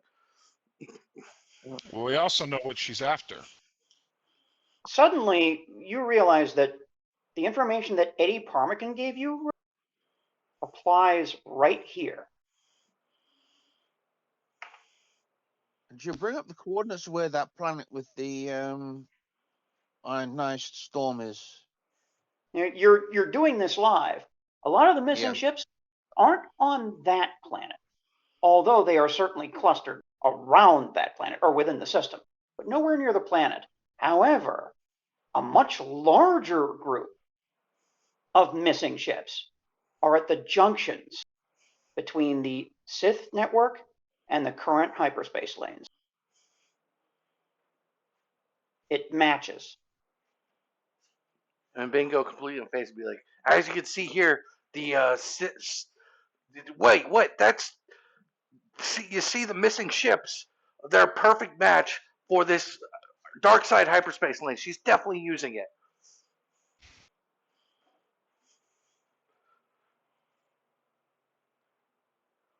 Well, you No even one- know what she's after, though.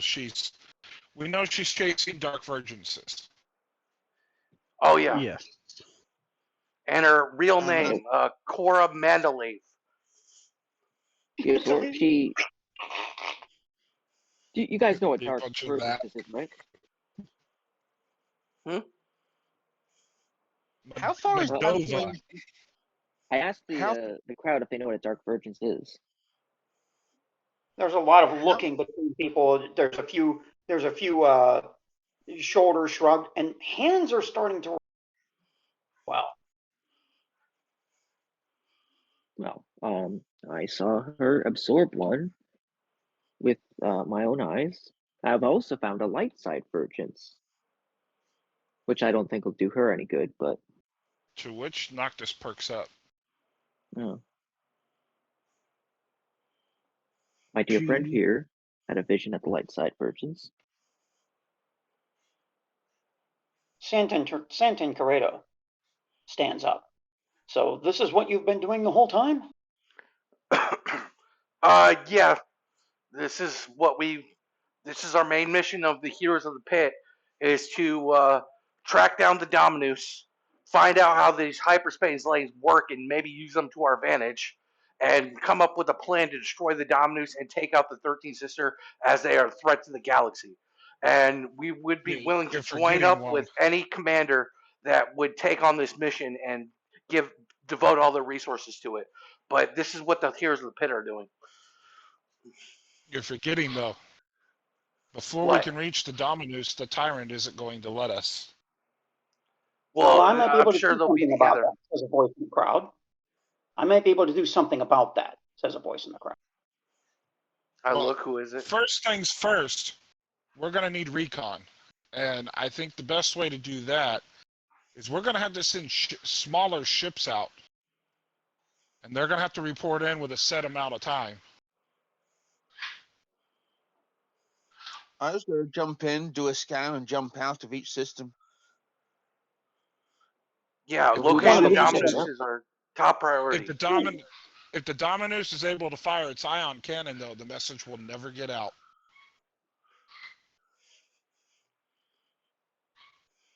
So Right, what we I need, should have Santa Cruz I says, have is we the, need some speedy ships or some pilots and smaller ships that can dodge that ion weapon and jump to hyperspace. Well, I'm thinking if you pose as civilians, you're less likely to disturb them. No, you're going to get disturbed. You found them.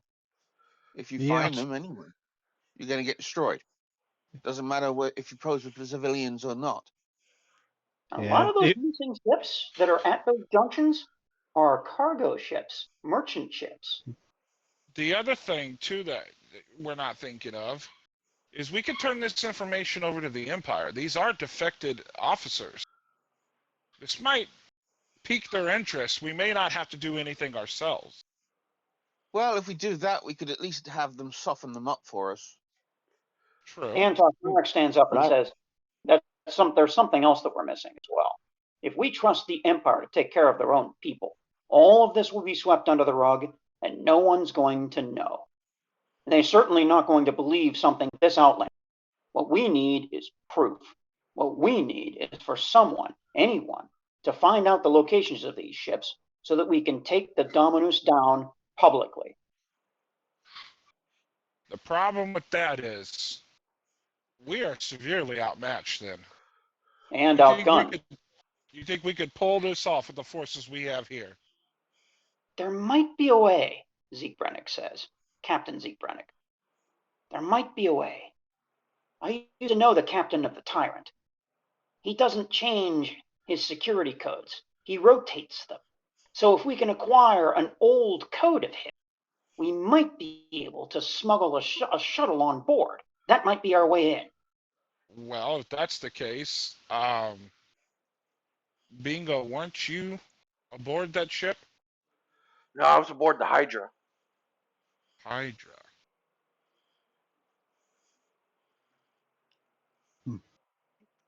But that's still a great idea. And I don't know if they've changed Well, them or not, but I have what all the about- security codes for this Blacklight station. What about the officer we brought in? Would he have that information? Zeke Brennick Doubtful. just spoke. Yeah, That's the that is the officer. officer. Oh, my bad. Zeke. How are we going to get that information then? We would need a code. There's something else to consider. What is Ben Corrado says, you mentioned this drug, this pink and the green.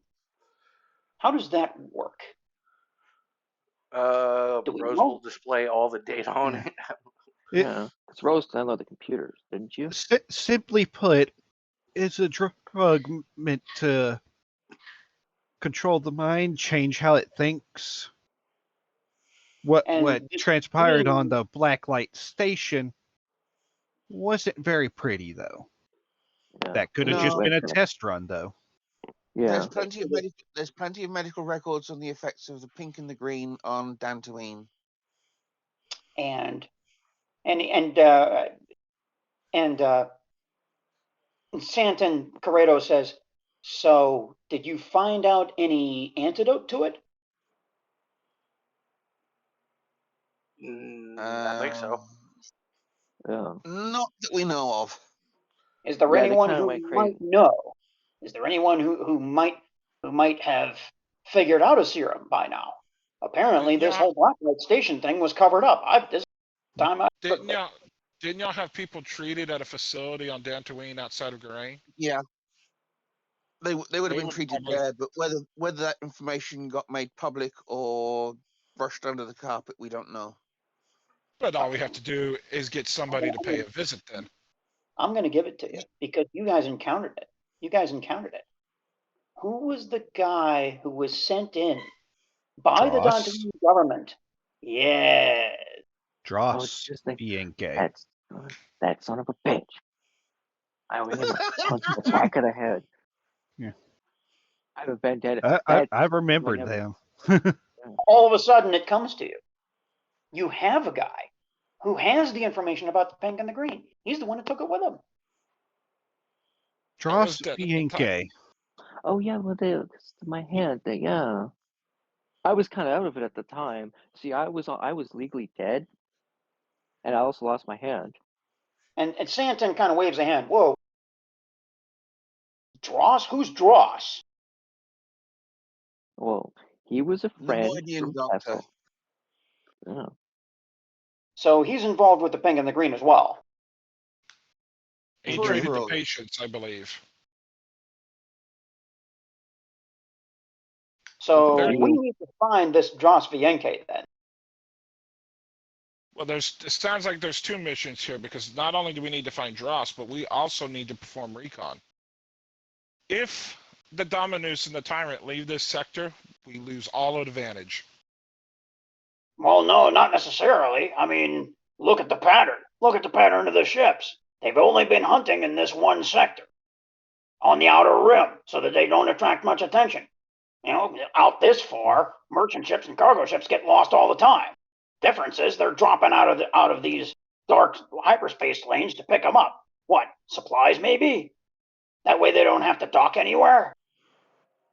Yeah, Maybe. that would probably be Perhaps. my guess. It could also out be that they're looking for something as well. Hunting for someone. Didn't you say you had a list of individuals that she was looking for? And now The the name Wanderers. comes to you. Kev Saito. Kev Saito. Yeah, this is force sensitive users that were captured by the 13th sister, or presumed captured. She tried to capture me. Now, I didn't go we down. have 4 different ways to get after the dominant. And Reddy says, so we've got the hyperspace lanes. We've got some points where we can encounter them when we need to. I mean, there's only so many places where these cross out, attack these ships, and drift back into hyperspace again. You're forgetting something. Yes. Those hyperspace lanes can only be opened by the dark side. Yeah, we're kind of running out of When dark Reddy side people. looks, he pivots his head and looks at Noctis Brutalis. Corey. Yeah, that's My what name the is Corey. book said. Yeah, his name is Korik. That's what the It's book said, Corey. but we haven't tried anything yet. We just know what the book said, and it matches and it fits. But we need. This is our priority 1: is to investigate these hyperspace lanes, see if we can access them. And Santon Corrado crosses his arms and says, well, this definitely sounds like a Sith artifact to me. This too probably needs to be destroyed, if there's any record of this. Once we figure out where this ship is and its tainted crew, we need to take down the Dominus. And our Starfighter Corps representative is right. If possible, we need to do this publicly. And we need to make sure that the Empire is exposed, or at least elements of it are exposed, so that we make sure that the galaxy knows what they're capable of and how far that they'll go. We also know if we find Cora, she'll come for Trill. Reddy says, well, we've already taken that risk. Oh, I'll be ready for her. But And we I can got you to back me up. We can lure her out that way. There's a question from, there are multiple hands waving in the air, both fighter pilots and some of the clone troopers are trying to join in too.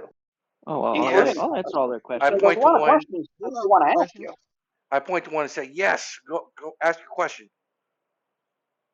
And the pilot stands up and he dusts off his uniform. He says, so how are we going to fight the Dominus if it has that kind of a weapon?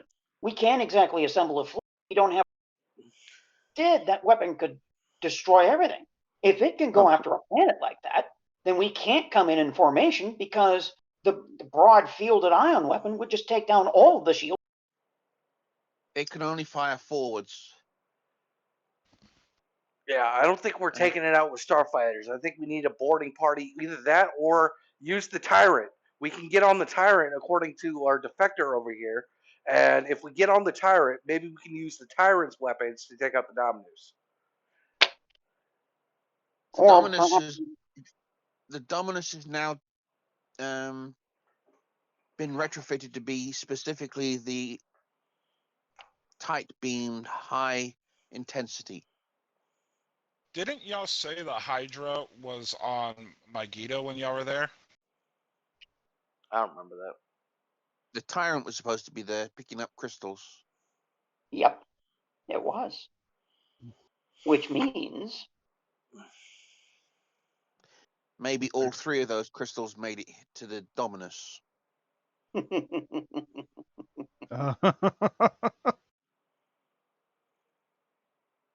So it's not just one kyber crystal powering it.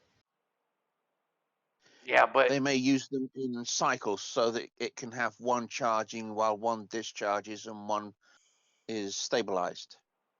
If that is the case, it'll be easy to find. The Dominus will be resonating with the Force. Oh, shit. And considering at least one of you's been exposed to those three in close proximity. You know what the crystals look like. If you focus... They are very, very blinding. If you focus, you can find them. I can try. Trill also was exposed to them, so she might be able to find them through the Force. Korik also turns to Trill. This is for you, not her. What are you handing me? The lightsaber? No. It is for you to find them. Oh, yeah. I was going to say, why are you giving me the lightsaber? It is your destiny to take her on. That is true. But I won't refuse any help from you if you want to, get a crack at her. There are 3 crystals. Why don't the 3 of you try? Yeah. I think I'm extending my hand. If we go to the point, Korik's going to get up and point to the map. The closer we are, the better we can find them. Ank's mind was given a good point to start. If we go to where these hyperspace lanes cross and focus, we should be able to find them. Yes. That's true. Also, probably not best to do it here. Could make a wave in the Force. Which leads to the other problem. The one we encountered on that platform. What? Darth Vader. We'll deal with him when he comes up. When we do this, we will be revealed to him. Yeah, that's why we need to be in the middle of nowhere. But, sure, he already knows I exist. He's sure already knows that you exist. Didn't he try and strangle you when you tried to get away? The other problem is we won't be dealing with just him. He will have his Inquisitorius as well. What's left? There's not many. Yeah, we keep killing them all. Or turning them. Maybe we can turn the rest of them. I've heard of rumors that one rebel group have killed 4 of them. Wow. Maybe we can turn the rest. Any questions from the audience? Compass stands up and says, based on our new mission, the one that we are currently forging, our underground refugee network will not be of much use to this particular mission. They are in danger. Thank you, Compass. Compass, no, but they're likely to benefit from them. And Yeah, that is a meanwhile, benefit for you. Antok Merrick stands up and says, the Starfighter Corps may be of use, but this would be a do or die mission. And we're just now forming the Corps. We haven't even picked up the proper resources and pilots to deal with something of that magnitude. Yeah, I think it's far more be a stealth If- mission than a If you full-on have attack mission. if you have the credits, I know a planet of individuals could pull a mission off like this. Perhaps so, but we have to remain silent and unknown. Can we stay in contact with the Starfighter Corps just in case we need to arrange a mission for you? Unfortunately, that's not a very good idea because we don't even have our bases set up yet. We're still in the process of gathering starfighters to determine the types of resources that we'll need. Got it. At least there's possibility of you having one close to us. I think we're underutilizing another asset we have. Yeah, there is something else, a new voice says. And Rose, you recognized it. And best of all, it's Tari.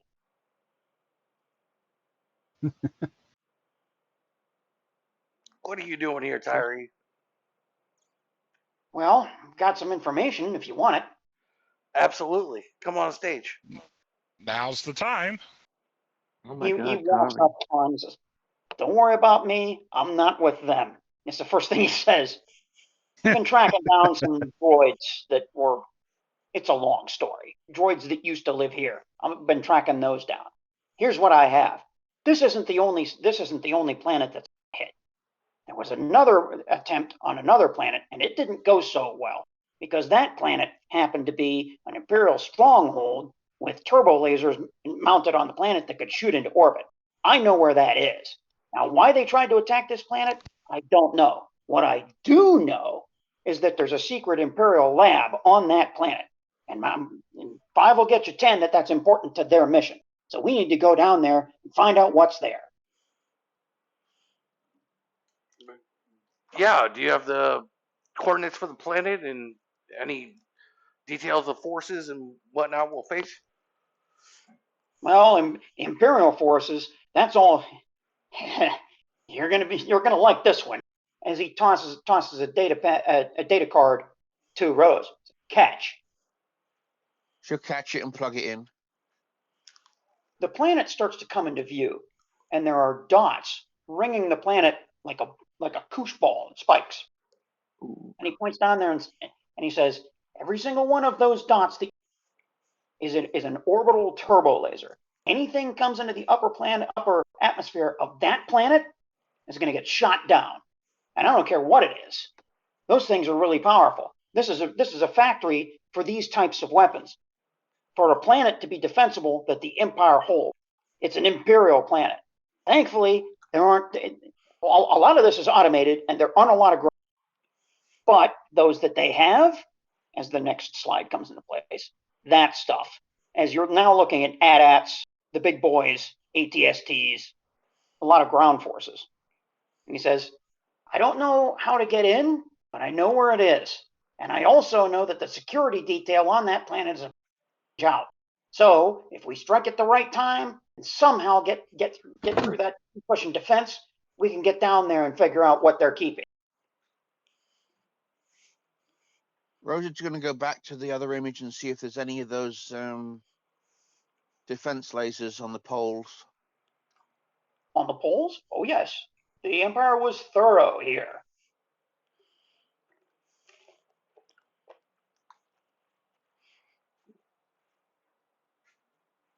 How big are those things? Big?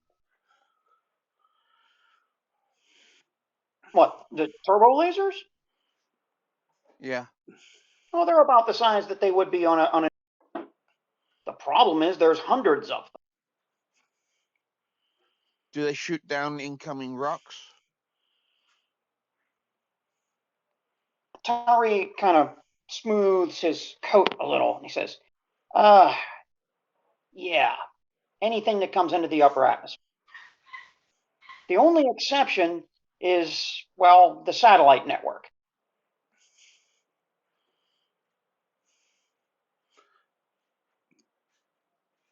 Satellite network. How many turbo lasers are there? Hundreds? Thousands. A whole Probably. bunch. I didn't take the time to count them. But this thing has been converted into. That's enough effort to make a city planet, planting all those orbital defense lasers. Whatever's down there. At first, it appears to be a factory for the defense lasers. And that's why they just planted them on the surface, because they didn't have to transport them anymore. Yeah, even with combat thrusters, that many of them, we wouldn't be able to get the Silver Gale in, I don't think. Still. I think I have another way for y'all to board the Tyrant. What's that? Yeah. Okay, we know what she's doing. She's gathering Imperial officers and making them defect.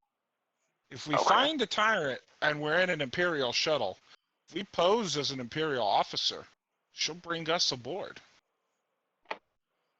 Maybe. I wasn't here for the rest of the meeting. You guys are going after the Dominus? Yeah. Well, hot damn. Sounds like I'm in. Cool. Think about it. If We appear in an Imperial shuttle, pose as an Imperial officer. They'll bring us straight aboard. Yeah, the shields. No gunfight. I mean, maybe. Exactly. They'll Or bring us maybe we straight can. in. Maybe we can pose as cargo merchants and willingly get captured and then bust out from the inside. We don't need to, says Captain Zeekbrennick. We don't need to pose in order to be. What do you mean? He I'm was willing an to join Imperial you. officer. I'm willing to join you. I sacrificed a ship full of my own men. There's a slight problem. Bigger than I thought. They're not just going to believe that. It'd be better if we had an Imperial shuttle. That would be true as well. So we need to steal an Imperial shuttle, and then pose as Imperial officer and crew. So we need to find a planet that's low on defenses, low on Imperial occupation, but has a shuttle. And it would be even. I see Tatooine in our future. I see Tatooine in our future. I'll be happy to get my house back. Found some people that would be able to disguise themselves as TIE fighter. Well, we actually have a TIE fighter pilot. Point over to Bingo. Yeah, but I defected so long ago. Like, well, that means we've got another high star. Yeah. Now, after all of this time and not really able to fit in anywhere, now Antok Merrick stands up. This sounds like a mission that we can actually pull off. A small hit-and-run mission to steal a Lambda shuttle and a few fighters. I think I might know a few places where it can be done. Okay. I know another place that we've recently hit. And it has everything. Where? Fighters, Lambda shuttles. What, Gravlex Med? Gravlex Med. Maybe. You mean the place of the air show? Yep. Yes. Are they, and Antok Merrick starts getting a grin. Are they still there? Who knows? And you got to If think they're with still there, it's one of the perfect targets. TIE fighters will still be there because it's an Imperial outpost. and they were stationed. They were stationed there. That was only a year ago, Antok Merrick says. And if that's the case, and they were using Lambda shuttles in combination as patrol and defense of the entire station and planet, then they have exactly what we need. There's still one slight problem. Whereas the Lambda shuttle will have a hyperdrive, the TIE fighters won't. True. We'll need to carry. We need a Gazanti. Compass raises his hand. The enduring wave might be able to handle that. A thought you Oh, said yeah. the refugee mission was too important. I know, but the Enduring Wave is not coming with us. The Enduring Wave was going to be assigned to the Starfighter Corps, Antok says, which we no longer need. That was just an extra ship for staging. We don't actually need that for Starfighter Corps. Not with the hyperdrive equipped starfighters that we actually have. No. That thing has the docking ports for TIE fighters? And Compass crosses his arms proudly. It does now.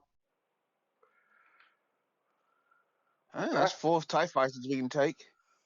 Well, it sounds like then, when the time is right, we call for you. You pour it in, pick us up, and pour it out. We make this a hit and run, fast and hard. Compass says, that's the kind of plan I like. If that's the And case, I'm we need to talking- take one ship back to Gravelex Med so we're not jumping 3 ships out. And Ready? Tari, So this the one starting with to the sound least. like a plan. Tari So- is the ship, which is not on the wanted list. Well, that comes Right. down to this now. I'm a pilot, Bingo's a pilot, Reddy's a pilot, and Rose is a pilot. Yep, Technically, I'm a pilot. I right. mean, Well, not fly. bad. I mean, I'm the only one that can't pilot. mm, So we're the type of adventurers suit this mission. We just go back there again, and this time we raise a heck of a lot bigger ruckus than we did the first. All right. And we're good at that. Didn't they have a bar there? Yeah, they did. We need a 5th pilot for the Lambda class shuttle. Do you think our old friend Guna is still there? No, No. he's definitely not there. Tari says, I might be available. Besides, I don't want to fly the long stride there. There you I go. was thinking we're gonna need a distraction once we're there. Zeke Brennig pipes up and says, I might be able to provide that. After all, an Imperial officer, even though I might be off the lists now, will take them some time to determine that I am. If I We need had to some pull them- support in order to make an escape. After all, I'll be needed later if we are to infiltrate Tyrant. We need to pull them away from their hangar base so we can jump in the TIE fighters and the Lambda shuttle. Well, how many TIE fighters are we going to need? 4. I think Oh. if we're doing this, it sounds like we're planning a mission. If that's the case, Rose, do you still have the information on Gravelex Med? Yeah, like I'm going to get rid of that. If you'll put that up for everyone, we could start planning this mission now. And Zeke Brennig says, those smaller patrols could be as simple as one Lambda and an accompanying wing of TIE fighters, which is a minimum of 2.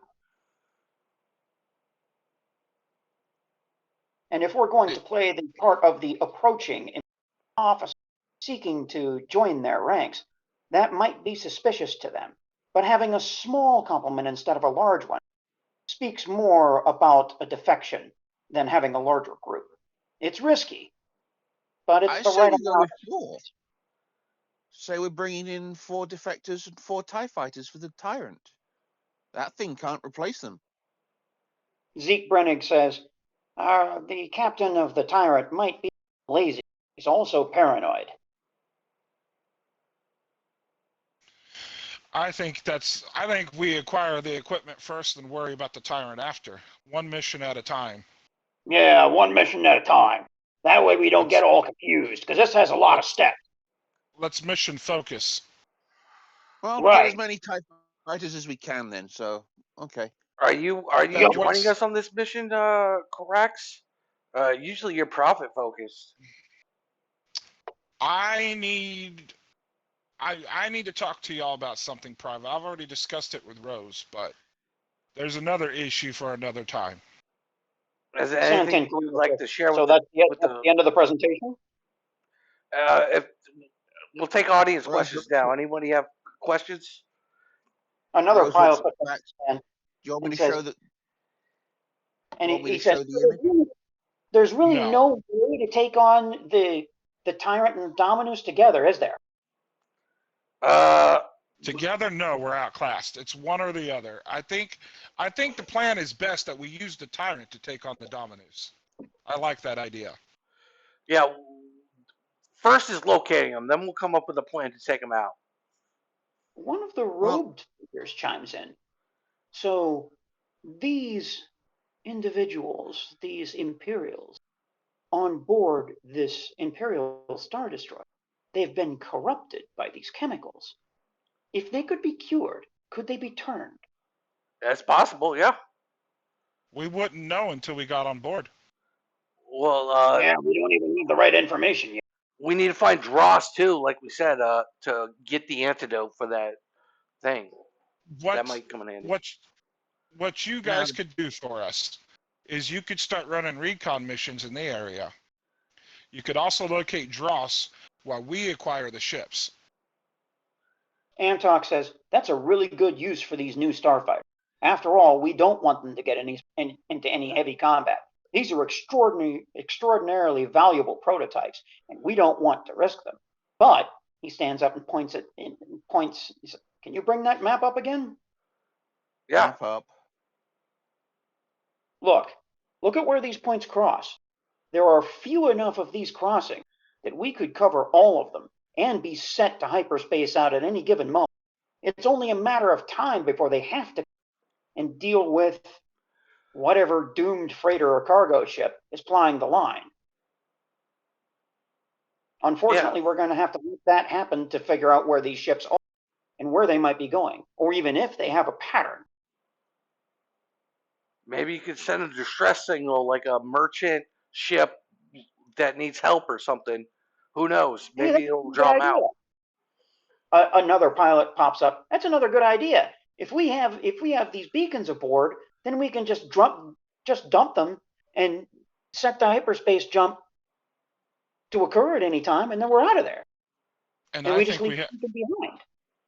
I have a way to locate Dross. What's that? We use our friend in the Bothan Spynet. What better use of the Bothan Spynet than that? They should be able to locate him in no time. Do you know how to contact her? I've been out of contact with her for a year. Well, I think one thing they're going to want is the information we have. And I will do that. that. And I will do that in person. I know exactly that we already have one. Your little Bob friend. As he looks over in the corner, and a Wookiee stands up. It's my Hi, Wonderful Tardek. reply. Hello, Tardek. part. It's been so long. Remember when I got shot? We were trying to help you out. You ripped that dude's arm off. Those were good times.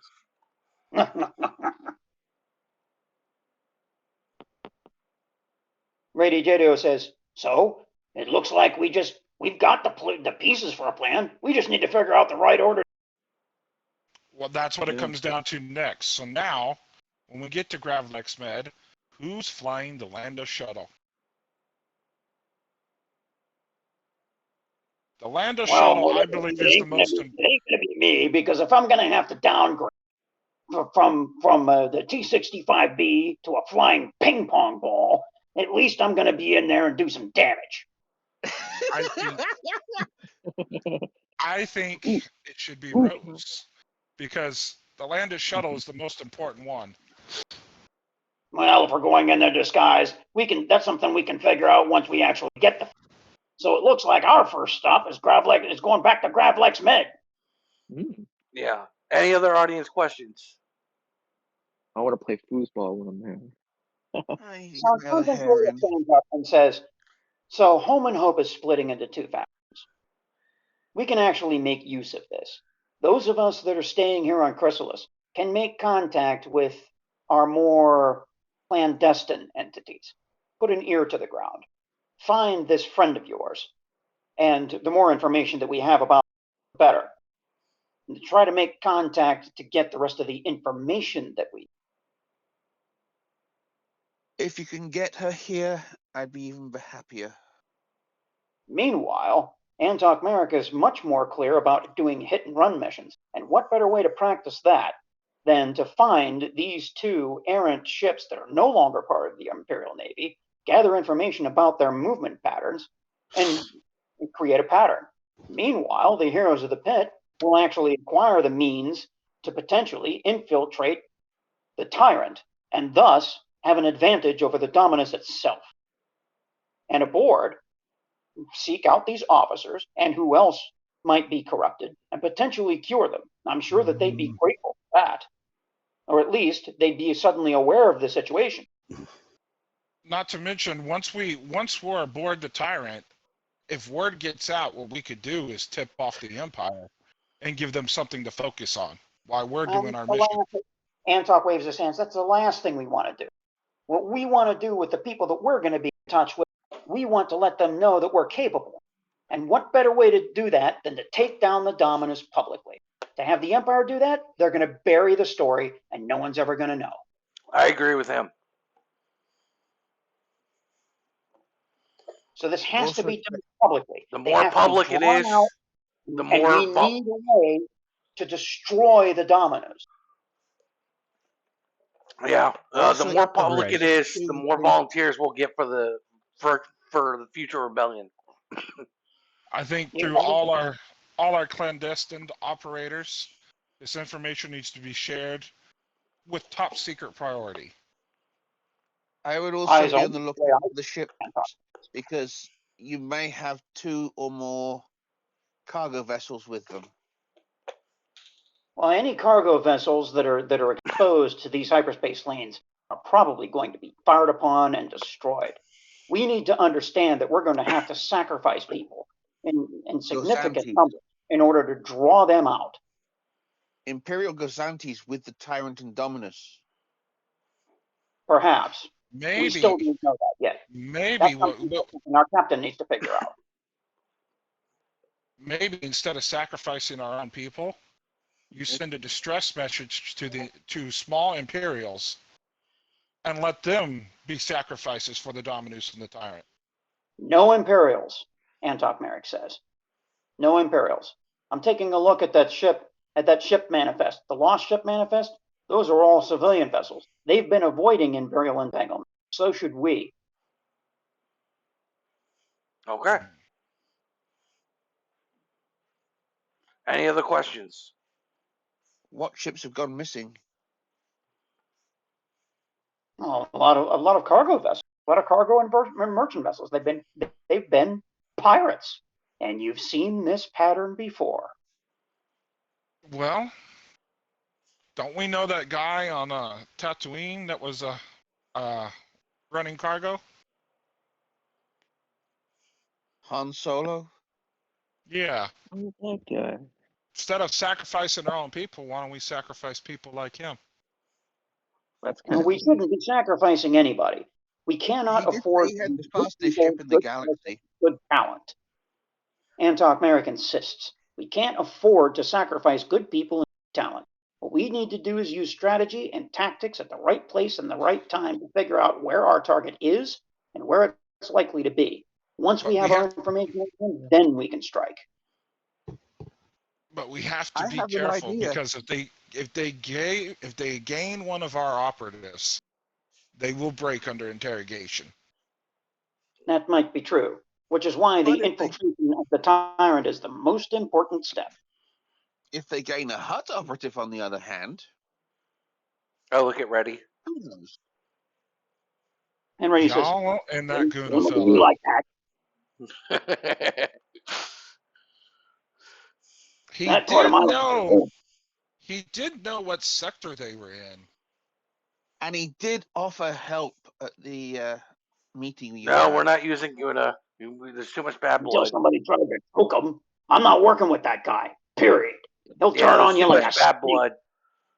Yeah, same. Plus, Not he's a working with snake. Guna. He'll betray you at the first opportunity if he gets a better deal from anybody. Any Yeah, other but audience the army was- questions? we only request certain pilots from him, like the best one in the galaxy with the fastest ship in the galaxy. I don't want to talk And to him. and Reddy says, That's "Well, just you know kill what? him. We don't need to worry about that. We're plenty good ourselves. Yep. Maybe we Yeah. should depend on ourselves for once. Get stuff done. We've got all the information here, and honestly, hasn't this been hunting us as much as we've been hunting it? Maybe it's time to turn around and take a bite out of its ass." Yeah, you know what? Well, Nobody's going to be Take the offense sacrificed. into our Nobody's own going to be hands. captured. We got this. Yeah. And we've survived Alright. worse than this. Heck, I survived yesterday. At least it feels like yesterday. You have your missions then, don't you? Right. We're glad you survived. That's like we do. And Santan Corrado stands up one more time and he says, "Well, unfortunately, I have to interrupt things. I have some information for you. What's that? Fortunately, this is private. So we Okay. have to end this presentation. I have something new to tell you." Presentation dismissed. Santan walks up to you and walks straight to Bingo, not to anybody else. He says, "Some friends of yours have requested your presence on Ank's Minor. Turns out that they're under heavy surveillance and cannot break free of where they are. Friends of A mine. couple Who? of more very tall Anks friends." Oh, Tukuto- Fokuna? Tuto Fokuna and his boss. Zohaller? Zohaller. Yeah. Yep. I can give you the coordinates to where they're trapped. They're pinned down by, I hate to say this, Imperials. All right, let's take these new X-Wings of the Silver Gale out. And Reddy says, "It's a good opportunity for us to go hunt some. I'm down for that." You be And Terry careful out says, there. "What about me?" Do you want to bring the Longstrider, or you want to just come aboard? "Well, I can run surveillance, but that's really all the long stride's good." I All need a right. co-pilot. What's that? I need a co-pilot. Yeah, that's true. Maybe your ship is even better.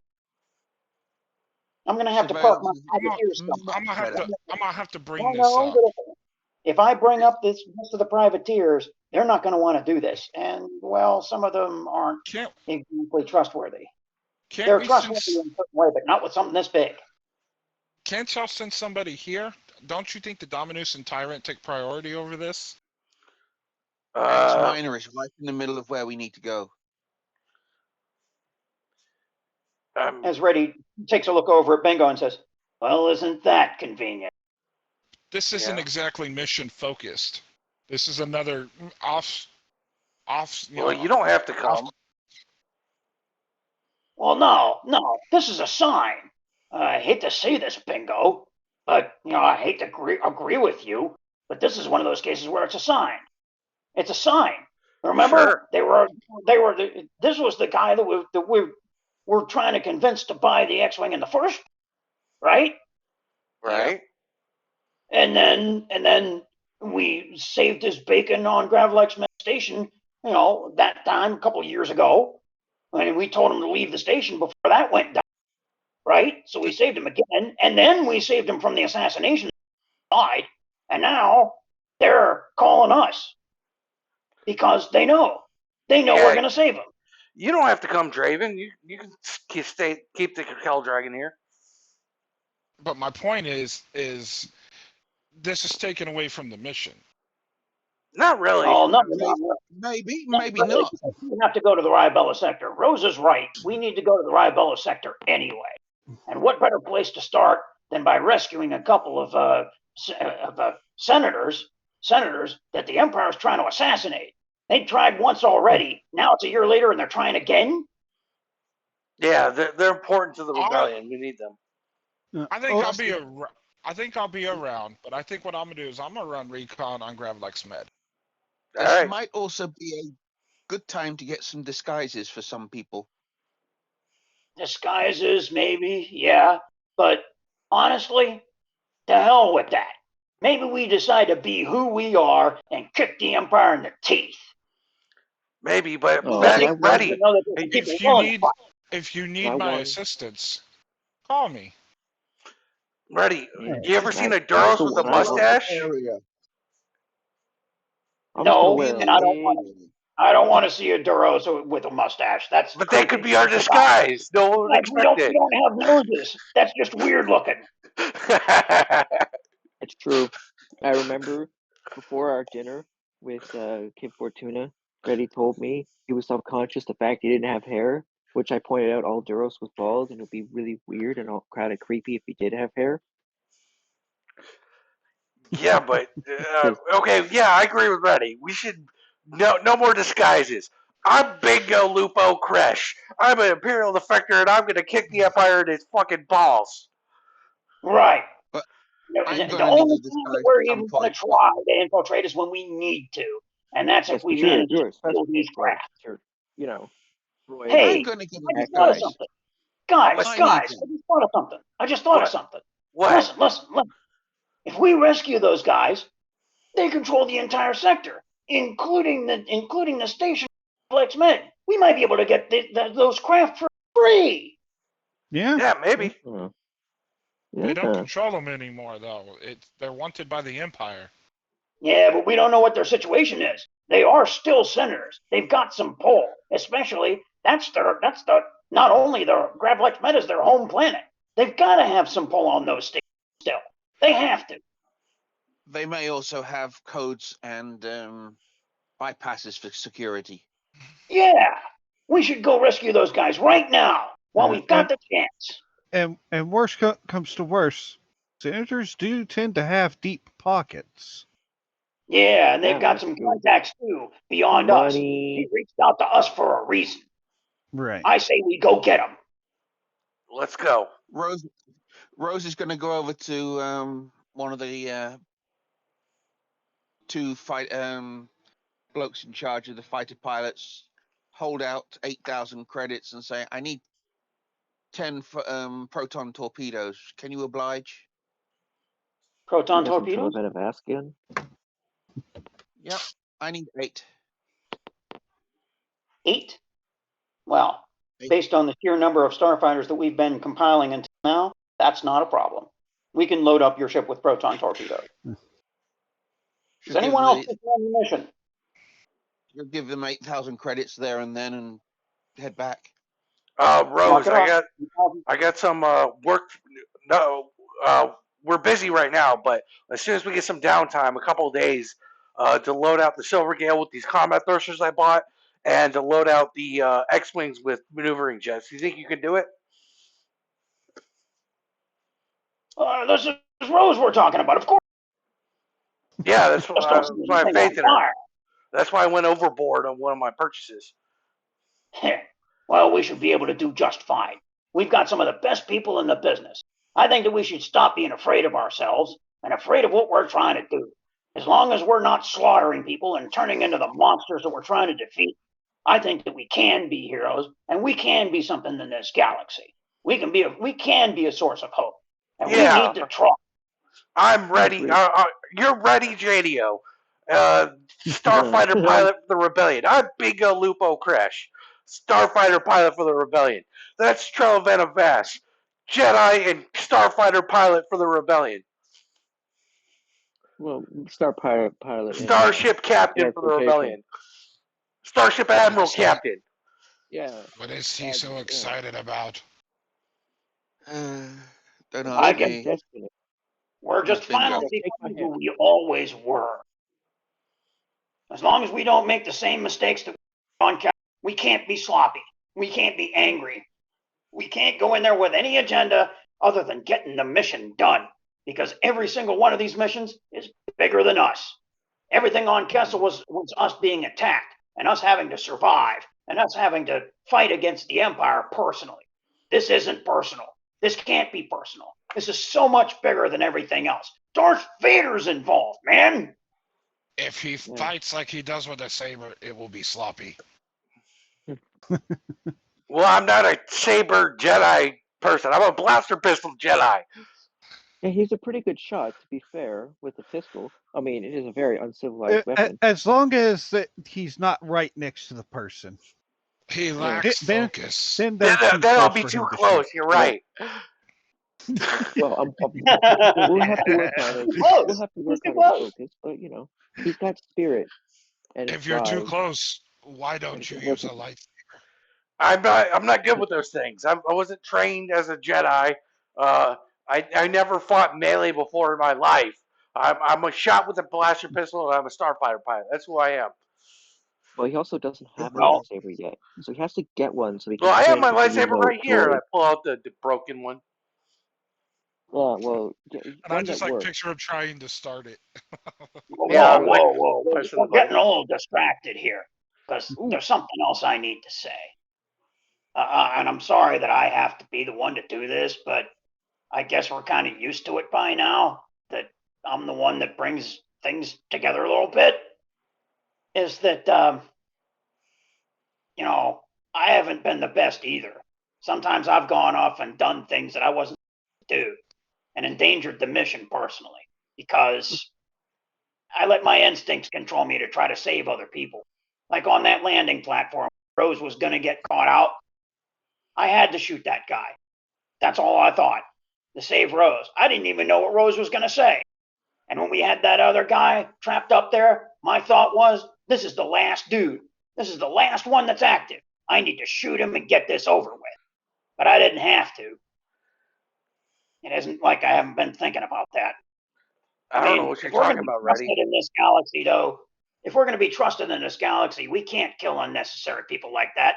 Otherwise, we're just going to be mercenaries, you know? Yeah. And Yeah. if that's how people are going to see us, we can't be trusted. And we need to pull this off. We need to pull this off. And we need to have a good name.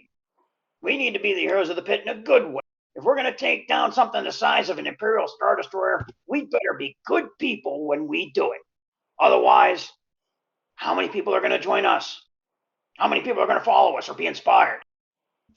We're just terrorists then. Yeah. That ain't no. I haven't really seen you off mission, but if we're gonna bring that up, then we have to bring up Trill.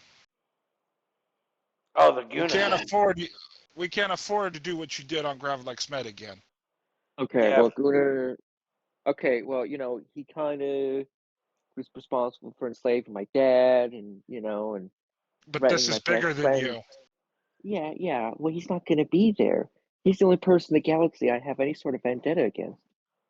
So, No, that's not true. That's not true, and we know it. The okay, 13th there's the sister might Womp be Rats part on of it. Kessel. Well, that's Well, we're going to different. go into this, and the 13th sister might be right in front of us at any given moment. That could happen. Okay, well, the 13th session, that requires a little more professionalism. There's nothing personal, truly, deeply personal between me and her. She's just an evil Sith-esque Inquisitor who would have done that if it was me or anybody else. There was nothing She personal tortured there. your father. True, but there was nothing personal with him either. He was just, Killed Sanye. yeah, that was personal, but I'm not Sanye. But What I think about your it's personal vendetta against Drus Vienke in your hand? Oh, I'm just hitting him upside the head. That's fine. That's just, But he's an that's my old friend. point: is you hitting? There's multiple instances of this. Okay, well, You're I'm not gonna going to have to kill Dross focus here. Bianche. Yeah, I Yeah, don't there's actually want something else to too. actually really hurt Dross Bianche, right? That's just kind of a joke. And we're not just talking about Dross, and we're not just talking about Guna. You see the problem here? There's a list of people. Okay, well, I think it'll be a little more than. I don't think I'm going to be able to be in a lightsaber duel with the 13th sister if we're blowing up a Star Destroyer. And I'm not certain That's that's going true, to but wander off. since I've been with y'all, the list grows, and there's more and more people on that list. This is just the people we're talking about now. What happens if you run into somebody else you like? Okay, well, I'm not going to run into those Womp Rats on Kessel that, kept digging into my work shed. Yeah, and she's not gonna light a flamethrower and a bunch of gas. You don't have really room to talk. Throughout That my wasn't life, off mission, though. We weren't on a mission. That was off time. mission. That could have killed us all.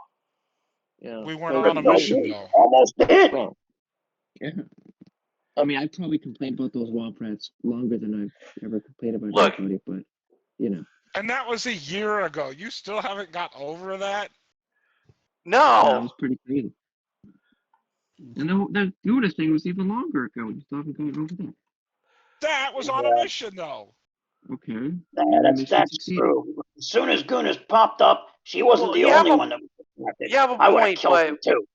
okay, Trell, just promise if Guna shows up on this mission, you won't go off mission to try to kill him. You'll Or talk the to the team 13th first, sister. or the I 13th Or assume I'm gonna. Dross. or Dross. Or Okay, well, Dross is But just getting no, a tough upside the head. listen I to what Drax was saying. Drax has it right. There's a growing list of people that we went after and they got in our heads. There's a growing list of people. We keep getting vulnerable to that. And we get greedy and we do dumb things. Like stealing those gold plates at the landing pad. We didn't have to do that. We didn't have to pull the weapons off the walls that set off. We didn't have to do those things. We got to be more professional here. And we got to start thinking about the Hey, bigger that was a picture, not lot of money. ourselves. Those gold plates were Yeah, worth a lot of money. and that's true, and that helped us out. But you're missing the point.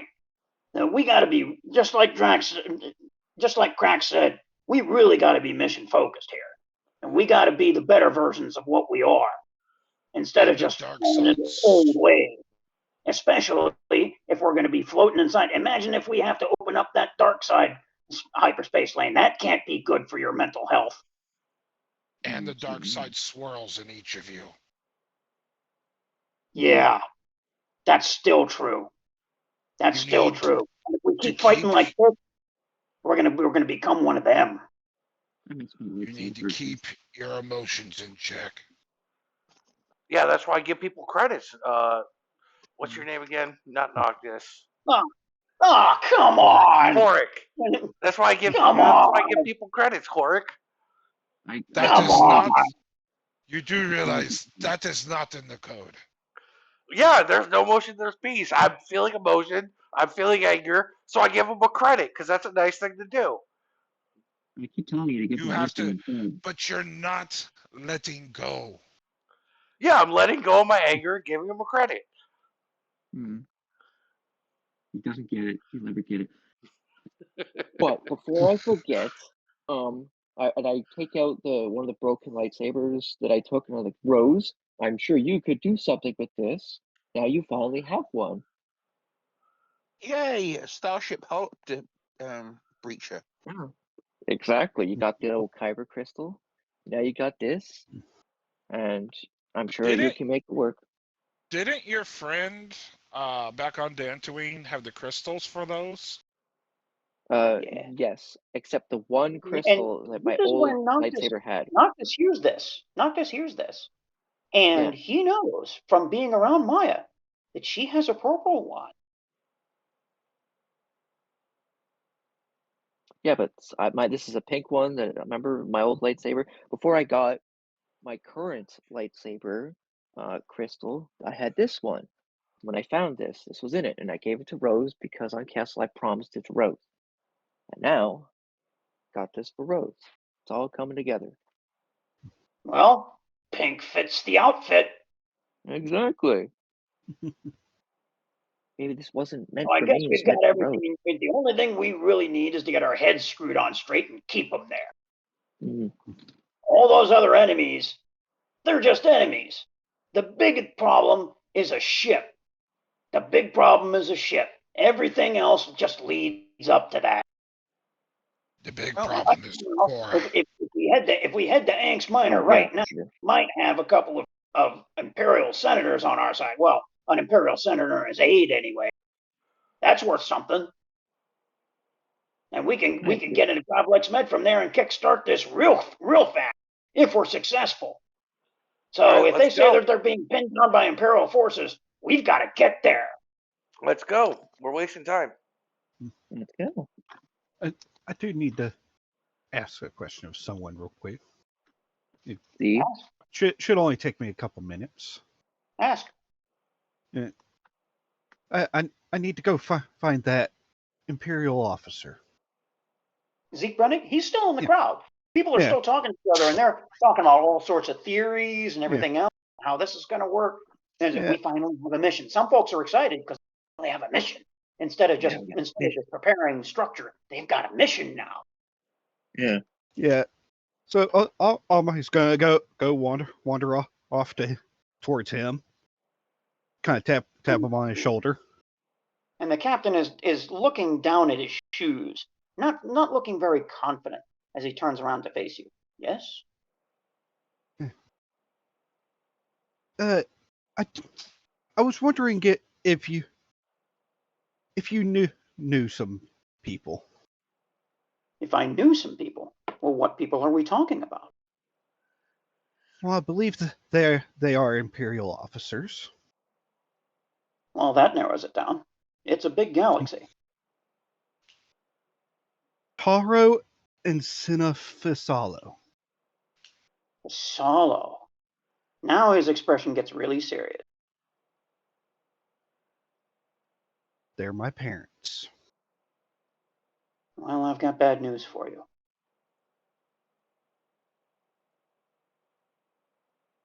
Or they are When I was aboard the ISD Tyrant, they were head of the engineering department and weapons department, respectively.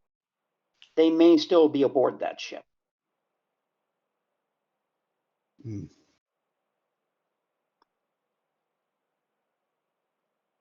I was worried about that.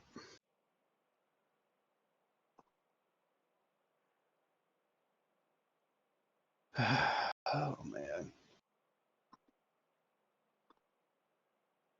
Are you worried about them? Well, considering that we've proposed that the 13th sister is probably controlling people with the red and the or green and the pink, or whatever all that was again. Specifically officers. Exactly. Yeah. And if what you say is true, and they are disturbed or unstable, it's very possible that your parents are no longer war, especially in the positions that they held aboard that. They are strong people, though. They are strong. Well, let's hope so, because by the time we get there, with all of this information in hand, and get aboard that ship, we may have a struggle to either cure them or to avoid them. Of course, we'll know more once we get aboard. Yeah. The object is to get aboard first, though. They're not in a good position. Sorry. Thank you for letting me know, at least, and not sugarcoating it. Will you still be able to undertake that mission with your parents directly? And perhaps enemies? Who better to stop them to save them? I mean, sure, I wasn't able to beat my parents in a spar as a child, but we're both older now. Unfortunately, more experienced. And the both of your parents have been impaired time. It tends to soften a person up, especially in the Naval Officer Corps. So you might have an easier time than you believe you might. It's difficult to tell, though. We'll know once we get aboard. And knowing your team, your people, from the word I keep getting, and the stories that have been told to me by Compass and others, if you manage to avoid blowing things up or blowing your cover, it's possible that you might face them. Right. So I just need to make sure that Rose doesn't blow up the Tyrant. Yes, because we may need to either recover that ship, convert it, or destroy it in close proximity to the Domino. I'm already thinking of ways to do that. Maybe even Rose use comes it up as behind a... her. Rose comes up behind her. I've already got a way to destroy it. I just need access to a hammerhead corvette. Well, we won't have that. Those two ships were traveling alone. They're probably still alone. Unless they've converted other craft, that's the unknown factor. How many captains have they actually converted? What craft did they have? Did they bring them with them, or did they simply defect? We don't know. We might be facing more than those two. My main thing is, if we are going to do this, we might have to put the tyrant in front of the Dominus so that if it fires its weapon, all it hits is the tyrant. That would be an excellent strategy. A ship-wide shield. And That's with not a bad idea. Yeah, and with how many layers there is to a Star Destroyer, it might be enough to block out the worst. There's something else that I'm thinking about. If the Tyrant and the Dominus have been in close proximity for quite some time, there are probably operational procedures aboard the Tyrant to avoid damage from the Dominus. There might be backwash from this weapon. The weapon could be upgraded. There might be operational procedures that can tell us about what the Dominus can actually do and how it does it. Mm-hmm. That's something to worry about. We get aboard. That's something to worry about once we're aboard. Exactly. So right now, you need to go save your, well, whatever mission that you're going on. And I need to study up on my old Imperial procedure. Amme will hold that hand out to him to shake. All right. Looks like I'm on board. The only question is when, and that's dependent on you. Yeah. I wish you luck in whatever mission that you're headed to. You seem like you're in a hurry. Yeah. I wish you luck as well. May the Force be with you. And also with you. And I'll see y'all on Gravlex Med. Mm-hmm. Meanwhile, the Astral Aurora and the Silver Gale, 2 X-Wings aboard, are headed to Ankh's Minor. Days later, you wind up on Ankh's Minor, and there is no Imperial support there. There's no ISD. There are only minor TIE fighter patrols, and you're able to evade them, land on the surface. There's a small town named Caressa. I'll type this out for you because I have to do this. Something's not right. You guys will misspell things. That's what you do. Among the many things that you do, is you misspell things. Yeah, and you said that Amme's parents were weapons and engineering. Engineering and weapons. So the first name, the first name is engineering. The second one is weapons. It's the Lando situation, isn't it? Yeah, here we go.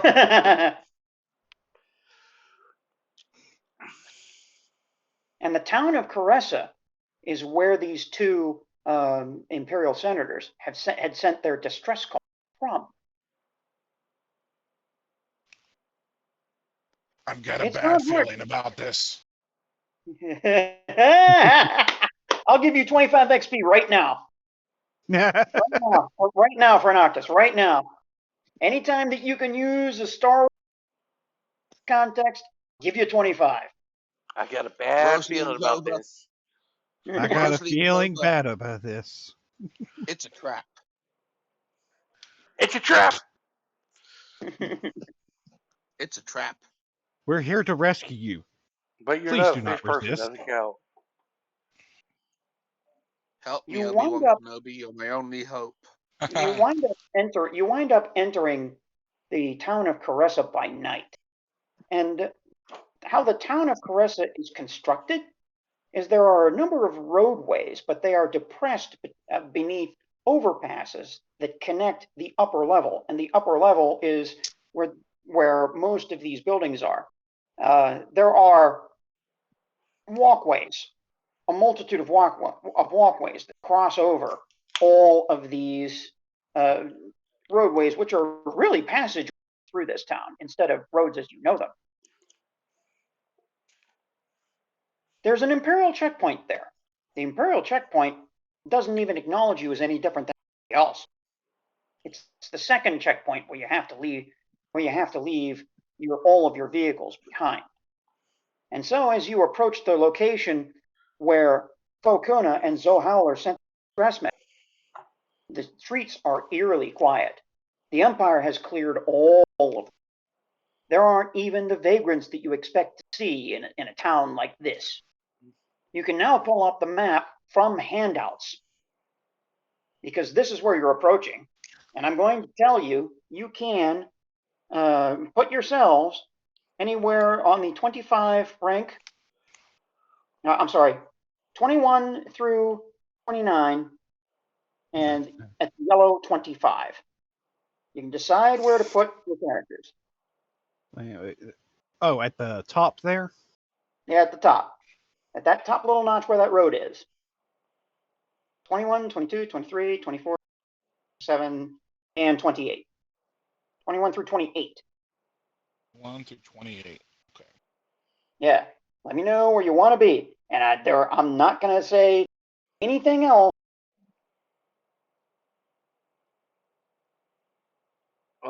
It's on Roll20 if anyone wants to join the Roll20. Oh, yeah. Forgot about Yeah. that. You guys can decide where to put your characters. I guess I'll have Amme at 23, 25. Horizontal, 23? vertical, right? Yeah, it's red and then yellow. Yes. Yeah, 23, I'll make 25. Solo at 23, 25. Got you there. Vingo at 21, 25. Reddy takes the other spot at 28, 25. Where's the map? I want to see this map. Handouts. Okay. Noctus is part of. Is So is 21, Trill. 25 taken? Yeah. Yes, bingo. Yes. Well, I'll be beside that then. Okay, Trill of Innovast at 22. You have 22. That leaves. I'm loading Roll20. Korik Tosk. 20, 25 for Rose. I'm sorry, and for Rose, 20. You can't go 2025. That's Okay, occupied. 20, 24 then. 24, 25? There, you're there. R0. And that leaves Noctis Brutalis. And you said I'm all the sorry, way up to Korik Tosk. 21? Yeah, you have to be on that 21 to line. 28. Yeah, Yep. you have to be on the 25 line. Yes. Okay. Because you guys Can are I striding do down the street of a 29, wall. 25? Nope, can't do 29. Quick question. Okay, so Can I do a quick roll to see if I fix that lightsaber on the way over? Whether you built a lightsaber that's under build lightsaber, every roll is going to be far more difficult for you because you're not a Jedi. Fix, as Every- in put in because the of what you crystal roll is and gonna make be- sure the thing. It's all that needs to be done. 25, Well, 25. you know what? You're better off having. Not only that, but because that's the crystal she worked with. Yeah, I don't want Well, it to get attuned to her. if you're going to use the build the lightsaber rolls, it's to use the force check. Have Trill do this. Trust me. This is one thing that you don't have the expertise. Not a. This is not even the crystal that you're familiar with. All the familiarity goes to Trill of Innovast. Oh, okay. Hoodoo. What do we got? 4 lightsabers that need to be fixed? Oh, and only Well, one you carb don't have the crystal. crystals for them. You don't have the crystals. Oh. Yeah. I gave Rose this because I promised her like session 5 or whatever when I got my own. And Something like now that. it's finally come to pass. Yeah. Where do you want to be? Korik Tosk. 25, 25. 25. And 27 are available. 25, 25. You're going to leave Reddy by himself over there? Okay. I don't know what the hell Reddy's up to. Hey, we remember the last time we had somebody. It didn't end well. We're not that far apart.